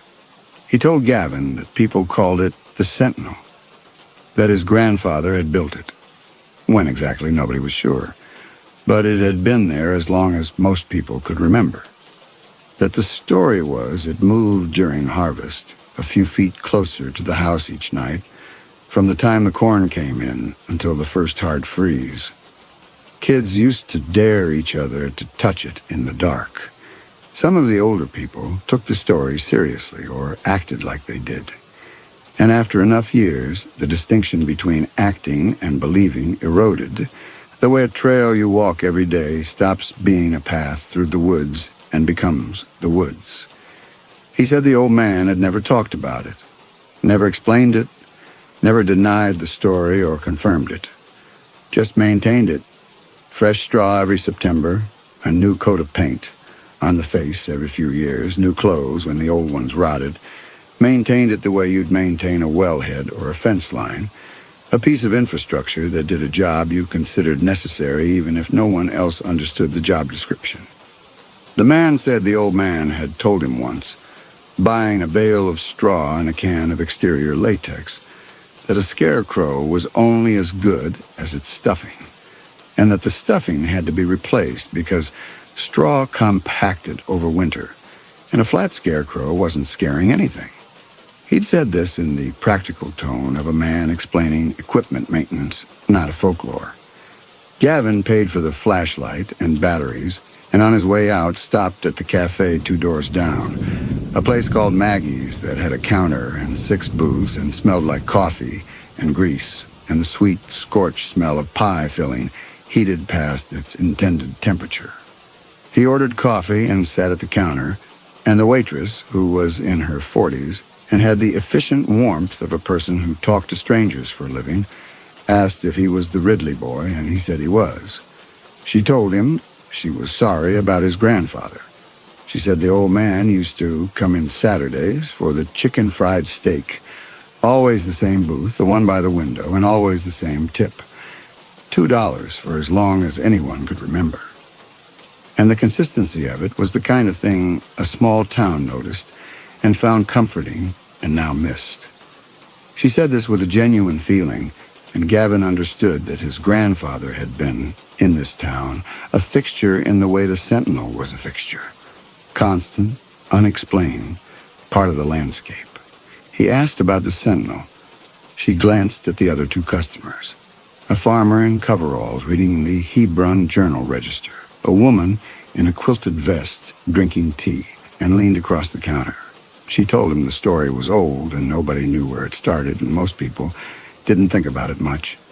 But she added that the year his grandfather went into the hospital this past spring, when the old man's health turned, no one had maintained the Sentinel for the first time in decades. No new straw, no new paint. And the corn had come in poor, the worst yield in the county.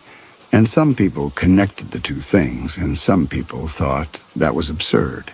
And some people had stopped saying which camp they were in. She said there had been a stretch in the 80s when a few things went missing from farms during harvest. Tools, a blanket, canned goods from a root cellar. And some people said it was kids, and some people said it was the Sentinel taking what it needed. And her voice, when she said this last part, had the flatness of a person repeating something they've heard too many times to hear anymore. She added, almost as an afterthought, that the thefts always stopped when the first hard freeze came, and that no one had ever found signs of forced entry. Gavin drank his coffee. On his way out, he passed the bulletin board inside the cafe door. Flyers for a church supper, a 4-H fundraiser, a used tractor, and a photocopied notice from the Thayer County Sheriff's Office. Bold header, a photograph. A man's face, mid-30s, flat-lit, the kind of photograph that came from an official record, and a block of text beneath it. Gavin's eyes passed over it without stopping. His mind went back to the Scarecrow. He pushed through the door, and the bell jingled, and the notice stayed on the board behind him. He drove back on CR 5300 in the Ranger.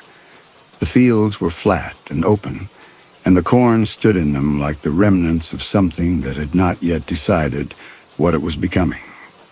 Gavin drove, and the image of his grandfather alone out here settled over the drive, maintaining a scarecrow that the town had turned into a legend, replacing its straw every September through the hinged panel like a man performing a sacrament he'd never explained. And the thought produced not nostalgia or grief, but something more geometric. The awareness of a pattern whose purpose he could not see. A shape in time that implied a function he was not equipped to identify. At the house, the Scarecrow was still at 86 steps. Gavin checked. Vernon Dooley came by around 4. Gavin heard the truck first. A heavy diesel, audible for half a mile in flat country. And by the time he got to the porch, a man in his 60s was climbing out of a dually with a seed corn cap and the deliberate movements of someone who had lived in his body for a long time without being surprised by anything it did. He introduced himself as the neighbor to the east, the one who held the lease on the cornfields, and he had a thermos of coffee and the posture of a man who intended to sit and talk whether he was invited to or not. They sat. Vernon talked about the land, its history, its yield, its water table, the drip irrigation the old man had installed in 1984 and never upgraded. He talked about the soil with the specificity of a man who understood dirt as a living thing. Crete silt loam, some of the best in the county, deep topsoil, good drainage, responsive to nitrogen, but not greedy. He talked about Gavin's grandfather with the careful respect of someone describing a person he had found difficult. The old man had been private, not unfriendly, but not available. Lived alone for 25 years, and seemed to prefer it or had arranged his life so thoroughly around solitude that the question of preference became irrelevant. He'd kept the house and the truck and the scarecrow and the lease, and he'd needed nothing else. And Vernon said this with a faint admiration that coexisted with something else, a frustration and impatience with a man who had sat on 160 acres of prime farmland and refused to sell it or explain why. Vernon asked if Gavin intended to keep the place. Gavin said he hadn't decided. Vernon named a number that was 60% of what the real estate agent had told Gavin the land was worth. A quick sale number, a pressure number. Gavin told him he'd think about it. Before he left, Vernon stood on the porch and looked at the scarecrow. A long look, the kind that took inventory, and said nothing about it. The absence of comment hung with the deliberateness of his shape. After Vernon left, Gavin watched the taillights diminish, and a thought formed. Not a conclusion. The shape of one. A person with a motive. A person who wanted the land and had been told no. A person who might use the Sentinel legend as a tool.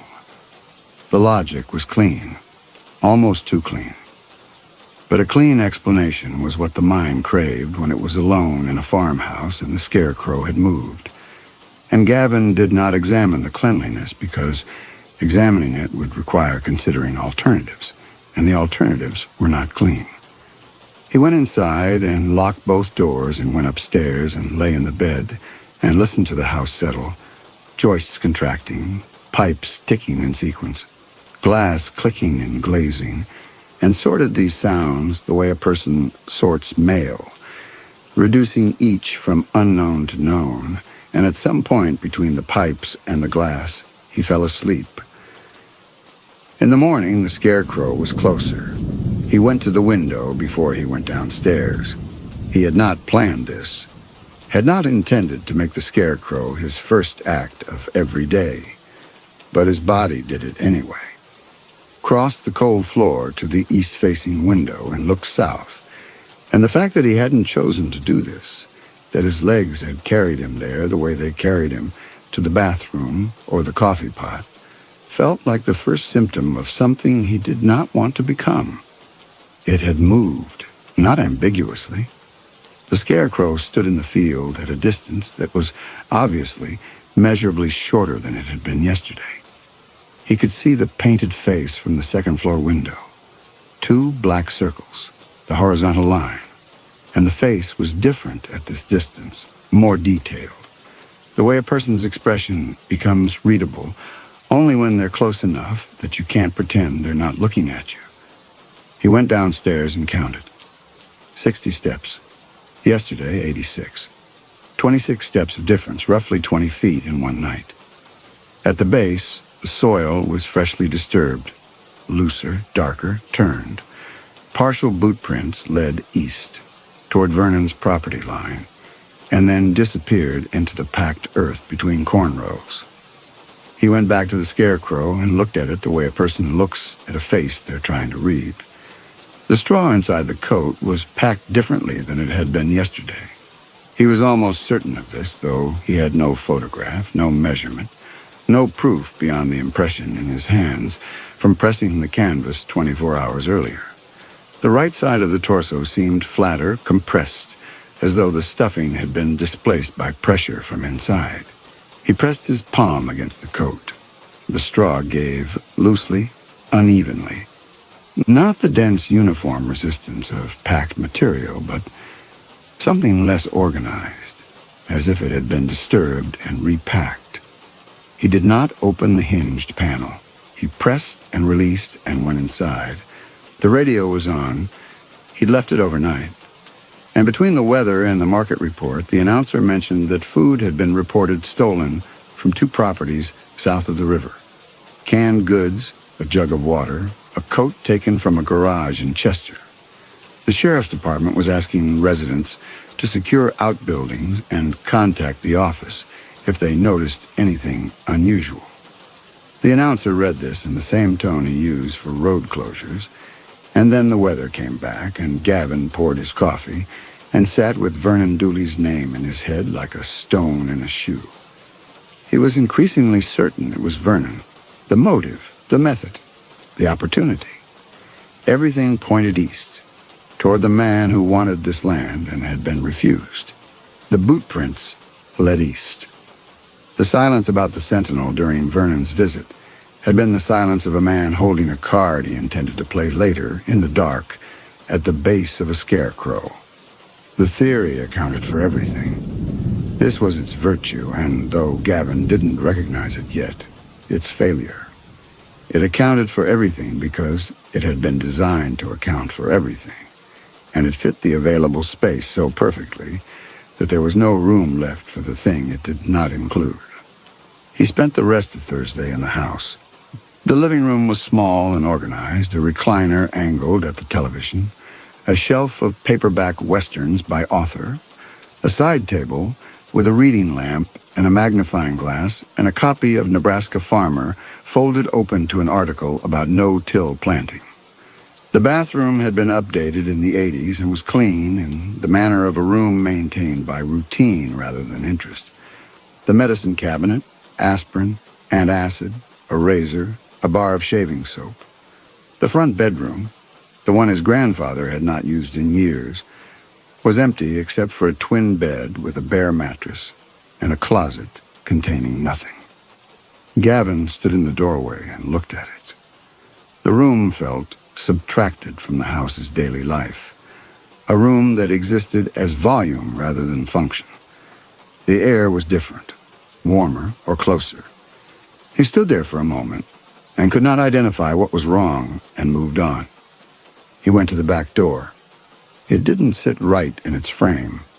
There was a gap at the bottom, a 1/4 inch, maybe 3/8, wide enough to see daylight through, wide enough that cold air moved through it, and a continuous thin draft.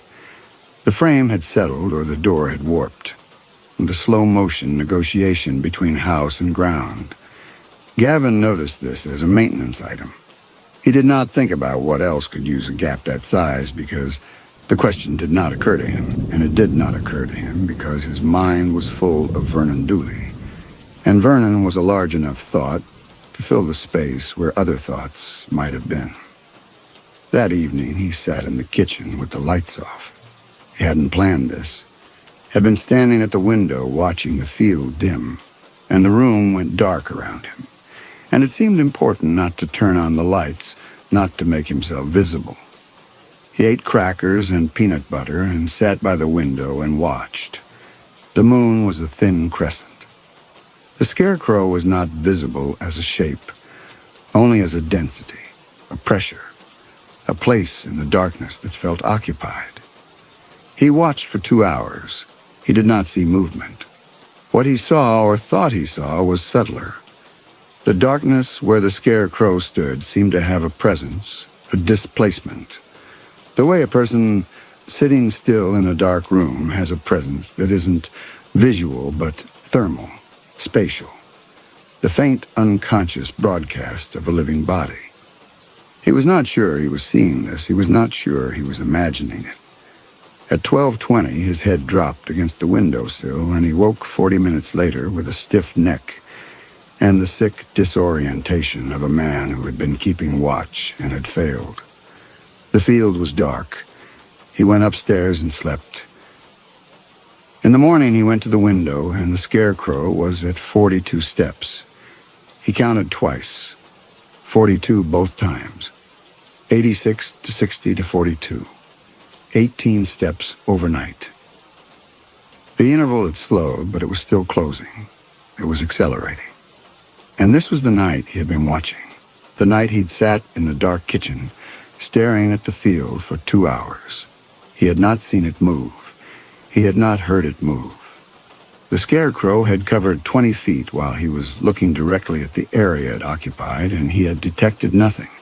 Either the movement had happened during the 40 minutes he'd been asleep, or it had happened while he watched, slowly enough to be invisible in real time, the way the hour hand of a clock moves without appearing to move, and whoever was doing it had been patient enough and close enough to accomplish this without any sound that the house's settling didn't cover. He stood at the scarecrow. 42 steps. At this distance, the painted face was intimate. The brushstrokes visible, the black circles slightly dripped, the burlap texture rough under the paint. Close enough that the face stopped being a symbol and started being a thing with weight and age and the physical history of the hand that had applied it. The ground was churn, drag marks, twin furrows where the post had been pulled. But the furrows came from two directions. One set led east. The other set came from the scarecrow itself, as though the post had rocked in its hole and walked forward, tilting corner to corner the way you move a heavy appliance across a kitchen floor. He pressed the canvas. The straw gave, and his fingers found a pocket of warmer air, a space inside the torso where the stuffing had been pushed to the perimeter, compressed against the canvas and the chicken wire. His hand went deeper, and the gap was larger than his hand, and the straw around it was arranged, not packed, arranged, with the deliberateness of something organized by hands rather than settled by gravity. He did not open the hinged panel. He pulled back. The smell came up from the cavity like something that had been sealed and was now released. Close, sour, human. The concentrated signature of a body in a small space for extended periods.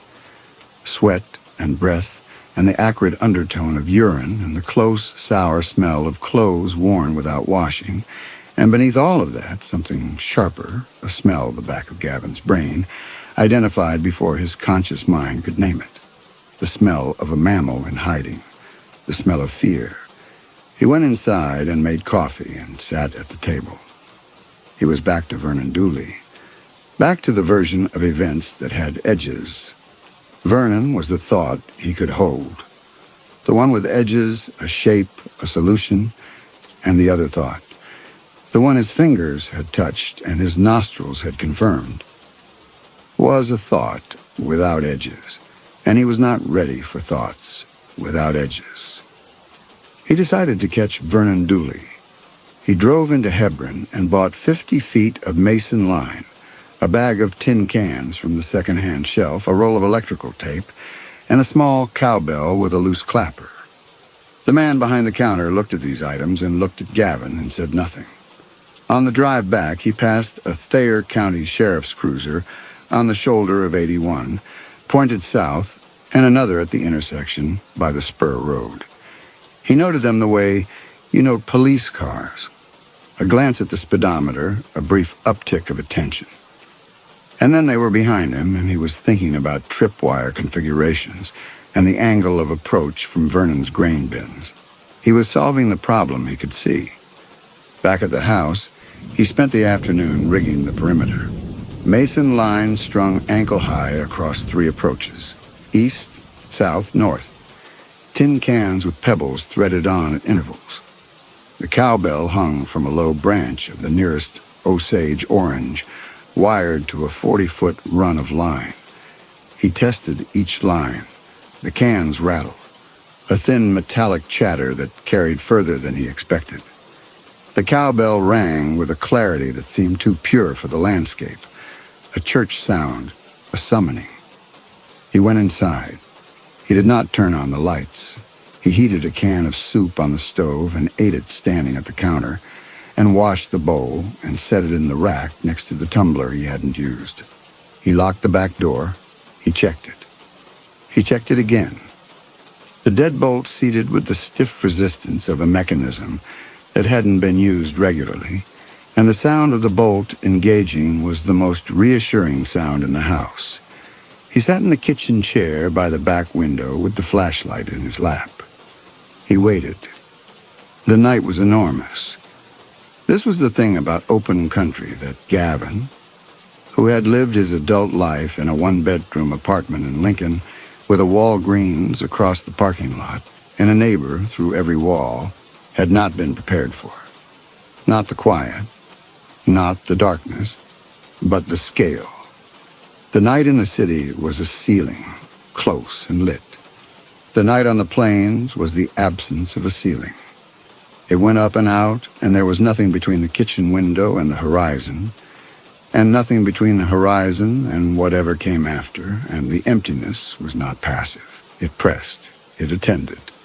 It reminded you continuously that the human world, houses, roads, towns, $12 an hour jobs, was a thin layer on a surface that did not care about it. He waited. The house settled. The radiator ticked. The wind moved through the dead corn with the sound of dry things rubbing together. Two surfaces forced to touch by a force that did not care what they wanted. He listened. He heard it as wind. He also heard it as something else, and the two hearings occupied the same space in his ears, and he could not separate them. The keys to the Ranger were on a hook by the front door at the end of the hallway, past the bathroom and the front bedroom with the bare mattress. He had hung them there on Monday, because that's where his grandfather's keys had been, and the hook was there, and it was the obvious place. The distance between the kitchen and the front door was 30 feet, maybe 35, a straight, dark shot down the length of the house. At 11:14, he heard a truck. Not on the county road, on the field road to the east, the dirt two-track along the section line. A diesel engine, heavy, idling briefly, then cutting. And what replaced it was the stillness of a cab with the engine off and a driver deciding when to move. Gavin sat in the dark with his hands on his knees and his pulse running high and fast, the blood doing what blood does when the body's early warning systems have identified an incoming event and begun preparing without consulting the conscious mind. 10 minutes, 15. Then a truck door closed softly, the weighted quiet of a person standing in a field choosing a direction. The cans, a thin metallic clatter from the east line, a sound. Not a word, not quite a curse, something between the two. Then nothing. A person standing still, listening. Gavin was on his feet and out the back door and around the side of the house, moving on the grass, and he came around the corner of the garage and aimed the flashlight and turned it on. Vernon Dooley was in the beam, one ankle tangled in mason line. Weight shifted forward, both hands on the scarecrow's post. Caught. He looked up into the light, and his face went through 3 expressions in 2 seconds. Surprise, then anger, then the flat blankness of a man whose face has stopped performing because the situation is beyond performance. He did not let go of the post. "Get that light off me," he said. His voice was low, hard. The voice of a man who was caught, but had not yet decided to be caught, who was still calculating whether there was a way to make this into something other than what it was. Gavin kept the light on him. Vernon's hands were still on the post. His knuckles were white. He was wearing the canvas jacket and seed corn cap, and he looked in the flashlight circle like the scarecrow's twin, the same general shape, the same clothes, a man and his imitation in the same uniform. He stared through the light, and Gavin could see him working through it, running the calculations of a man who has spent 60 years in a place where problems were solved by endurance and stubbornness, and the calculation was whether he could brazen through this, and the answer arrived on his face as a slow deflation, a collapse of pressure. He let go of the post. He untangled his boot from the line. He did not apologize. He stood with his hands at his sides and his shoulders squared and said nothing for a long time. And the nothing was not confession and was not defiance. Gavin waited. Vernon talked. Not a speech. Fragments, starts and stops. He said he'd moved it. He said he'd done it twice, Monday night and Thursday night, and had come back to do it again tonight. He said the post was heavier than he'd expected, that he'd nearly thrown his back on Monday. He said these things in the tone of a man discussing equipment failure, the practical details coming easier than the reason. Then the reason came, and it came ugly. The land, the price, the 10 years of offers refused. the grandson from the city who turned down the number.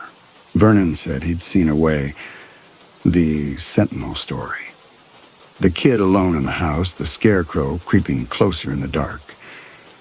And the logic had seemed at the time reasonable, the way unreasonable things seem reasonable when you want something badly enough that the wanting replaces thinking. He said this looking at the ground, and there was no performance in it. Just the flat, exhausted honesty of a man who has put something down and cannot pick it back up. Gavin asked about a Wednesday night. Vernon's head came up. The flashlight was pointing at the ground between them, but there was enough ambient light to see his face change. Not gradually, not in stages, but all at once. The way a landscape changes when a cloud moves and the light shifts, and the thing you were looking at becomes a different thing entirely. He said he wasn't here Wednesday. He was in Lincoln, an auction at the state fairgrounds. He'd driven up Wednesday morning, stayed at his sister's in Havelock, and driven back Thursday. He could prove it.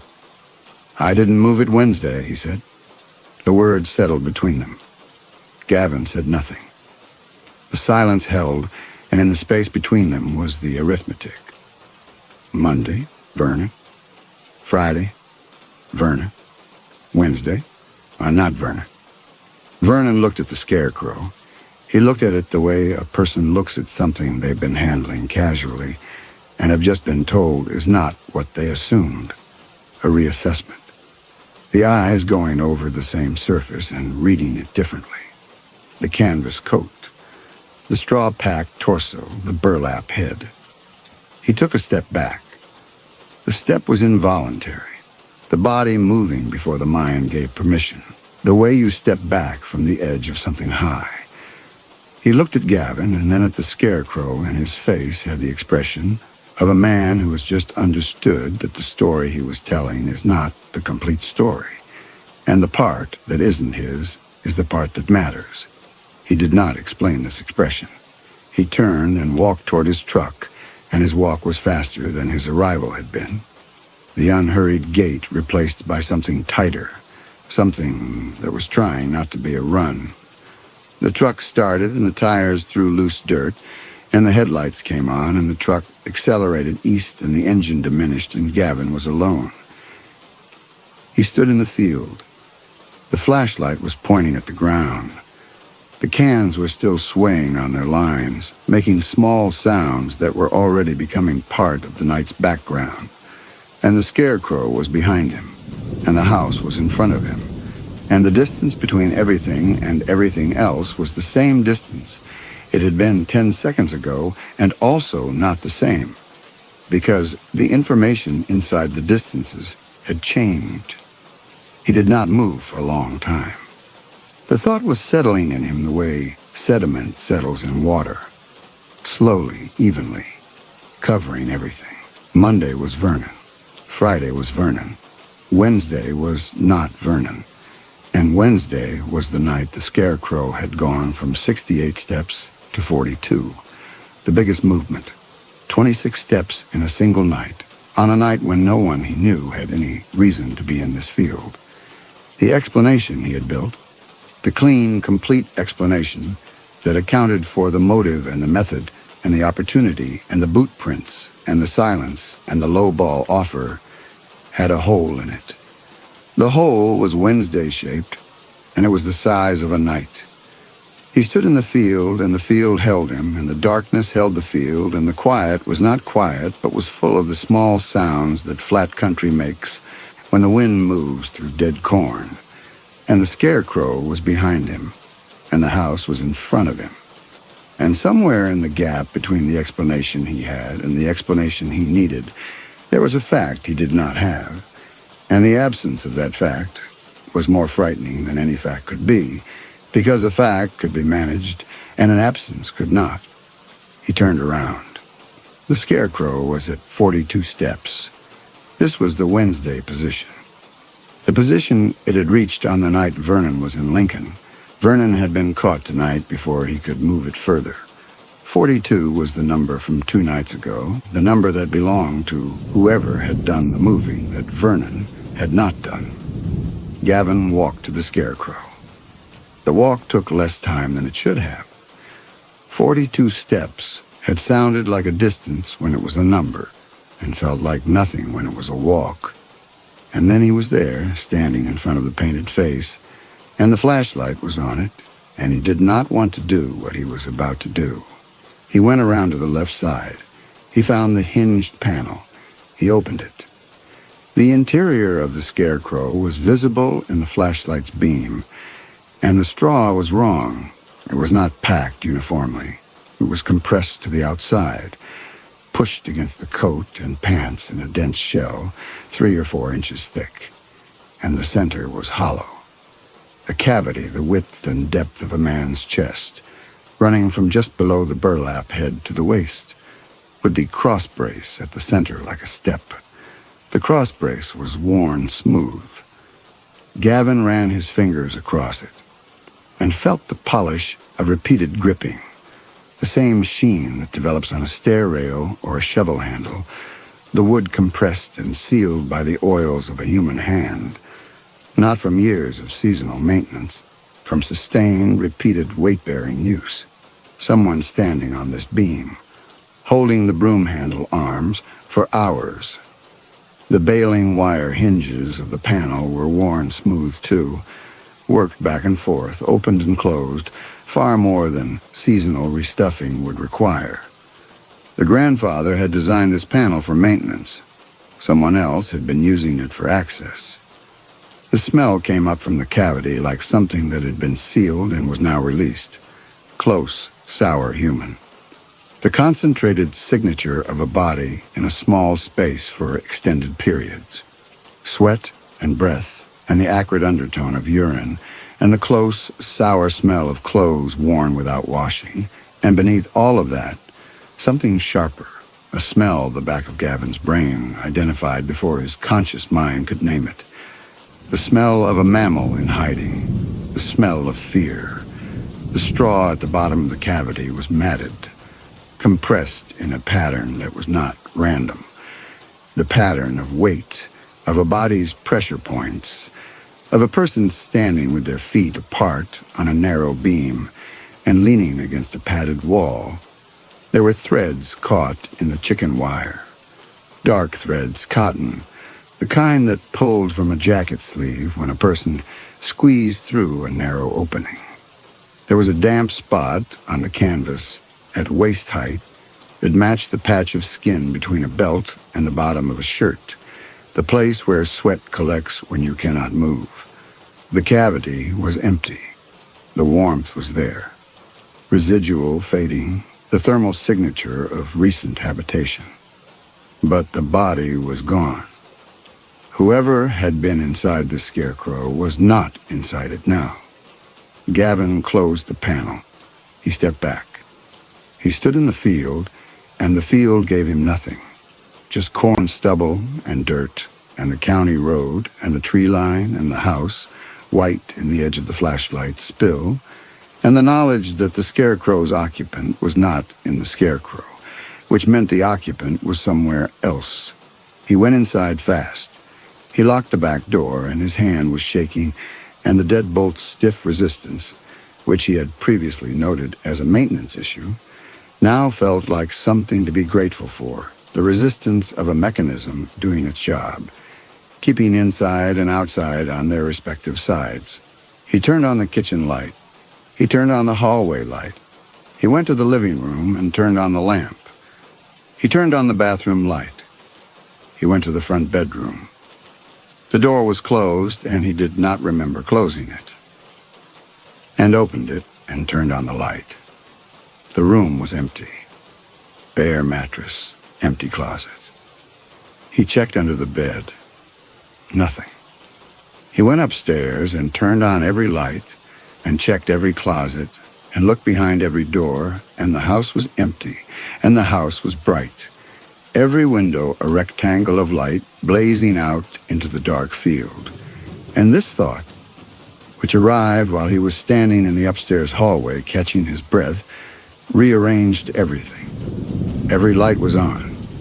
Every window was lit from inside, which meant that from outside, from the field, from the darkness, from the corn, the house was a display case. Anyone standing beyond the porch light's reach could see into every room, could see Gavin moving from room to room, checking closets, opening doors, could stand in the stubble at 42 steps or 30 steps or 10, and watch him the way you watch someone through a window at night, completely visible, unable to see out, because the glass reflects the interior when the inside is bright and the outside is dark. Gavin went downstairs. He moved to the kitchen. He reached for the light switch and stopped. If he turned off the kitchen light, the room would go dark and the window would become a window again and he could see out. But the hallway behind him would still be lit, and he would be silhouetted in the doorway, and the dark kitchen would not be a room he had checked. And if he turned off all the lights, every room would become a room he had not checked. He left the lights on. He stood in the bright kitchen, and the windows were mirrors, and the mirrors showed him his own face and the room behind him, and nothing beyond the glass. He went to the back door. He had locked it when he came inside.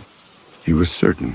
He had felt the deadbolt seat, had heard the mechanism engage, had checked it twice with the focus of a man who understood that checking was the most important thing he could do. He put his hand on the lock. The deadbolt was retracted. The door was unlocked. The door he had locked 4 minutes ago, 5, was unlocked. The bolt was in the open position. The door sat in its warped frame with its quarter-inch gap, and the cold air coming through the gap was touching his ankles. He had not opened it. He had not been near it since he locked it. He had been upstairs checking rooms, and while he was upstairs, someone had been downstairs, and while he was checking the rooms they were not in, they had been in the room he had already checked, and the arithmetic of this, the simple, devastating geometry of two people in a house, one of them looking for the other moving through the spaces the first had already cleared, settled into him like cold water. He locked the door again, the bolt seated. He stepped back from it and did not take his eyes off it, and the bolt did not move, but he understood now that the bolt did not matter, that the gap did not matter, that the lock was a negotiation between himself and the door had already been renegotiated by someone else. He looked at the dish rack. The tumbler was there, the heavy-bottom glass from Monday, and behind it, tucked behind it in a way that was not accidental, a second glass, smaller, thinner-walled. He opened the cabinet. 6 glasses. There should have been 8. 2 were in the rack, washed and placed and dry. The second glass had been there for at least a day, possibly since before he'd arrived, placed by a hand that knew where the rack was. He set it down. The small sound of glass on metal was clean and final. He turned and looked at the kitchen. The chair at the far end of the table, the one he never sat in, was pulled out. The dishcloth on the oven handle was folded in half. Gavin folded things in thirds. The soap dispenser was on the wrong side of the sink.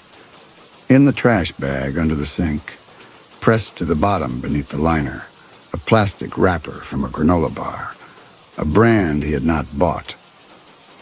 He went to the front bedroom, the room he had checked 3 minutes ago, the room that had been empty. He turned on the light. It was already on. He'd left it on and stood in the doorway. The mattress. The center was depressed. A shallow concavity, the impression of intermittent weight. A body that had been here for hours and then risen. Gavin crossed the room and put his hand on the surface. Warm, not room temperature. Warm. The warmth of a surface that has recently held a body. The thermal memory of contact, the heat still dissipating. And the warmth was the same warmth he'd felt inside the scarecrow's cavity. The same biological residue. And it was here, in this house, in this room, on this mattress. And the person who had left it was not in the bed and was not in the closet. and was not visible in any room Gavin had checked. He opened the closet. The floor was bare except for the corner, a candy wrapper. Snickers, folded in half with the care of a person who produces waste and has nowhere to put it. Next to it, a piece of straw, 3 inches long, slightly damp. The kind that falls from clothing, from a coat packed with straw, from a person who has been standing inside a scarecrow all day and carries pieces of it when they leave. Gavin picked up the straw. He held it between his thumb and forefinger. He stood in the closet of the front bedroom and held a piece of the scarecrow that was not from the scarecrow, but from the person who had been inside it, and the house was bright around him and silent, except for the furnace, which was running in the basement, pushing heated air through the ducts, and the sound of the furnace was the loudest sound in the house, a low, steady hum that filled the registers and the walls and covered everything under its frequency. Covered footsteps, covered a door opening, covered the small sounds a body makes when it moves through a space it knows well. He walked back to the kitchen. His legs were operating under instructions his conscious mind had not issued. He sat down in his chair, the one closest to the stove, the one he'd used all week, and looked at the chair across from him, the one that was pulled out. The hallway was behind him. The front door was at the end of the hallway. The keys to the Ranger were on the hook by the front door. Between where he sat and where the keys hung, the hallway, and the open door of the front bedroom with the warm mattress, and the closed door to the basement. The house was bright. Every light was on. And every light meant every window was a mirror, and every mirror meant he could not see out. And every room he was not in was a room he could not account for. And the Ranger was in the garage, and the keys were at the end of a hallway he could not see the end of from where he sat. The furnace clicked off. The house went quiet. Not silent. A house is never silent. But quiet in the way that a room full of people is quiet when someone stops talking. The absence was louder than the sound had been. The radiator ticked twice and stopped. The refrigerator hummed, and the hum was thin and high and did not cover anything below its frequency. In the quiet, Gavin heard a sound. Not a footstep, not a door. Something softer and closer than either. The sound of weight shifting, a body adjusting its position. The creak of a floorboard under a foot that has been still for a long time and has allowed itself one small movement. The sound came from the hallway, from somewhere between the kitchen and the front door, from the stretch of house that contained the front bedroom with its warm mattress and the basement with its closed door and the hook where the truck keys hung. Gavin did not move. His body understood, before his mind authorized the understanding. That movement was sound, and sound was location, and location was the only information he had that the other person did not. He sat in the kitchen chair with his hands on his knees and his breath held, and the overhead light buzzing and the windows reflecting the room back at him, and the back door unlocked, and the hallway behind him, and the sound from the hallway not repeating, the absence of repetition worse than the sound itself, because the sound meant presence, and the absence of sound meant the presence was listening. The glass in the dish rack held the light.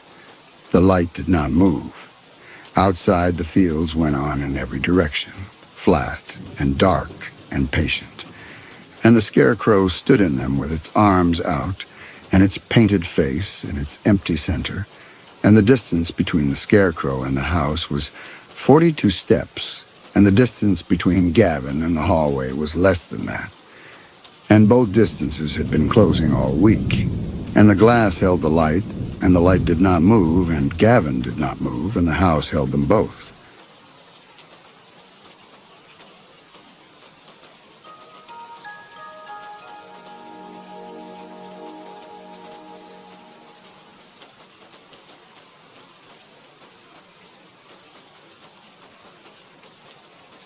The man had been on the cross since just past dark, and his arms had gone to a steady numbness that started at the wrists where the hemp bit and worked up past the elbows into his shoulders like water pooling. Below him, the road came up out of the hollow in a series of switchbacks, and he could feel the updraft from it cool against his ankles where the burlap had ridden up. He had stuffed the shirt and trousers with dead grass from the ditch line and sewn the seams shut with baling wire, and the grass had settled into the shape of a body that was close enough to his own to pass at a distance, but wrong in the particulars. The belly too full, the chest caved where it should have swelled, so that what hung on the cross looked like a drowned man pulled from a river and propped up as a warning. He had made the head from a feed sack stuffed with cattail down and drawn on it with a grease pencil, a face that he thought of as his other face, the one that watched the road while he slept. And the grease pencil had run in an early rain so that the features had blurred into an expression of mild and permanent surprise. The mouth a dark smear, the eyes two uneven circles that seemed fixed on a point just past whoever looked back at them. The cross itself was old. He had found it already fixed at the edge of the orchard when he came into the valley in late summer, leaning against the sky at the place where the road curved and the apple trees started, and it had been put together with mortise and tenon joints that had swelled tight in the weather so that the whole cross had the solidity of a living tree rather than built lumber. The vertical timber was locust, the kind that resists rot for generations, and the grain of it had gone silver where the bark had peeled away.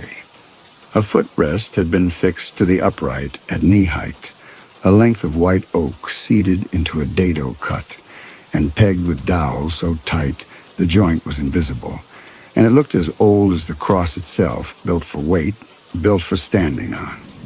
He had noticed when he first examined the cross a set of narrow channels routed into the top of the crossbeam on either side of the upright, each channel containing a curved piece of hickory held in place by iron pins, and he had taken them for structural bracing, clamps to hold the tenon while the joint set, and had not examined them further because they were old and dark with weather and plainly part of the cross's bones. And a man who has survived as long as Toby Hensley has survived does not waste his attention on things that are obviously what they appear to be. The first time he stepped onto the footrest and leaned back against the crossbeam with his arms spread along the wood, he understood that this was what the cross had been waiting for, not a scarecrow made of grass and wire, but a man with warmth and weight and patience, and that he was giving it what it wanted, while it gave him what he wanted, which was a place to stand above the road and wait. He had been in Greenbrier County 7 weeks. He did not keep a close count of the days, but he knew the number, because he had come into the valley on the last day of August, when the apples were still green and hard and the trees held them close, and now it was the 2nd week of October, and the apples were falling.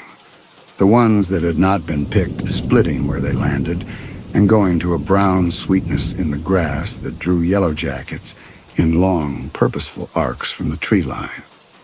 He had come up from the south on foot, carrying what he owned in a canvas duffel, walking the back roads because the highways made him visible, and visibility was what he had spent most of his life avoiding.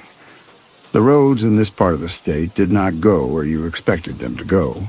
They followed the water, bending where the creeks bent, climbing where the hollows climbed, and they dead-ended against ridge lines or petered out into logging traces that hadn't been used since the timber companies left. And a man walking these roads could go weeks without being seen by anyone who would remember him, and this was the quality Toby Hensley valued above all other qualities in the physical world. He had found the shack at the orchard's western edge with its door standing open and its roof still mostly sound, and he had set his duffel on the floor and understood that the walking was done. The shack had been a picker's cabin one, The walls still held the smell of men who had slept in their clothes and the stale air of rooms that had been closed too long against weather that should have been let in.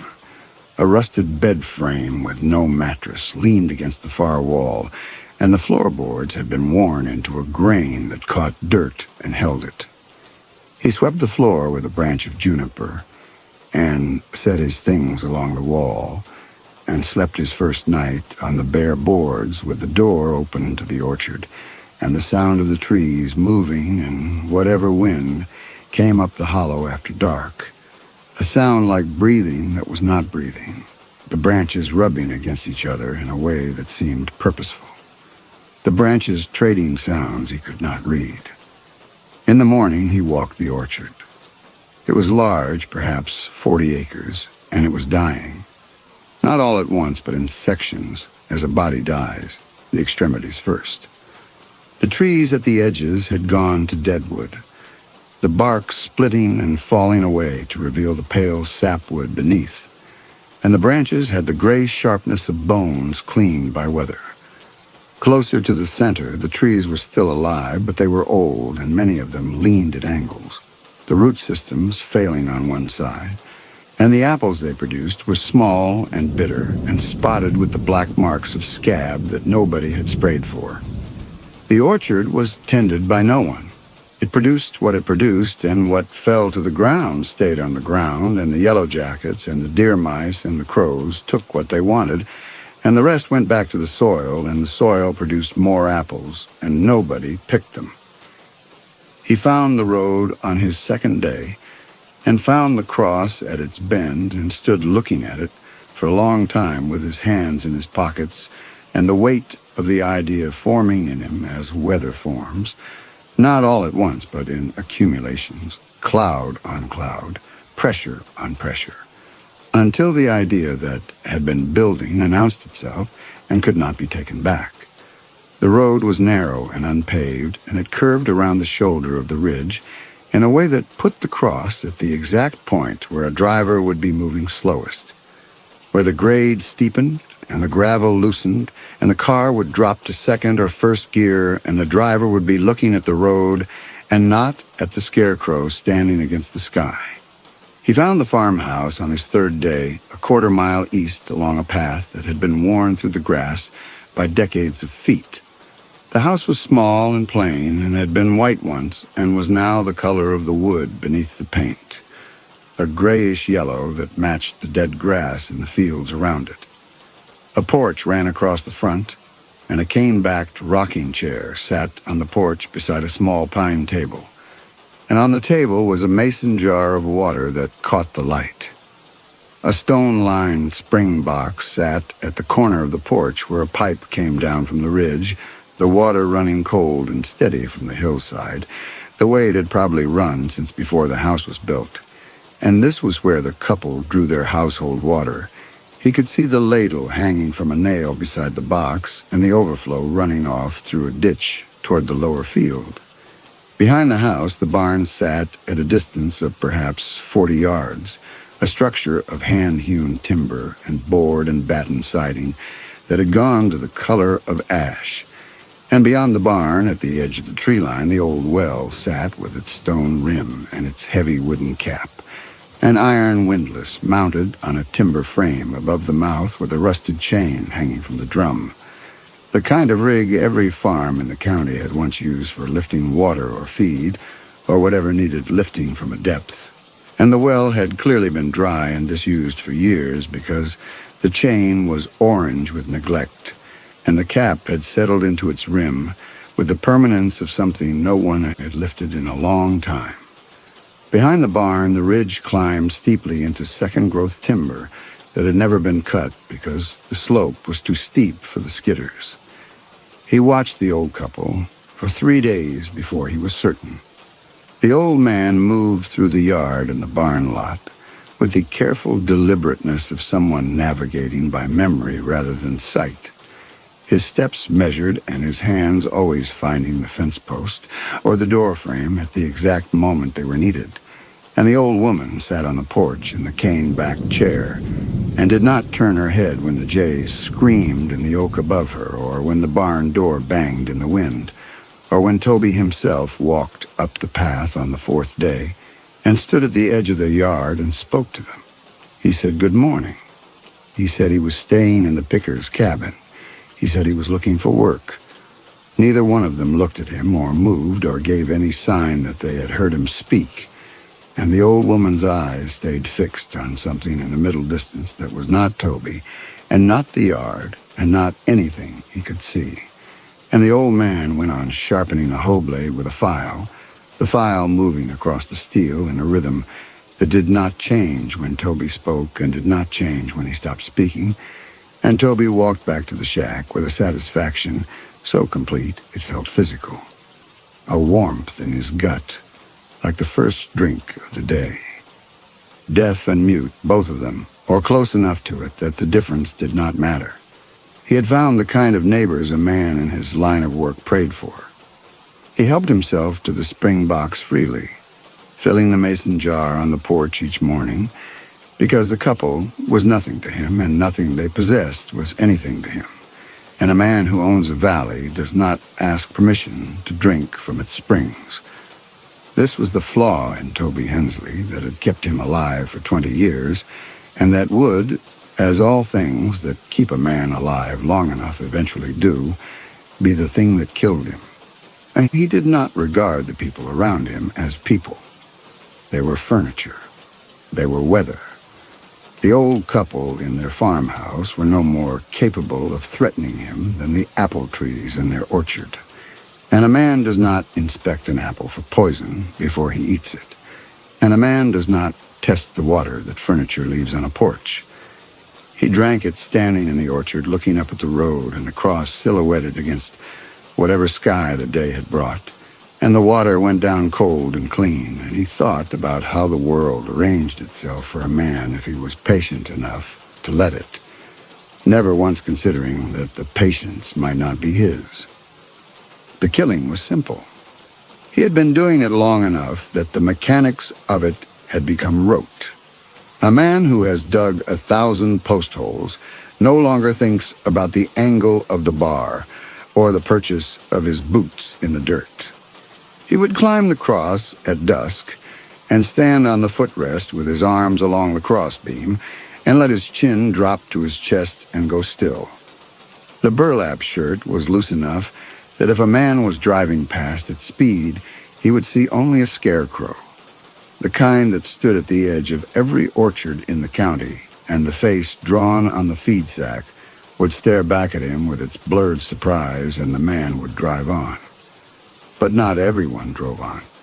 The road through the hollow was not a main road, and the people who used it were generally people who had taken a wrong turn somewhere below, or who were looking for the county road over the ridge and had followed this one too far into the mountains to turn back easily.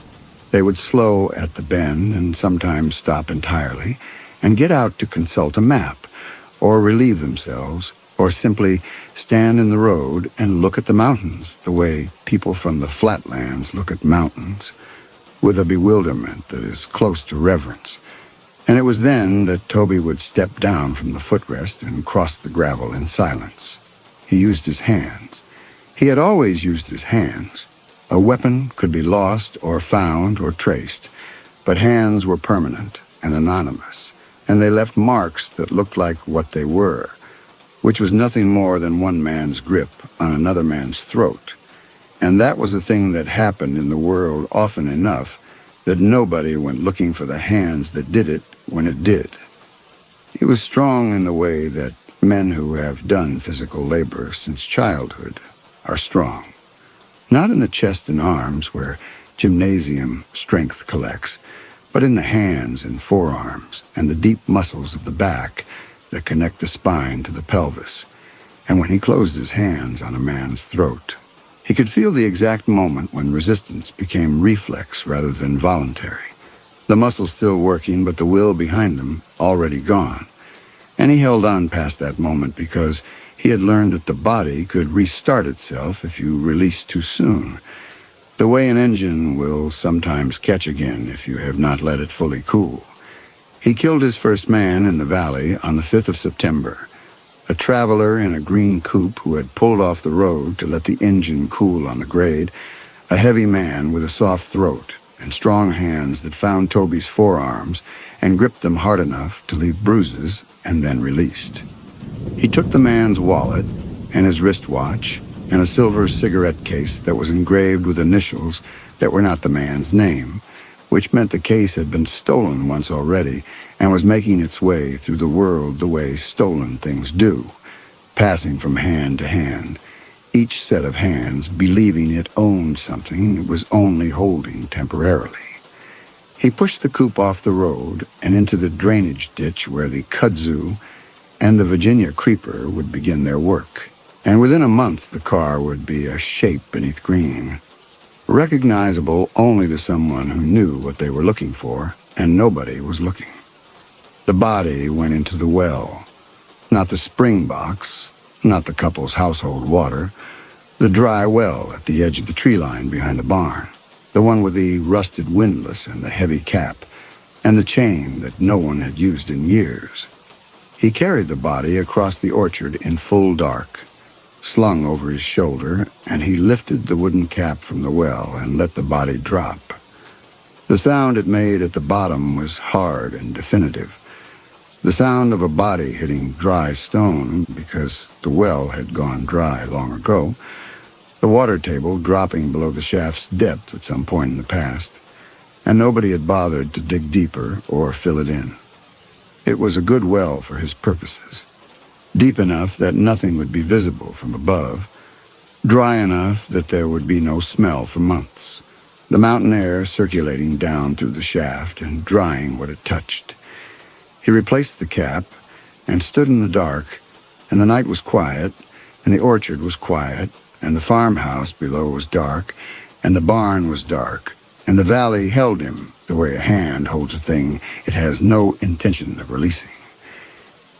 He killed his second man 9 days later, a younger man, a hiker with a pack and boots too new for the terrain, who had come up the road on foot looking for the Appalachian Trail access that his guidebook claimed was somewhere in these mountains and was not. Toby stepped down from the cross, and the hiker saw him, and the hiker's face registered something that might have been surprise and might have been recognition.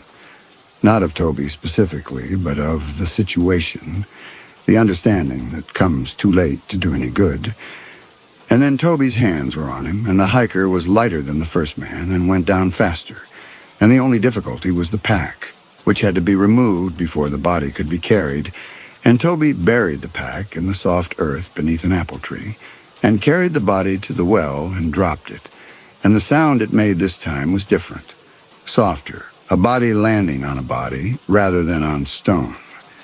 He settled into a rhythm, a kill every 10 days or so, sometimes less, depending on the traffic.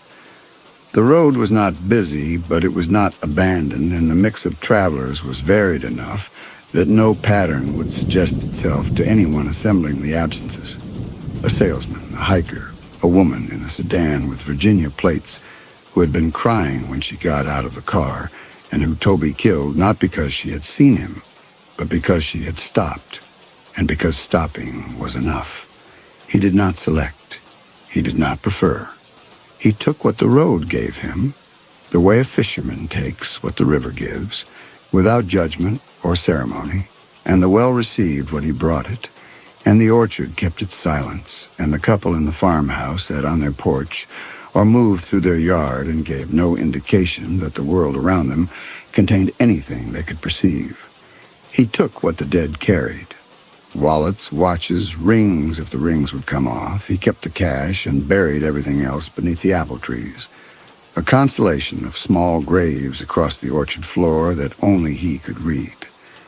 He did not spend the money because there was nowhere to spend it, and he did not need much, and what he needed he could take.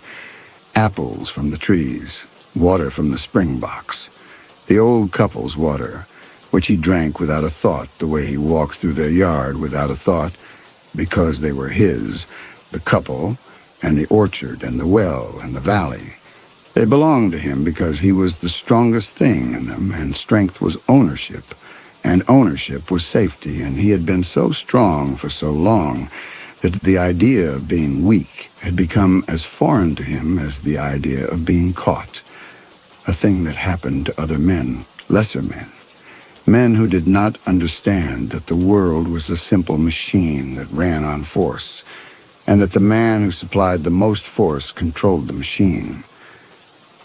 The water from the spring box changed in the third week of September, not in any way Toby could have named. The water was still cold, still clean. It still carried the faint mineral taste of the limestone ridge it filtered through. But there was a new element in it now, a second taste so close to the water's own that it occupied the same space, the way a voice, singing in unison, with another voice disappears into the harmony and cannot be heard separately. He noticed the change by not noticing it. The recognition came after the fact. The way hearing a creak means you've already stopped listening for it. The water went down the same way. It sat in his stomach the same way. The only difference was that the jar on the porch was now full when he arrived each morning. The water beaded on the glass in the way water beads when it has just been poured, and the couple was filling it for him now rather than leaving it to fill from the overflow, and this attention struck Toby as the behavior of people who had accepted his presence the way they accepted the weather, and he drank it as his due. The first body had been in the well for 2 weeks when the water changed. He did not connect these things because there was nothing to connect. The spring box and the well were 100 yards apart and drew from different sources, and the couple could not have known about the well because the couple could not hear or see anything that happened beyond the radius of their porch. He drank, and the water was water, and the valley was his, and the mornings were cold now, and the apples were falling. He had been in the valley 5 weeks when he noticed the first thing that did not fit. It was a smell. He had been crossing the orchard at dawn after a night on the cross, moving through the trees with the light coming gray and cold through the branches, and the smell came from the direction of the barn, and it stopped him, the way an unexpected sound stops a man in a dark room. He knew this smell the way a butcher knows blood, not from any single encounter, but from a long accumulation that had built in him a recognition so deep it lived below thought. It was the smell of a body that had moved past the first stage of its dissolution and into the longer, slower phase where the flesh dries and the smell changes from something wet and commanding to something dry and particular, almost sweet, the way fruit leather smells when it has been left too long in a window. It was coming from inside the barn. He told himself it was a deer. A deer had gotten in and died and was drying in the October air, and the couple hadn't found it because they could not hear or smell, and the thing to do was to go in and drag it out himself. He believed this in the way you believe the first explanation that offers itself for something you do not want to examine. And he went to the shack and slept. 3 days later, the smell had deepened. The dry sweetness, joined by a chemical sharpness he could not identify, a sharpness that stung his nostrils and made his eyes water when the wind brought it directly. And he thought of tanning solution, and then of lye, and then stopped thinking about it, and went up to the cross at dusk and killed a man in a pickup truck who had stopped to check his tires, and the man died with his hands on the rear fender, and Toby carried him to the well and dropped him in, and the sound was the layered sound of body on bodies. And he replaced the cap and stood there, and the smell from the barn was in the air, and he could not tell if it was stronger near the well than near the barn, or if the two smells were the same smell coming from two directions. He had not been inside the barn since his first week.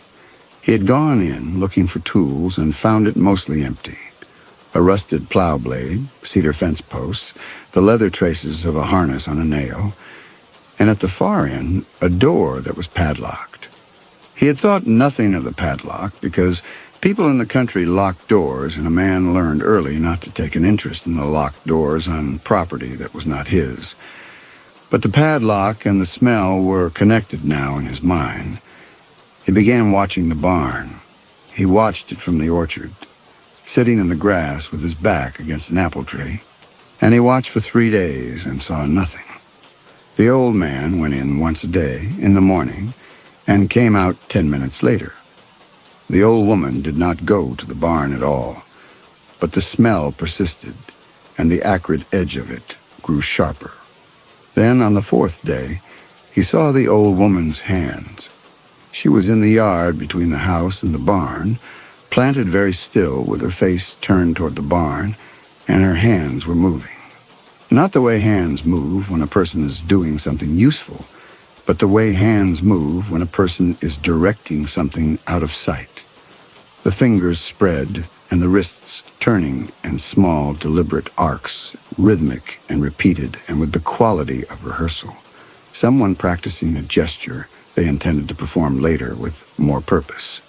Then she stopped and lowered her hands and went inside, and Toby sat against his tree, and the satisfaction that had been living in his gut since the first week went cold and strange. He told himself she was losing her mind the way old women in the mountains did, slowly and without drama. He believed it until the next night when he saw the light. The light was inside the barn. He saw it at 2 in the morning, a faint yellow glow visible through the gaps in the siding, the kind of light a kerosene lamp makes when the wick is trimmed low, and the light moved from one end of the barn to the other, someone walking the length of the building with the lamp and then walking back, a slow procession that took several minutes in each direction. The pattern was too regular to be someone searching and too slow to be someone working, and the only word his mind produced was ceremony. The light moved with the cadence of a rite performed in the same order each time, each pause and resumption falling on a beat established long ago. The light was there again the next night and the night after that. Each time it started after midnight and lasted until 3 or 4, and each time it moved in the same pattern, the same pauses in the same places, and by the 3rd night he had stopped telling himself stories about what it meant and was simply watching, the way you watch something that has passed beyond the range of explanation. His hands had begun to stiffen. He noticed it first on a morning in the first week of October, nearly 2 weeks after the water had changed, a tightness in the fingers that he worked loose against his thighs until the joints loosened and the fingers could curl and straighten without resistance. The stiffness went away by midday and he forgot about it. The next morning it was back, slightly worse, and again he worked it loose and again he forgot. By the end of the week the forgetting was no longer possible. The stiffness was persisting into the afternoon, a rigidity in the middle knuckles that made his hands feel thick and clumsy, and the exercises that had worked in the first days now only reduced it rather than eliminating it, so that by evening his hands were functional but not fluid, and the difference between functional and fluid was the difference between a man who could close his hands fast enough to kill and a man who could not. He thought it was age. He was 43 and had spent most of those years outdoors. His father's hands had locked into claws by 50. The fingers curved inward like a fist that could not complete itself, and Toby had always assumed this would come for him too, because what came for your father came for you. But it was not only his hands. His knees caught, a hitch in the joint when he stood, that felt less like stiffness and more like something mechanical, a bolt seating and unseating. His neck would not turn fully to the left. His shoulders restricted the range of his arms. His hips resisted lateral movement. His jaw ached in the morning. And the water went down cold and mineral from the mason jar each morning, and Toby drank it as his due. The rightful portion of a man who had taken possession of the land, and the thought that the water might be anything other than water did not enter his mind, because the mind that conceives of poison is a mind that conceives of itself as vulnerable.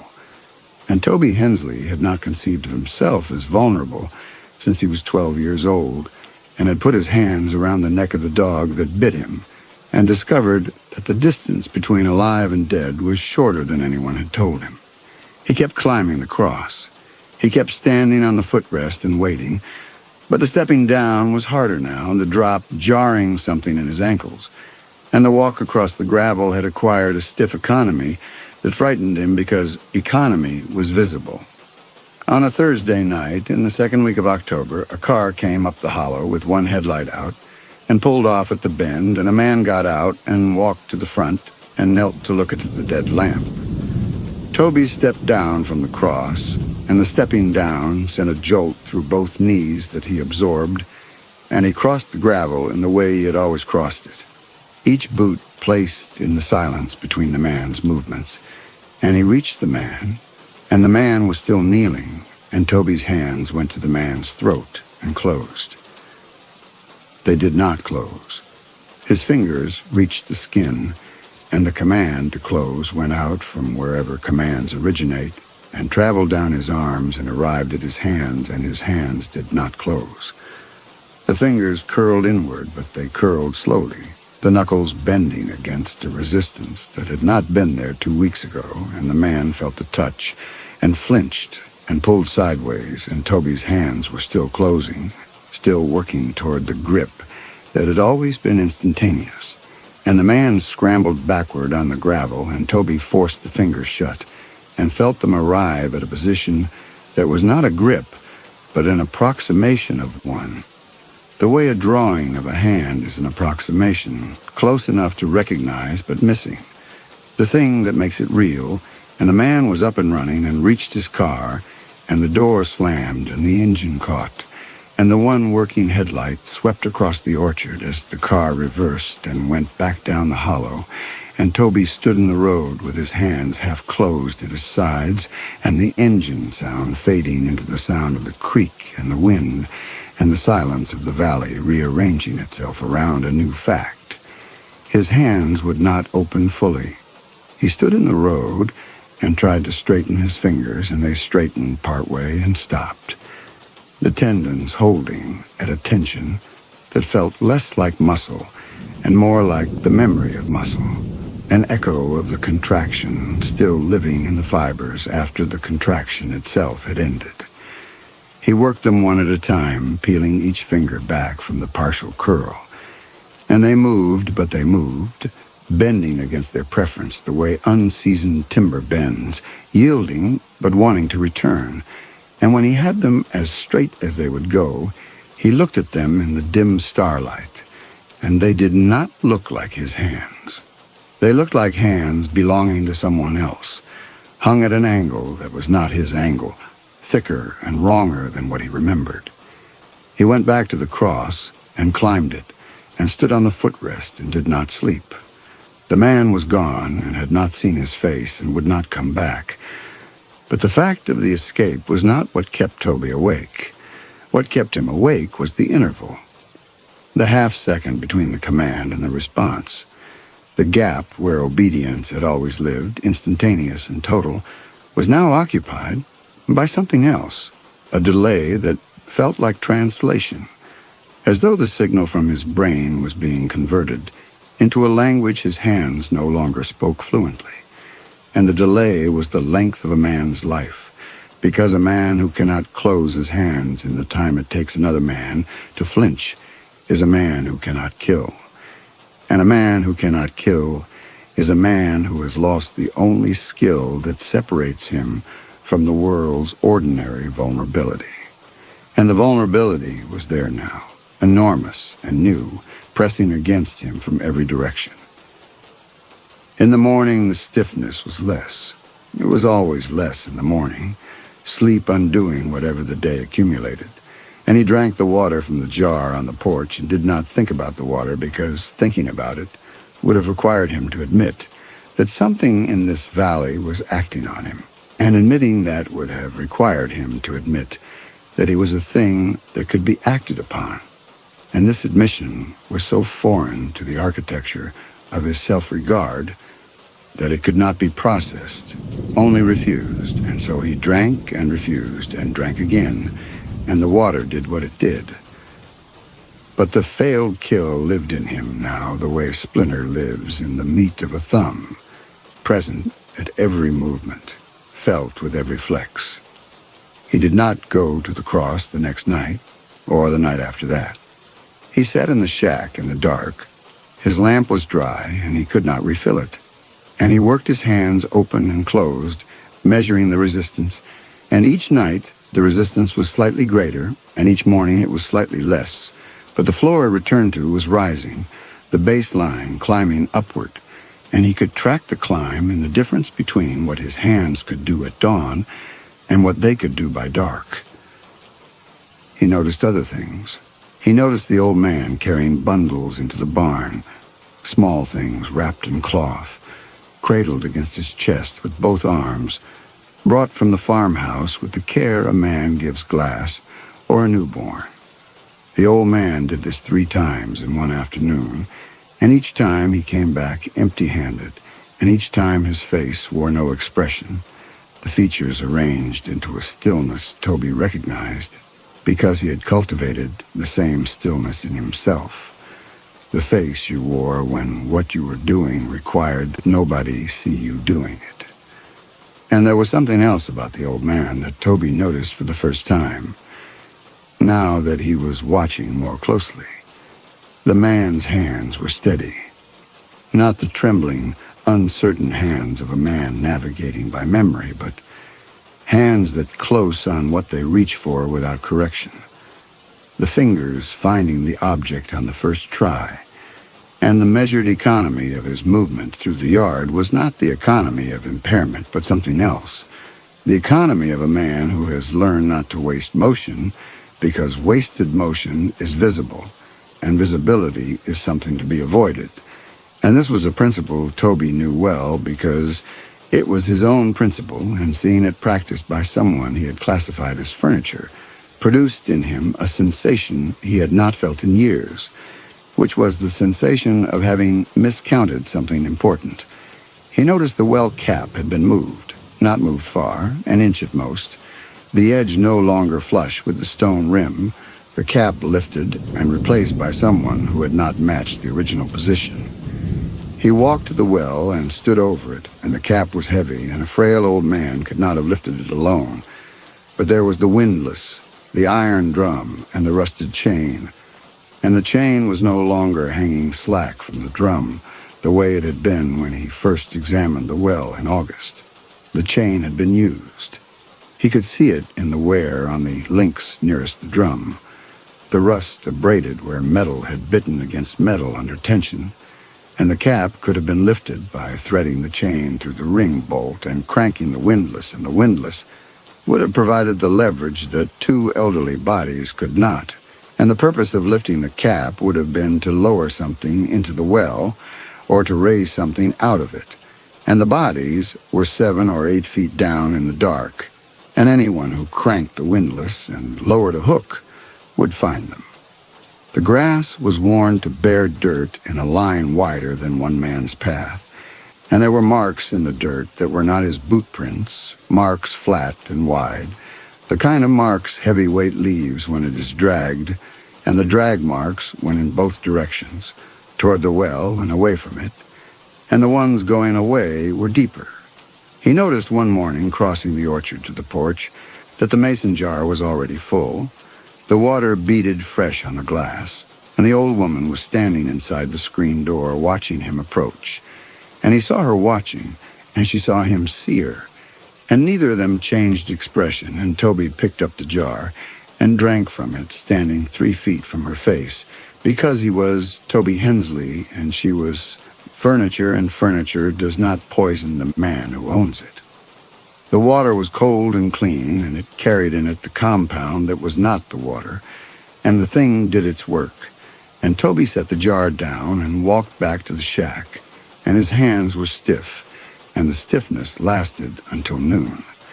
He needed kerosene. His lamp had gone dry, and the nights were long, and the dark in the shack was total. And without the lamp, the dark and the stiffness advancing together, the lamp's absence and the joint's refusal arriving on the same schedule. The couple had kerosene. He had seen the 5-gallon can on the shelf inside the barn door. He would go at night when the couple was asleep and fill a jar and be back before anyone knew. The couple would not notice because people who kept 5-gallon cans did not measure to the pint. He waited for a night when the barn was dark. Came on a Thursday. He checked the barn 3 times between midnight and 2, and the gaps in the siding showed only darkness, and the farmhouse was dark, and the valley was silent.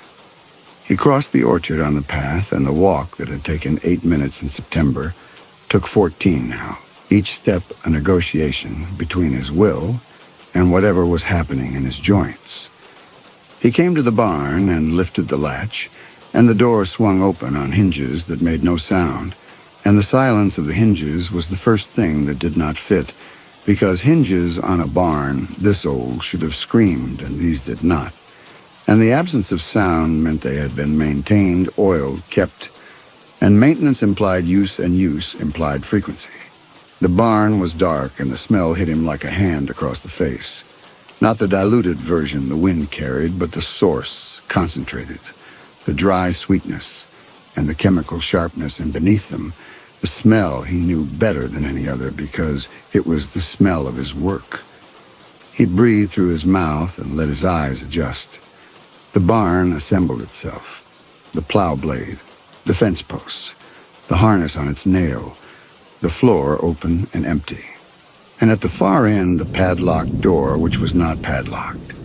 It was open, and there was light beyond it. Not kerosene light, but something cooler, steadier, and the light fell through the open door onto the barn floor in a narrow stripe. And Toby found the kerosene can on its shelf, and it was dry, empty, another thing that did not fit. And his heart was hitching the way his knees hitched, and he set the can down and walked toward the light. He walked the length of the barn. The stiffness gave his movement a formality, each step placed with the deliberateness of a man in a procession. And the light grew, and the smell grew with it. He reached the door and looked through it. The room ran the full width of the barn.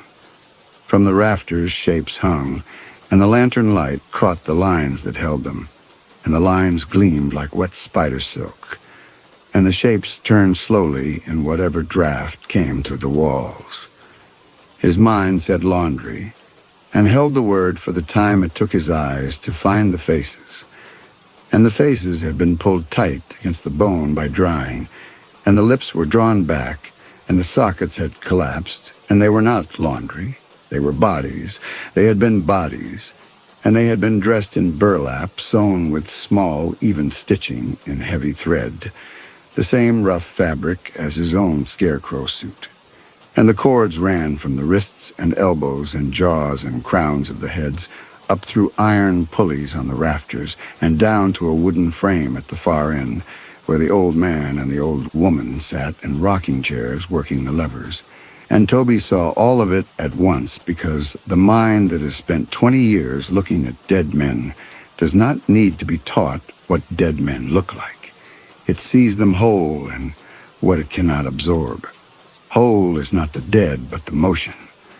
The arms rising and the heads tilting and the jaws opening in unison, and the body swaying forward from the waist in what was a bow, a slow, synchronized bow of reverence, and the levers reversing, and the bodies straightening and bowing again, and the old woman whispering to them in a voice below the threshold of words, the tone of a woman speaking to people she loved, people who had finally come home, 7 of them. He saw the salesman among them, the narrow shoulders, the long arms, the way the head sat tilted on the neck. And the salesman had been in the well 5 days ago, and now he was here, cleaned and dried and rigged and bowing with the rest. And the well was not a repository. The well was a collection point, the near end of a transaction he had never agreed to. The windlass, the abraded chain, the drag marks on the path. The couple had been cranking the bodies up from the dry shaft and carrying or dragging them to the barn and turning them into congregants, into a church of the dead that assembles itself from Toby's work the way a nest assembles itself from what the bird brings. And the bird does not understand that it is building something. It only understands the carrying, and Toby had understood only the carrying. The spring box, the water, the cold, clean water he had been drinking every morning because he was Toby Hensley and the valley was his and the couple was nothing and their water was his, and a man does not question what belongs to him. The jar had been there before the first body went into the well, but the water had changed after it. The couple filling the jar fresh each morning with something dissolved into the spring water that hid inside its mineral taste, the way a copperhead hides in dead leaves. And the dosing had begun when the first body appeared, because the first body was what told the couple that the valley's new resident was useful, and that useful things should be maintained and maintained. Things should be prepared, and the preparation was the water, and the water was preparing him the way you prepare a field, slowly, thoroughly, working the resistance out of the soil until the soil will accept whatever you plant in it. He stepped back from the door, 3 steps before the old woman stopped whispering. The silence was worse than the whisper. The levers stopped. The bodies stopped mid-bow. The old woman's head turned, and she was looking at the open door, not at Toby, but at the door, and her expression was the expression of someone who has heard something they expected to hear, and the waiting is over. He did not wait. He turned and walked fast through the barn and out the door and into the orchard. The night air hit him, and he was moving through the apple trees with his legs doing what they could still do, which was less than an hour ago, less than that morning. The stiffness no longer a condition, but a direction, a vector moving inward from every surface of his body, and the center was failing. His knees locked and released and locked again in cycles that shortened with each step, and his hips resisted the lateral shift of walking, and his spine refusing the curve that speed required, and the apple trees stood around him in the dark like witnesses to something they had seen before. He stumbled. An apple turned beneath his boot, and his ankle caught, and his knee locked, and he went down on one hand, and the hand did not have the flexibility to absorb the impact, and the wrist folded, and he lay in the wet grass among the fallen apples, and the getting up took a very long time because his body had crossed some threshold while he was in the barn, the dosage reaching some critical accumulation in his tissues. And the muscles that had been resisting his commands were now refusing them outright, and then relenting, and then refusing again, a stutter in the chain of obedience that made every movement provisional. He was on his feet. The farmhouse was dark behind him. The barn was dark. But the darkness did not mean the couple was inside it. The darkness meant only that the lanterns were out, and the old woman had heard him, and the old man would be with her, and they would be moving through the orchard on the same path because it was the only path, and they knew it better than he did. The cross. The cross was where he had always gone when the world became dangerous, the place where Toby Hensley disappeared and the scarecrow took his place, where no one could find him because there was no one to find. If he could reach the cross and get onto the footrest and go still, then whatever was happening would happen to a scarecrow, and scarecrows do not need to move. He came out of the trees onto the road, and the cross was there against the sky. He crossed the gravel with his legs stiff but functional, locked but mobile, and he reached the cross and put his hands on the wood and pulled himself up. Every joint resisted and then yielded a half-beat late, and his fingers found the crossbeam and curled around it and held, and he got his boots on the footrest and leaned back and spread his arms along the wood and let his chin drop. He felt the mechanism engage. A bar beneath the footrest shifted. A bar or a rod seated by his weight into a position it had never found before, and it had never found it before because it had not been set to find it. And the reason it was set now was that someone had come to the cross while Toby was in the barn and had done whatever was needed to arm the trigger, pulling the pins that held the hickory collars in their channels, setting the rod that connected the footrest to the release.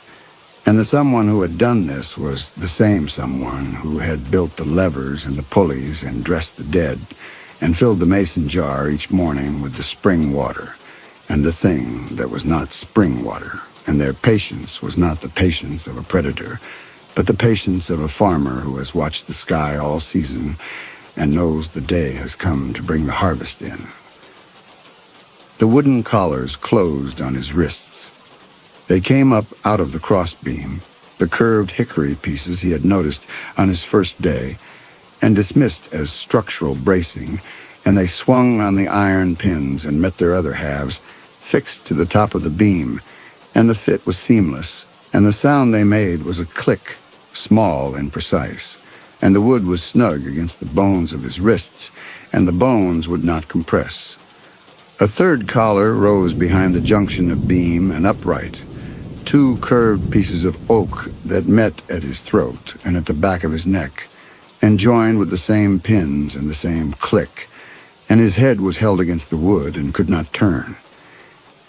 He understood what the cross was, not a scarecrow's frame and not a hunter's blind, but the barn's front gate, the intake, the place where the newest member of the congregation waited while the preparations were made. The channels in the crossbeam were original. The iron pins were original. The footrest was original. The cross had been designed as a single mechanism, every part integrated, and everything Toby had believed about his position in this valley, that he was the predator, the one who chose, had been as wrong as the grease pencil face on the feed sack, a crude approximation bearing no resemblance to the thing it was meant to represent. The orchard was quiet. The road was empty.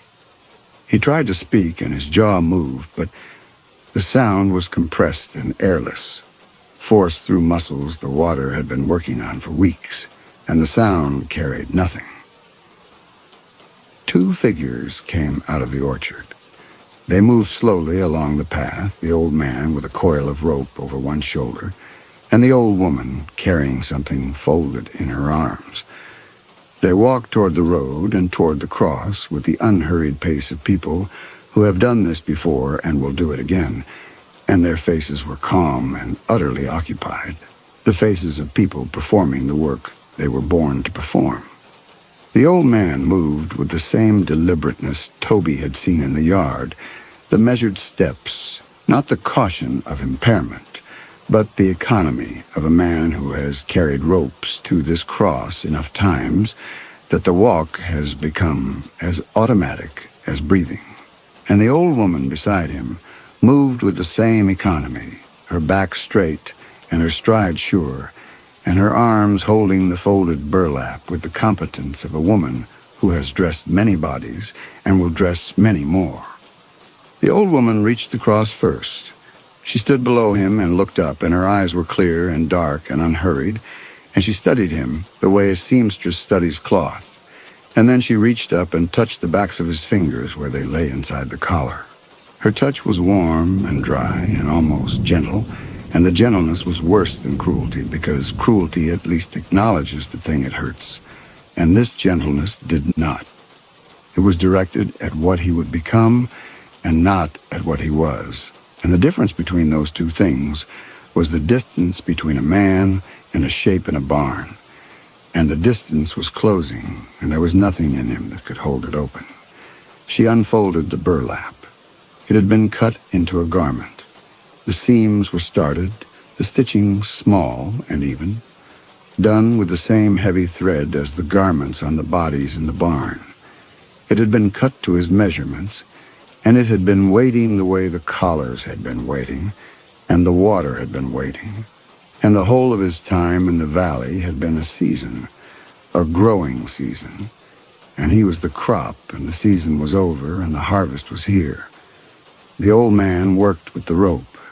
His hands moved with the ease of a man who has tied these knots hundreds of times, looping and cinching. And the couple worked in the silence of people who have nothing left to say because the work has always spoken for itself. They stepped back. They stood at the edge of the road, and the old woman put her hand on the old man's arm, and he covered it with his own, and they stood for a moment, two people looking at what they had made, and then they turned and walked back into the orchard, and the sound of their footsteps faded into the sound of the creek and the wind, and the last apples falling in the dark. Toby hung on the cross. The collars held his wrists and his neck, and the footrest held his boots, and whatever the water had become inside him held the rest. He could feel it finishing. The leading edge of it moved through the last soft places, the muscles of his face going taut against the bone, the skin drawing tight, the tendons standing out in his neck. His eyes were open because the muscles that closed them no longer answered to him, and his eyes looked down at the road, and the road was empty, and the sky was changing in the east, the black going to gray. 2 points of light appeared on the road below.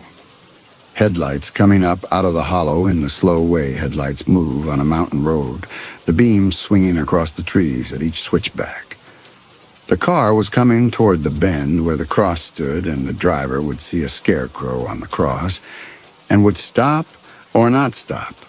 And it did not matter which, because the orchard would provide what the barn required the way it always had.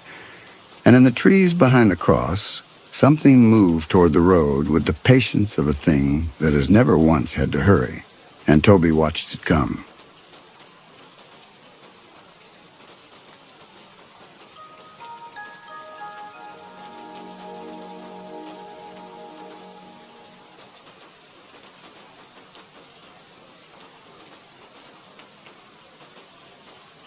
Nobody wants a dog this scared.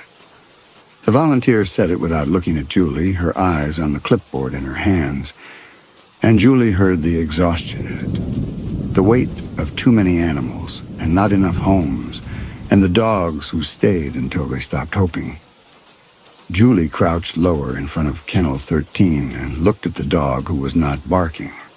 One eye gone, the other eye enormous, unblinking, fixed on her with an intensity that made her straighten up before she realized she was doing it.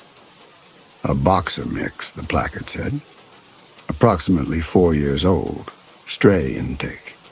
He was pressed against the chain link at the back of the kennel, his body so still he might have been a photograph. And he did not move when Julie extended her hand toward the wire. He did not blink. He did not shift his weight even slightly. What happened to his eye? The volunteer glanced up.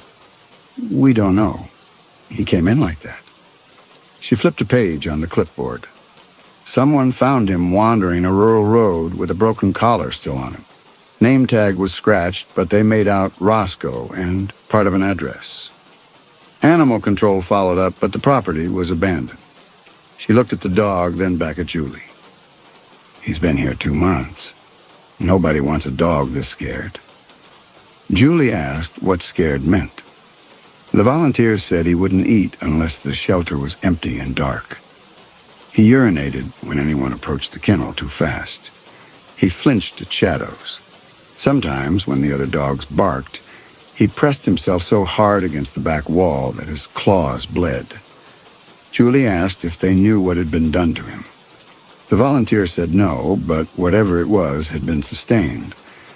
This was not a dog who had been hit once or twice. This was a dog who had learned that survival meant invisibility. Julie stood. She thanked the volunteer and walked back through the 12 kennels of barking dogs and got in her car and sat in the parking lot with the engine off and the Florida heat pressing through the windshield. The dog who would not move. The eye that did not blink. 32 days from now, or 60 or a year, Roscoe still in Kennel 13, still pressed against the back wall, still waiting for someone to decide he was worth the effort. She drove home. Julie found Joel in the garage installing shelves, and when she came in, he looked up and saw something in her face that made him set down the drill before she spoke. She told him about the dog. She described the missing eye, the stillness, the way Roscoe had looked at her without moving, and Joel listened in the way he had learned to listen in the 8 months they'd been married, just fully, without interrupting, his hands still. When she finished, he asked if she wanted to go back and see him again. She said no. She wanted to bring him home. Joel asked the practical questions. Did they know anything about his temperament? Had the shelter done a behavioral assessment? Was he safe around people? And Julie answered that she didn't know, that the volunteer hadn't said much, that it didn't matter because the dog needed them, and she had already decided. Joel looked at her for a long moment, then said, "Okay, if she was sure. I'm sure." They drove back together the next morning and filled out the paperwork. The volunteer brought Roscoe out on a leash, and he walked between them with his head low and his tail tucked so tightly it nearly touched his belly.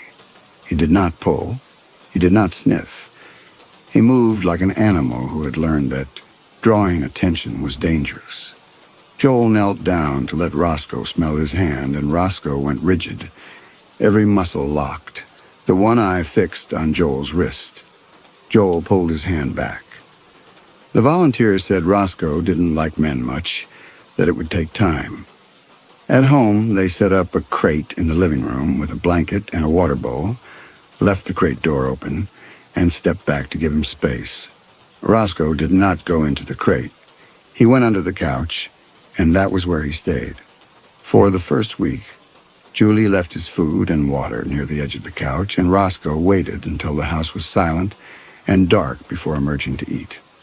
They heard him sometimes at 2 or 3 in the morning, the soft click of nails on tile, the sound of the back door's dog flap they had installed, swinging open and closed, the rustle of kibble in the bowl. In daylight, he was invisible except for the single eye they could glimpse in the shadows if they crouched low enough. Joel suggested giving him time. Julie agreed. They moved quietly through the house and spoke in low voices and did not try to coax him out. But by the second week, Julie had begun to lie on the floor near the couch for an hour each evening, a book open in front of her, not looking at Roscoe, but letting him see that she was there and that she was not a threat. Roscoe did not come closer, but he did not retreat either. The eye watched her. She turned pages. The room filled with the hum of the air conditioning and the distant sound of Joel doing dishes in the kitchen. And after a while, Julie realized she was holding her breath, waiting for Roscoe to understand that he was safe now, that no one here would hurt him. Joel thought they should take him to a vet. Julie thought they should wait. It became their first real disagreement, quiet but insistent. Joel said the dog might be in pain, that the missing eye could be infected, that they didn't know what other injuries he was carrying. Julie said Roscoe was too scared, that forcing him into a car in a strange building with strange hands touching him would undo whatever fragile trust they were building. Joel said they had a responsibility to get him medical care.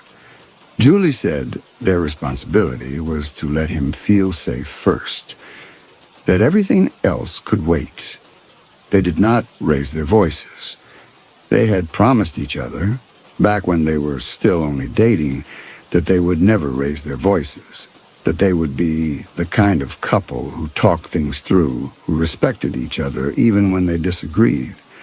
But the promise did not account for the silences that came after, the way Joel retreated into his work, and Julie lay on the floor alone with her book, and neither of them knew how to say what they were really afraid of, which was that they had taken responsibility for something they did not know how to fix. By the third week, Roscoe had begun to eat during the early evening while they were still awake. Julie considered this progress. She moved his bowl 6 inches farther from the couch each night, and Roscoe followed it. stretching his neck to reach the kibble without leaving the shadows entirely. She could see more of him now, the brindle coat, the scarring on his muzzle, the way his ribs showed through the fur. He was thinner than the shelter had let on. She increased his portions, and he ate everything she gave him. Joel came home one evening with a bag of treats and a soft toy shaped like a duck. He set them on the coffee table without comment, and Julie picked up the duck and squeezed it so it squeaked. Roscoe scrambled backward under the couch, claws scrabbling on tile, and Julie dropped the toy immediately. Joel said he was sorry that he hadn't thought it would scare him. Julie said it was fine, that they'd try again later. The duck sat on the coffee table for 3 days before Julie moved it to the garage. The 4th week was when Roscoe began to show the signs. Julie noticed it first because she was the one on the floor each evening, close enough to see the way his breathing changed when a car door slammed outside, the way his body tensed when Joel's footsteps approached too quickly in the hallway, the way the eye followed shadows on the wall. Once, when a neighbor's dog barked in the yard next door, Roscoe urinated where he lay, a dark, spreading pool beneath the couch, and Julie cleaned it without saying anything, moved the rug, and left a towel folded nearby in case it happened again. It did. Twice more that week, always in response to sudden sound. A truck backfiring on the street, a palmetto bug hitting the window screen, the garage door rattling in the wind. Joel said this was more than fear. He said something had been done to this dog, something specific and sustained, and they needed professional help. Julie said she knew. She did. She opened her laptop to search for emergency vet clinics and stared at the search bar without typing anything. She closed the laptop. It felt like breaking a promise she had made without words. On the 28th day, Roscoe allowed Julie to touch him. She had been lying on the floor as usual, reading a novel she was only half following, when she noticed that Roscoe had inched forward slightly, his head just past the edge of the couch's shadow. She did not move. She turned a page. 5 minutes passed. She set the book down and extended her hand, palm up, fingers loose, and waited. Roscoe stared at her hand. His breathing was fast and shallow. She did not move her hand closer. She simply left it there, an offering, and after another minute, Roscoe stretched his neck forward and pressed his nose to her fingertips. The touch lasted less than a second before he jerked back, but it was enough. Julie did not move. She pulled her hand back to the book, pressed her palm flat against the page she had been reading, and felt the paper's texture under her skin. Real, present, proof that the moment had happened. She turned the page. Her hand was shaking. She let it shake.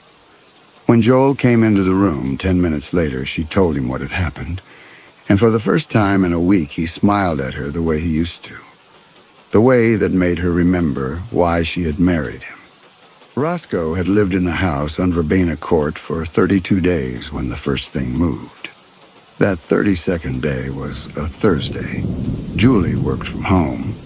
She did bookkeeping for a property management company, spreadsheets and emails, nothing that required her to leave the house. And Joel left each morning at 7:30 for the architecture firm downtown. The house was quiet after he left. Julie made coffee and opened her laptop at the kitchen table and listened to the sound of Roscoe's breathing under the couch in the next room, a rhythm she had learned to recognize as sleep. She worked through the morning, stopped for lunch, and was returning to the table with a sandwich when she noticed the chair was out of place, pulled away from the table at an angle she had not left it, the seat facing the wrong direction. She stood in the doorway holding the sandwich and stared at the chair and tried to remember if Joel had sat there that morning. He hadn't. She had eaten breakfast alone. The chair had been pushed in. She walked over and pushed it back into place, and as she did, she felt the faint displacement of air that comes when something has moved recently, the warmth not yet dissipated. She looked at the other chairs. They were where they should be. She looked at the table. Nothing else was disturbed. Roscoe was still asleep under the couch. She could hear him. The house was locked. She had checked when Joel left, a habit they had both developed after the neighbors 2 streets over were robbed in May. No windows were open. The air conditioning was running, but it did not move furniture. Julie set the sandwich down and stood very still in the kitchen, listening to the hum of the refrigerator and the distant sound of a lawnmower outside and the house settling around her. And she told herself that she had moved the chair herself and forgotten that this was nothing, that houses did small and unexplainable things all the time. But when Joel came home that evening and asked how her day had been, she did not mention the chair. She said it had been quiet. He kissed her and went to change out of his work clothes, and Julie stood at the counter chopping vegetables for dinner, the chair's wrong angle replaying in her mind, and she did not know why she had not told him except that saying it aloud would make it real, and she was not ready for it to be real yet. The chair moved again on Friday night while they were both in the room.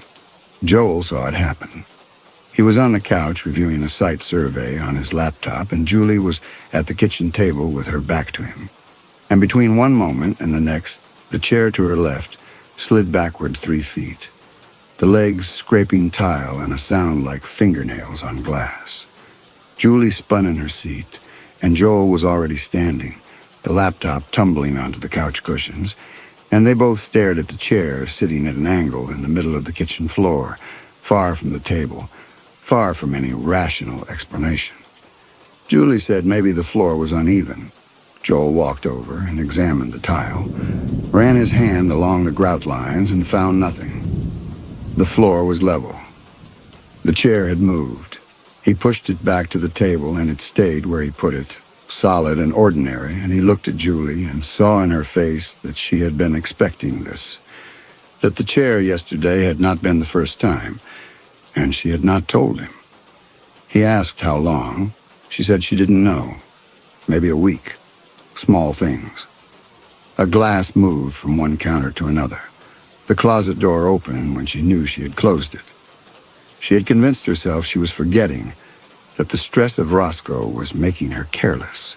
But now Joel had seen it too, and there was no more room for forgetting. They stood in the kitchen and listened to the house around them.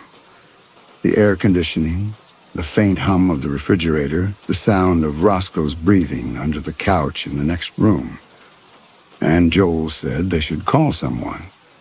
Julie asked who. He didn't know. An inspector, maybe. Someone to check the foundation, the wiring, something structural that would explain this. Julie nodded but did not look convinced, and that night neither of them slept well. The escalation came in pieces over the next 5 days, small violations accumulating into something larger. A picture frame in the hallway tilted 45 degrees on its nail. The bathroom mirror cracked in a single diagonal line while Julie was brushing her teeth. No impact, just the sound of glass surrendering. Joel's keys disappeared from the counter where he always left them and reappeared 2 days later in the freezer. Ice crystals forming on the metal.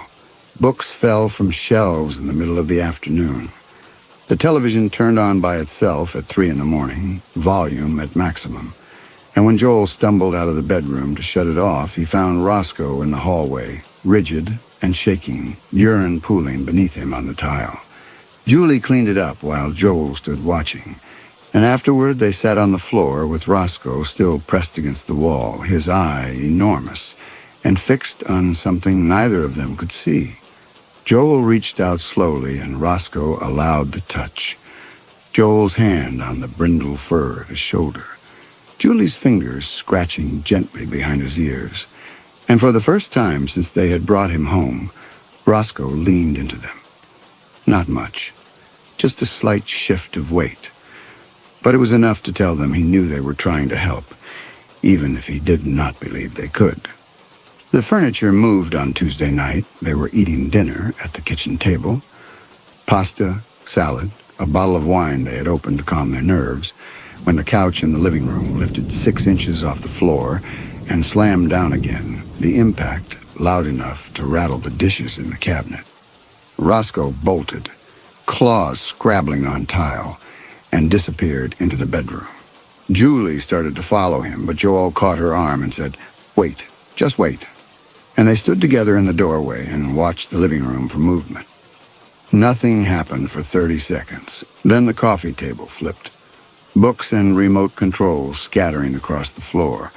Then the lamp on the side table toppled and shattered, glass spreading in a bright spray across the tile. Joel pulled Julie back into the kitchen and said they needed to leave right now, and Julie said no. She said Roscoe was still in the house and they were not leaving him.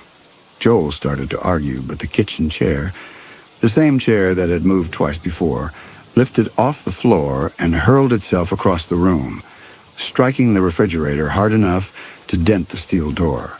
They ran for the bedroom. Roscoe was under the bed, pressed into the corner where the frame met the wall, and Julie dropped to her knees and called to him in the voice she used when he was scared, soft and steady. But Roscoe did not come out. The living room went quiet. They waited. 5 minutes. 10. The house settled around them, and the air conditioning cycled off, and in the silence they heard Roscoe's breathing, fast and shallow, and nothing else. Joel said they should go to a hotel. Julie said not without Roscoe. Joel said they could come back for him in the morning, in daylight, and Julie turned to look at him with something in her face he had never seen before, something cold and final. And she said if he left this house without the dog, he would be leaving alone. Joel stared at her. He started to say something, stopped, started again. He said, "Okay. Okay." They would stay. That night they slept on the bedroom floor with the door locked, and Roscoe under the bed, and nothing else moved. But none of them rested. The sound came on Friday night. They were in bed, not yet asleep, when they heard it in the hallway. Heavy, deliberate footsteps, the strike of hard soles on tile. Joel sat up. Julie reached for the lamp. The footsteps stopped outside their door. They could see the gap beneath the door, the line of hallway light, and in that gap they saw the darkness interrupted by two shapes, solid and still, blocking the light. Someone was standing in their hallway. Joel got out of bed and crossed to the door, and Julie hissed at him to stop, but he was already reaching for the handle. He yanked the door open, and there was no one there. The hallway was empty. The light was on. No footsteps, no boots, nothing but the smell of something old and stale, like clothes left too long in a damp basement, and underneath it the sweet, sick scent of alcohol sweated through skin. From the living room came a sound Julie would remember for the rest of her life. Roscoe wailing, not barking, not whimpering. A sound that was almost human, high and broken, the sound of something that understood what was happening and could not bear it. They ran. Roscoe was in the corner of the living room, backed against the wall where the couch met the side table, and he was staring at the space near the front door. Julie looked where he was looking and saw nothing, but Roscoe's eye was tracking something, moving left to right, following movement neither of them could see. His body was locked, every muscle rigid, and between his legs the tile was wet. Joel said there was nothing there. Julie said Roscoe could see it. She moved toward the dog, and Roscoe did not acknowledge her, did not shift his gaze, and Julie crouched down beside him and put her hand on his back, and felt the shaking so violent it was almost a seizure. She said his name. She said it again. Roscoe did not respond. Then the air in front of the door changed. Not much. Just a thickening, a sense of space occupied, and the temperature dropped so fast Julie saw her own breath. The smell intensified. Alcohol and sweat and decay. And beneath it something else. Something that reminded her of meat left in a hot car. She could not see clearly what stood there, but she saw enough.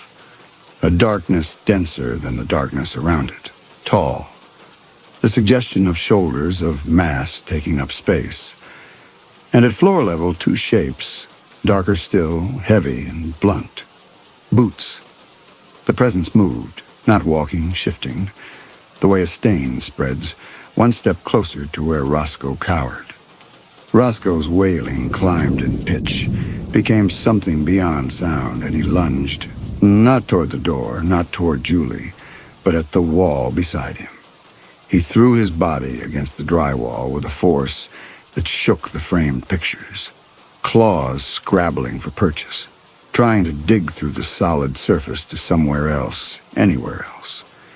His nails caught on the paint, and two of them bent backward, snapped, and blood streaked the white wall in lines as he clawed higher, frantic, mindless. Julie grabbed him, and he did not feel her. Joel shouted something she didn't hear. The darkness near the door was fading. She blinked, and the space was empty again, just the entryway and the front door and the brass knocker catching the light.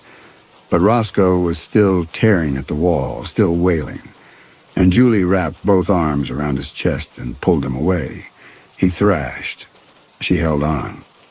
His weight was more than she expected, all muscle and panic, and she went down hard on her hip, Roscoe in her lap, his claws raking her forearm as she tried to pin him. Joel was beside her then, his hands on Roscoe's shoulders, his voice low and steady, saying, "Ease, ease, it's gone." And after another 10 seconds, Roscoe went limp, not calm, just empty. His breathing slowed, the wailing stopped. He sagged against Julie's chest, and she felt the shaking continue, deep and relentless. And she held him and did not let go. They sat on the floor together for 20 minutes. Roscoe did not move. His eye was half closed now, unfocused, and Julie thought he might have gone somewhere inside himself where they could not follow. Joel examined Roscoe's paws and found 2 nails broken at the quick, blood still seeping, and he said they needed to bandage them. Julie said, "Not yet, not yet. Let him rest." When Roscoe finally stirred, it was only to shift his weight slightly, pressing closer to Julie's body, and she understood that he was seeking warmth, comfort, the physical proof that he was not alone. She held him tighter. Joel sat with his back against the couch and his hand on Roscoe's flank, and the 3 of them stayed there on the living room floor until the sun came up. In the morning light, the blood on the wall looked worse than it was, long streaks, but shallow, already drying to rust. Julie cleaned Roscoe's paws with the peroxide and wrapped them in gauze she found in the bathroom cabinet, and Roscoe let her do it without protest, without even flinching. Joel made coffee. They sat at the kitchen table and did not speak for a long time. Finally, Julie said they had to leave. Joel said yes. He had already looked up hotels that allowed dogs, but Julie shook her head. She meant leave the state, leave Florida. Go somewhere far from this house and whatever was in it. Joel asked if she was serious. She said she had never been more serious about anything. Joel set his coffee down. He said they couldn't just abandon the house. They owned it. They had a mortgage. They had spent their savings on the down payment. Julie said she didn't care. She said the house could burn for all it mattered, that no amount of money was worth what had happened last night. Joel said they didn't even know what it was, that maybe there was an explanation, that they should at least try to understand it before they ran. Julie said she had seen it. She had seen the darkness in the doorway, the thing with the boots, and Roscoe had seen it too. She said it was not trying to scare them. It was trying to get to Roscoe. Everything that had happened, every object moved, and every mirror broken, was leading to this. The thing wanted the dog. Joel stared at her. He asked how she could possibly know that. Julie said because she had watched it. She had watched the way the presence moved toward Roscoe, the way Roscoe reacted. And it was not fear of something unknown. It was recognition. Roscoe knew what that thing was. Joel was quiet for a long moment. Then he said if that was true, if the thing was focused on Roscoe and not on them, then maybe they could find out what it was, where Roscoe came from, what happened to him. Julie asked how. Joel said the shelter told them there was no microchip, but maybe they missed it. Maybe a different scanner would find something. Or maybe there were records they could access online. Animal control reports, veterinary databases. Julie looked at him. She said he was grasping at straws. He said yes, he was, because the alternative was running, and he didn't think running would solve anything. If the thing was attached to Roscoe, it would follow them. They needed to understand it first. They needed to know what it wanted. Julie started to argue, then stopped. She looked at Roscoe, curled on the floor near the table, his bandaged paws tucked beneath him, his eye closed. The darkness in the doorway, the boots, the way Roscoe had known it was there before they did. She said Joel could search if he wanted. She said she would give him 1 week to find an explanation, to fix this, to make it stop. If nothing changed in a week, they were leaving, and Joel could come with them or stay behind. He said, okay, 1 week. She reached across the table and took his hand, and they sat together in the bright Florida sunlight streaming through the kitchen window, the house quiet around them. And neither of them said what they were both thinking, which was that a week might not be enough, and that whatever was in this house was not finished with them yet. The manifestations intensified in the days that followed. The house became hostile, in ways Joel could not explain and Julie could not ignore. Gravity felt wrong in the hallway. Joel walked through it Tuesday afternoon, and had to brace himself against the wall, his inner ear screaming that he was tilted even though the floor was level. Julie opened the kitchen cabinet Wednesday morning, and the air inside was so cold it burned her hand, left a red welt across her palm that faded only after an hour. The walls pressed in at night, not visibly. Joel measured the living room twice, and the dimensions had not changed. But the space felt smaller, tighter, the corners darker than they should be. Roscoe refused to leave the bedroom. He would not eat. Julie left food and water beside the bed, but he ignored both. When she tried to coax him out, he turned his face away and pressed himself into the corner. And she stopped trying because forcing him felt cruel. The smell came and went without pattern. Joel would be working at the kitchen table, and suddenly the air would thicken with the scent of alcohol and rot, so strong it made his eyes water, and then it would vanish as quickly as it arrived. Julie started sleeping with the bedroom door locked, though she knew locks meant nothing. The ghost was not outside the door. It was in the walls, in the air, in the house itself. Wednesday night, the Boots walked through the living room while they were both awake. They heard the heavy tread, slow and deliberate, crossing from the front door to the hallway, heading toward the bedroom where Roscoe was hiding. Julie stood. Joel looked at her. She crossed to the hallway entrance and positioned herself in the center of the corridor, her body blocking the path. The footsteps continued. She could hear them approaching, heavy and deliberate, the sound of boot soles striking tile. And she did not move. Joel joined her, standing beside her, both of them forming a wall between the sound and the bedroom door. The footsteps stopped 3 feet in front of them. Julie could smell it. Alcohol, sweat, rot. The air was thick with presence. She did not step aside. Joel's hand found hers and gripped it hard. Then the silence fell. Not quiet. Silence. Absolute. The air conditioning cut out mid-hum. The distant sound of cars on the street vanished. Even the soft whistle of air through Joel's nose disappeared. The world became a vacuum. And in that vacuum, the air pressure dropped so violently that Julie felt her eardrums flex inward, a sharp pop of pain in both ears. Joel's hand convulsed in hers. The space 3 feet in front of them was consuming everything. Sound, air, heat, inhaling the room itself. Julie's lungs burned. She could not draw breath. The presence was so close. She could feel the displacement of air where it stood, could sense the mass of it, the solidity. One step closer and it would touch them. She did not move. Neither did Joel. They stood together and stared at the empty hallway and refused to step aside, even as their vision began to darken at the edges, even as their lungs screamed for air that was no longer there. The pressure released. The sound rushed back. Air conditioning, distant traffic, their own ragged gasps as oxygen flooded their lungs. The smell faded. The presence retreated. The hallway was empty again, just tile and walls and the locked bedroom door behind them. But they had made their position clear. Joel and Julie did not sleep that night. They sat in the living room with the lights on and listened to Roscoe whimpering under the bed. Every time the house creaked, every time the air conditioning cycled, they tensed, ready to move, ready to place themselves between the sound and the bedroom. They held hands without speaking because there was nothing left to say.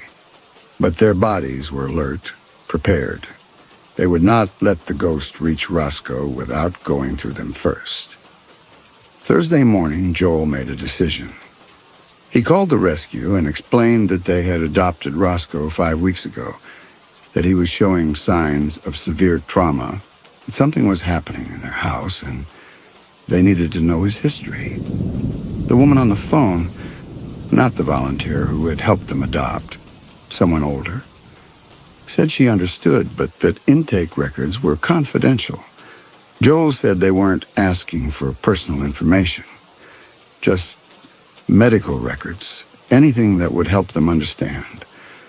The woman was quiet for a moment, then said the shelter's scanner only detected chips embedded in standard locations. If the dog had been re-chipped, or if the chip had migrated, they might have missed it. She gave him the name of an emergency vet clinic with the hospital-grade equipment. Joel hung up and told Julie. She asked if he really thought there was a chip. He said he didn't know, but they had no other leads and they needed to understand what they were facing. They took Roscoe to the vet that afternoon. Julie insisted on coming. They put Roscoe in the back seat and drove in silence. And when they arrived at the clinic, Roscoe froze in the parking lot, refusing to walk. Joel had to carry him inside, all 48 pounds of trembling muscle, while Julie held the door. The vet tech was young and professional. She did not comment on Roscoe's missing eye or the way he tried to disappear into the corner of the exam room. She ran the scanner over his shoulders, his neck, his spine. On the third pass, the machine beeped.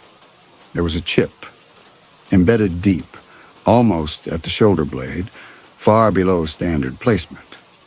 The tech frowned and scanned again to confirm. She wrote down the number and turned to her computer. Joel and Julie stood on either side of the exam table, and Joel felt his pulse in his throat. The seconds stretched. The tech's expression changed. Something tightened around her mouth, and she turned the screen toward them. The chip was registered. Owner name, Richard Briggs. Address in Osceola County. Status, deceased. Date of death, January 14th, 18 months prior. Cause, single vehicle traffic collision. Driver intoxication confirmed. The dog's name was listed as Roscoe. Medical history was attached. Julie asked to see it. The tech clicked through. 2 vet visits. The first, 3 years ago, was routine. The second, 2 years ago, was not. Emergency presentation. Severe ocular trauma. Owner stated the dog ran into a fence post. Right eye, unsalvageable. Enucleation performed. And beneath that, in a separate note field, 3 words. Suspected abuse. Reported. The tech printed the records without being asked. She handed them to Julie, and Julie folded the pages and put them in her purse. Joel paid. They carried Roscoe back to the car and sat in the parking lot with the engine running and the air conditioning on, and neither of them spoke for a long time. Finally, Joel said the man was dead. Julie said yes. Joel said the man had been drunk when he died. Julie said yes, and drunk when he came back. She said death hadn't changed him. It had just stripped away whatever pretense of control he'd had when he was alive. The rage, the violence, the need to reclaim what he thought he owned, all of it was still there. Stronger, maybe, because there were no consequences anymore. No laws, no witnesses. Just the thing he wanted and the people standing in his way. They drove home in silence. When they pulled into the driveway, Julie said they needed to protect Roscoe. Joel said he didn't know how to fight a ghost. Julie said they would figure it out because the alternative was giving Roscoe up, and that was not something she could do. Inside, the house was cool and quiet. Roscoe went immediately to the bedroom, and Julie followed. Joel stood in the kitchen, staring at the printed vet records on the counter. Richard Briggs, dead 18 months, still hunting. That evening, Joel brought home salt and poured lines across every threshold. He hung the crucifix from Julie's grandmother above the bedroom door. He burned sage in the living room, even though he felt ridiculous doing it. Julie researched protection rituals on her laptop and found a dozen contradictory methods and tried 3 of them, and none of it made any difference. The ghost did not care about salt or symbols or smoke. It wanted what it wanted. The mirror shattered later that night. Julie was in the bedroom with Roscoe when she heard the sound, enormous, a cascade of glass hitting tile in the hallway. She ran out to find the mirror destroyed, shards spread across the floor in a pattern that looked almost deliberate. And in the center of the wreckage, written in the dust on the wall where the mirror had hung, was a crude smeared B, thick, dripping, as if traced by something wet. She stared at it. Richard Briggs. The ghost knew they had found his name. And now he was making sure they understood. He was here. He was claiming what was his. Joel appeared in the hallway behind her. He saw the mark on the wall and his face went pale. Julie said nothing. She swept up the glass without speaking, and when she was done, the bee remained on the wall, and neither of them could bring themselves to wipe it away. By Thursday evening, they had accepted they had no weapons. The only thing standing between Briggs's ghost and Roscoe was their refusal to move. The ghost came at dusk on Friday.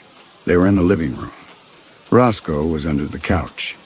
He had emerged from the bedroom only because Julie had carried him there, and he had immediately crawled into the only hiding place available. The lamps were on. The television played something neither of them watched. Joel sat on the couch with his hand hanging over the edge near where Roscoe's head would be. Julie was at the kitchen table, her laptop closed. When the temperature dropped, they both felt it. The smell came. Stronger than it had ever been. Alcohol and decay, and underneath it, the sickly sweet scent of rot. Joel stood. Julie crossed into the living room. From under the couch, Roscoe began to wail. The darkness appeared near the front door, not gradually. It was simply there, dense and massive, a shape that was not a shape, a presence that filled the space and pressed against the walls. Joel could not see it clearly. His eyes slid off it. But he saw enough. Tall, broad. The suggestion of shoulders, of a head, of hands, and at floor level 2 dark, blunt masses. Boots. The presence moved. It did not walk. It slid across the floor in a way that made Joel's stomach lurch, and it was heading for the couch. For Roscoe. Joel and Julie both lunged forward. They dropped to their knees and reached under the couch, and their hands found Roscoe. His fur was soaked with urine. His body was locked rigid. They pulled. He resisted. Claws digging into carpet. But they pulled harder and dragged him out into the open. The darkness was closer now. Close enough that Joel felt the cold radiating from it. Felt the air recoil. He and Julie crouched over Roscoe, their bodies forming a barrier, and Roscoe pressed himself flat against the floor between them, wailing, shaking so hard Joel could feel it through his knees. The darkness loomed over them, 7 feet tall, 8. Too tall for the ceiling, but the ceiling bent around it, or maybe Joel's eyes were lying to him. The smell was suffocating. Joel shifted his weight, ready to throw himself at the thing if it moved closer. "Leave him alone." Julie's voice, raw and loud. The darkness stopped. It swayed. From somewhere inside it came a sound. Wet, grinding, the syllables of speech ground down to noise. Not words, just the shape of words, the ghost of language, and beneath it a rage so complete it needed no translation. Then the presence raised what should have been a hand, and the living room ceiling groaned. Joel looked up. The drywall was buckling, cracks spreading from the center beam outward in a spiderweb pattern. Dust sifted down. The groan became a shriek of stressed wood and metal, and Joel understood what was about to happen. He threw himself forward over Roscoe, covering the dog completely. Julie did the same, her body over Joel's. He braced for the impact, the ceiling collapsing, the beam falling, the weight that would crush them both. But Roscoe moved. Joel felt it beneath him, the sudden surge of muscle, the dog's body uncoiling with a force he had not known Roscoe possessed. Roscoe's head drove upward into Joel's chest, knocking him sideways. Julie tumbled with him. For one suspended moment, Joel was falling and Roscoe was standing alone in the center of the room, his head raised, his eye wide and clear. The darkness surged forward. Not slow, not sliding. It moved like water, like something that had been held back and was now released, and it crashed over Roscoe in a wave of cold and rot and rage. And Roscoe did not run. He stood. He faced it. His body locked, every muscle rigid, trembling but rooted, and he stared into the darkness that had broken him, and this time he did not look away. The cold wrapped around him. The smell suffocated. The presence pressed down with a weight that should have crushed bone. Roscoe's breathing became shallow, then ragged. His legs shook but held. The darkness poured over him, through him, demanding submission. And Roscoe's heart simply stopped. No blow, no wound. His body absorbed the full force of the ghost's rage, and his heart, small and overworked, and already scarred by years of terror, gave out. He stood for one more second, defiant, and then his legs folded and he went down. Not collapsing, lowering, as if lying down to rest. His body settled onto the tile, his head coming to rest on the cool surface he had always trusted.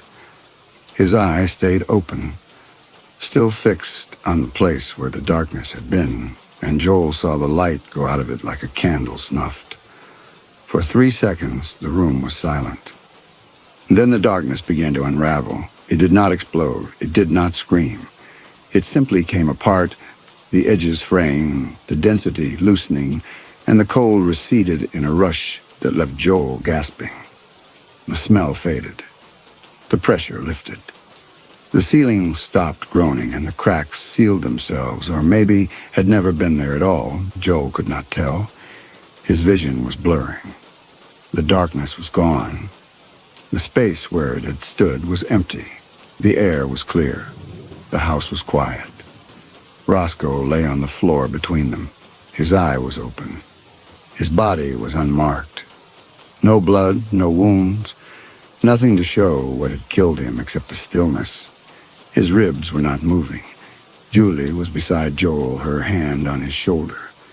They knelt there staring at Roscoe, and neither of them moved. Joel reached out and touched Roscoe's head. The fur was still warm. The eye did not blink. Julie made a sound that was not a word.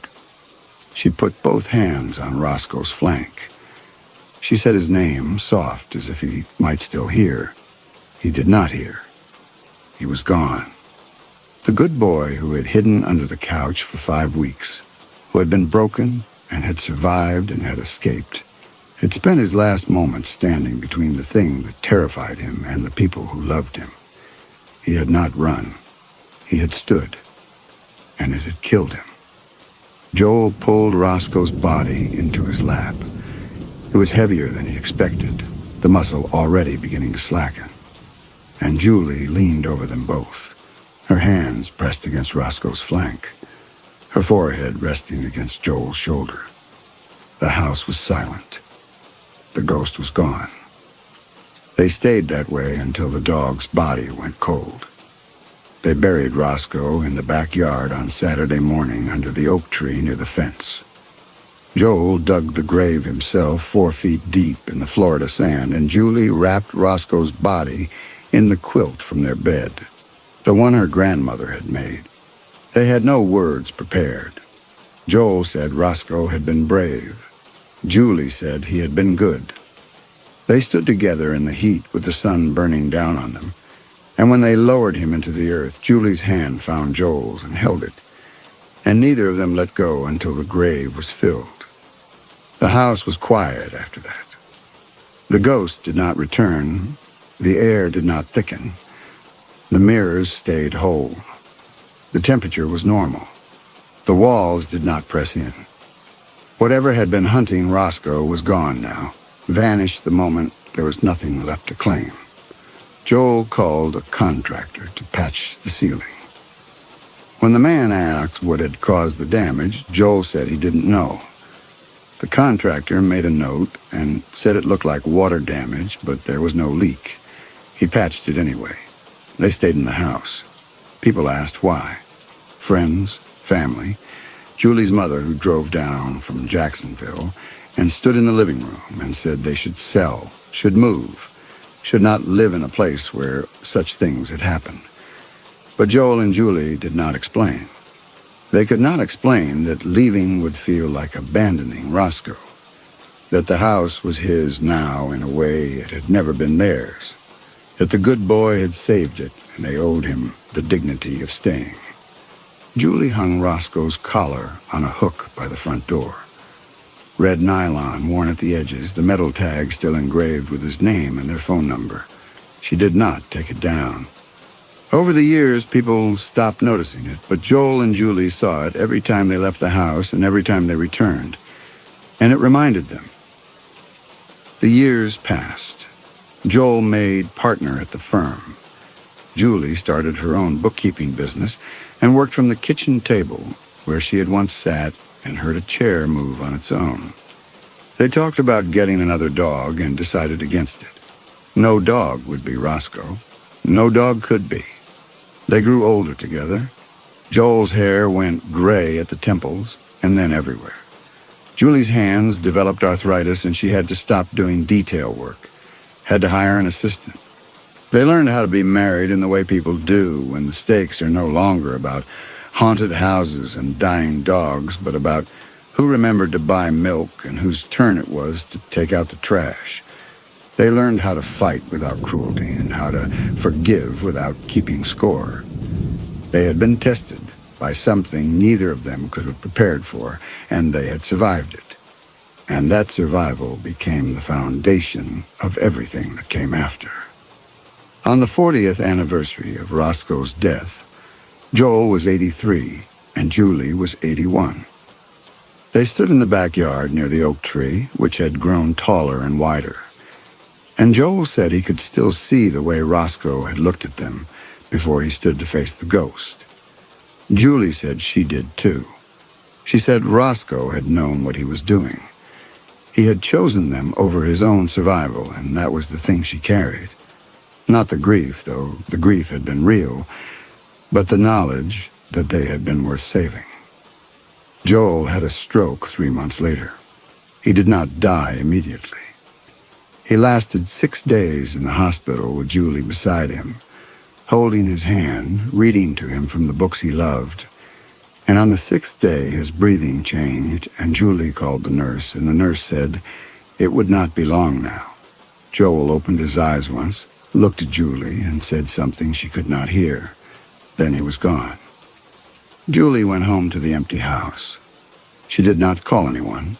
She sat in the living room on the couch where Roscoe used to hide, and she looked at the collar on the hook by the door, and she remembered Joel's hand in hers as they buried the dog who had saved them.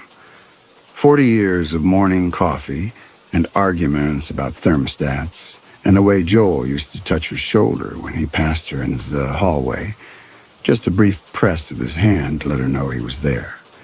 She lasted 3 weeks. A neighbor found her in the bedroom, lying on top of the covers as if she had simply decided to rest. The doctor said it was her heart. The neighbor said it was grief. Both were true. Julie opened her eyes. The ceiling should have been there. The textured white plaster with the faint water stain near the corner that Joel had never gotten around to fixing. She blinked, waited for her vision to adjust to the darkness of the bedroom. The window to her left should be glowing faintly with streetlight. The dresser should be a darker shape against the far wall. She saw nothing. She reached out to touch the nightstand beside the bed. Her hand met no resistance. She swept her arm through empty space where the lamp should be, where the stack of books should be. Nothing. She tried to sit up and realized she was already upright, or thought she was, though there was no mattress beneath her, no floor, no sense of up or down. The darkness was absolute, not night, not the absence of light. This was something else. Panic flared. She reached for the bed, for the covers, for anything solid. Her hands closed on nothing but cold air. She tried to call out, and her voice disappeared without echo, swallowed by the void around her. She was not in her bedroom. She was nowhere. This was absence. No light, no surface, no dimension she could name. Endless nothing. And cold. Not temperature, but the cold of a place that had never held warmth, that existed only as the space between. Julie? Joel's voice. Close. She turned toward it, or tried to, though direction had no meaning here, and called his name back. Her voice sounded flat, wrong. I'm here. His voice again, and then his hand found hers in the dark. She gripped it hard enough to hurt if hurting were still possible. But there was no pain here, just the absence of everything except each other. Julie asked where they were. Joel said he didn't know. He said he had woken, if waking was the right word, and she had not been there, and he had been calling for her. He did not know how long.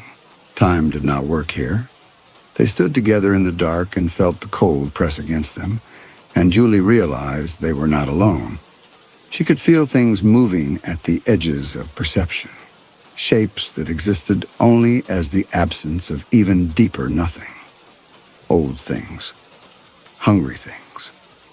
This was not a place for the dead. This was the space the dead had to cross. The shadows closed in. Julie felt them first as pressure, then as wrongness, a sensation of being watched by things that had no eyes. She pulled Joel closer and said they needed to move. Joel said there was nowhere to move toward. Julie said she knew, but they could not stay still because staying still meant letting the things reach them. She took a step. Joel moved with her. The darkness did not change. They took another step, and another, and Julie counted because counting gave her something to hold. When she reached 50, she lost track and started over.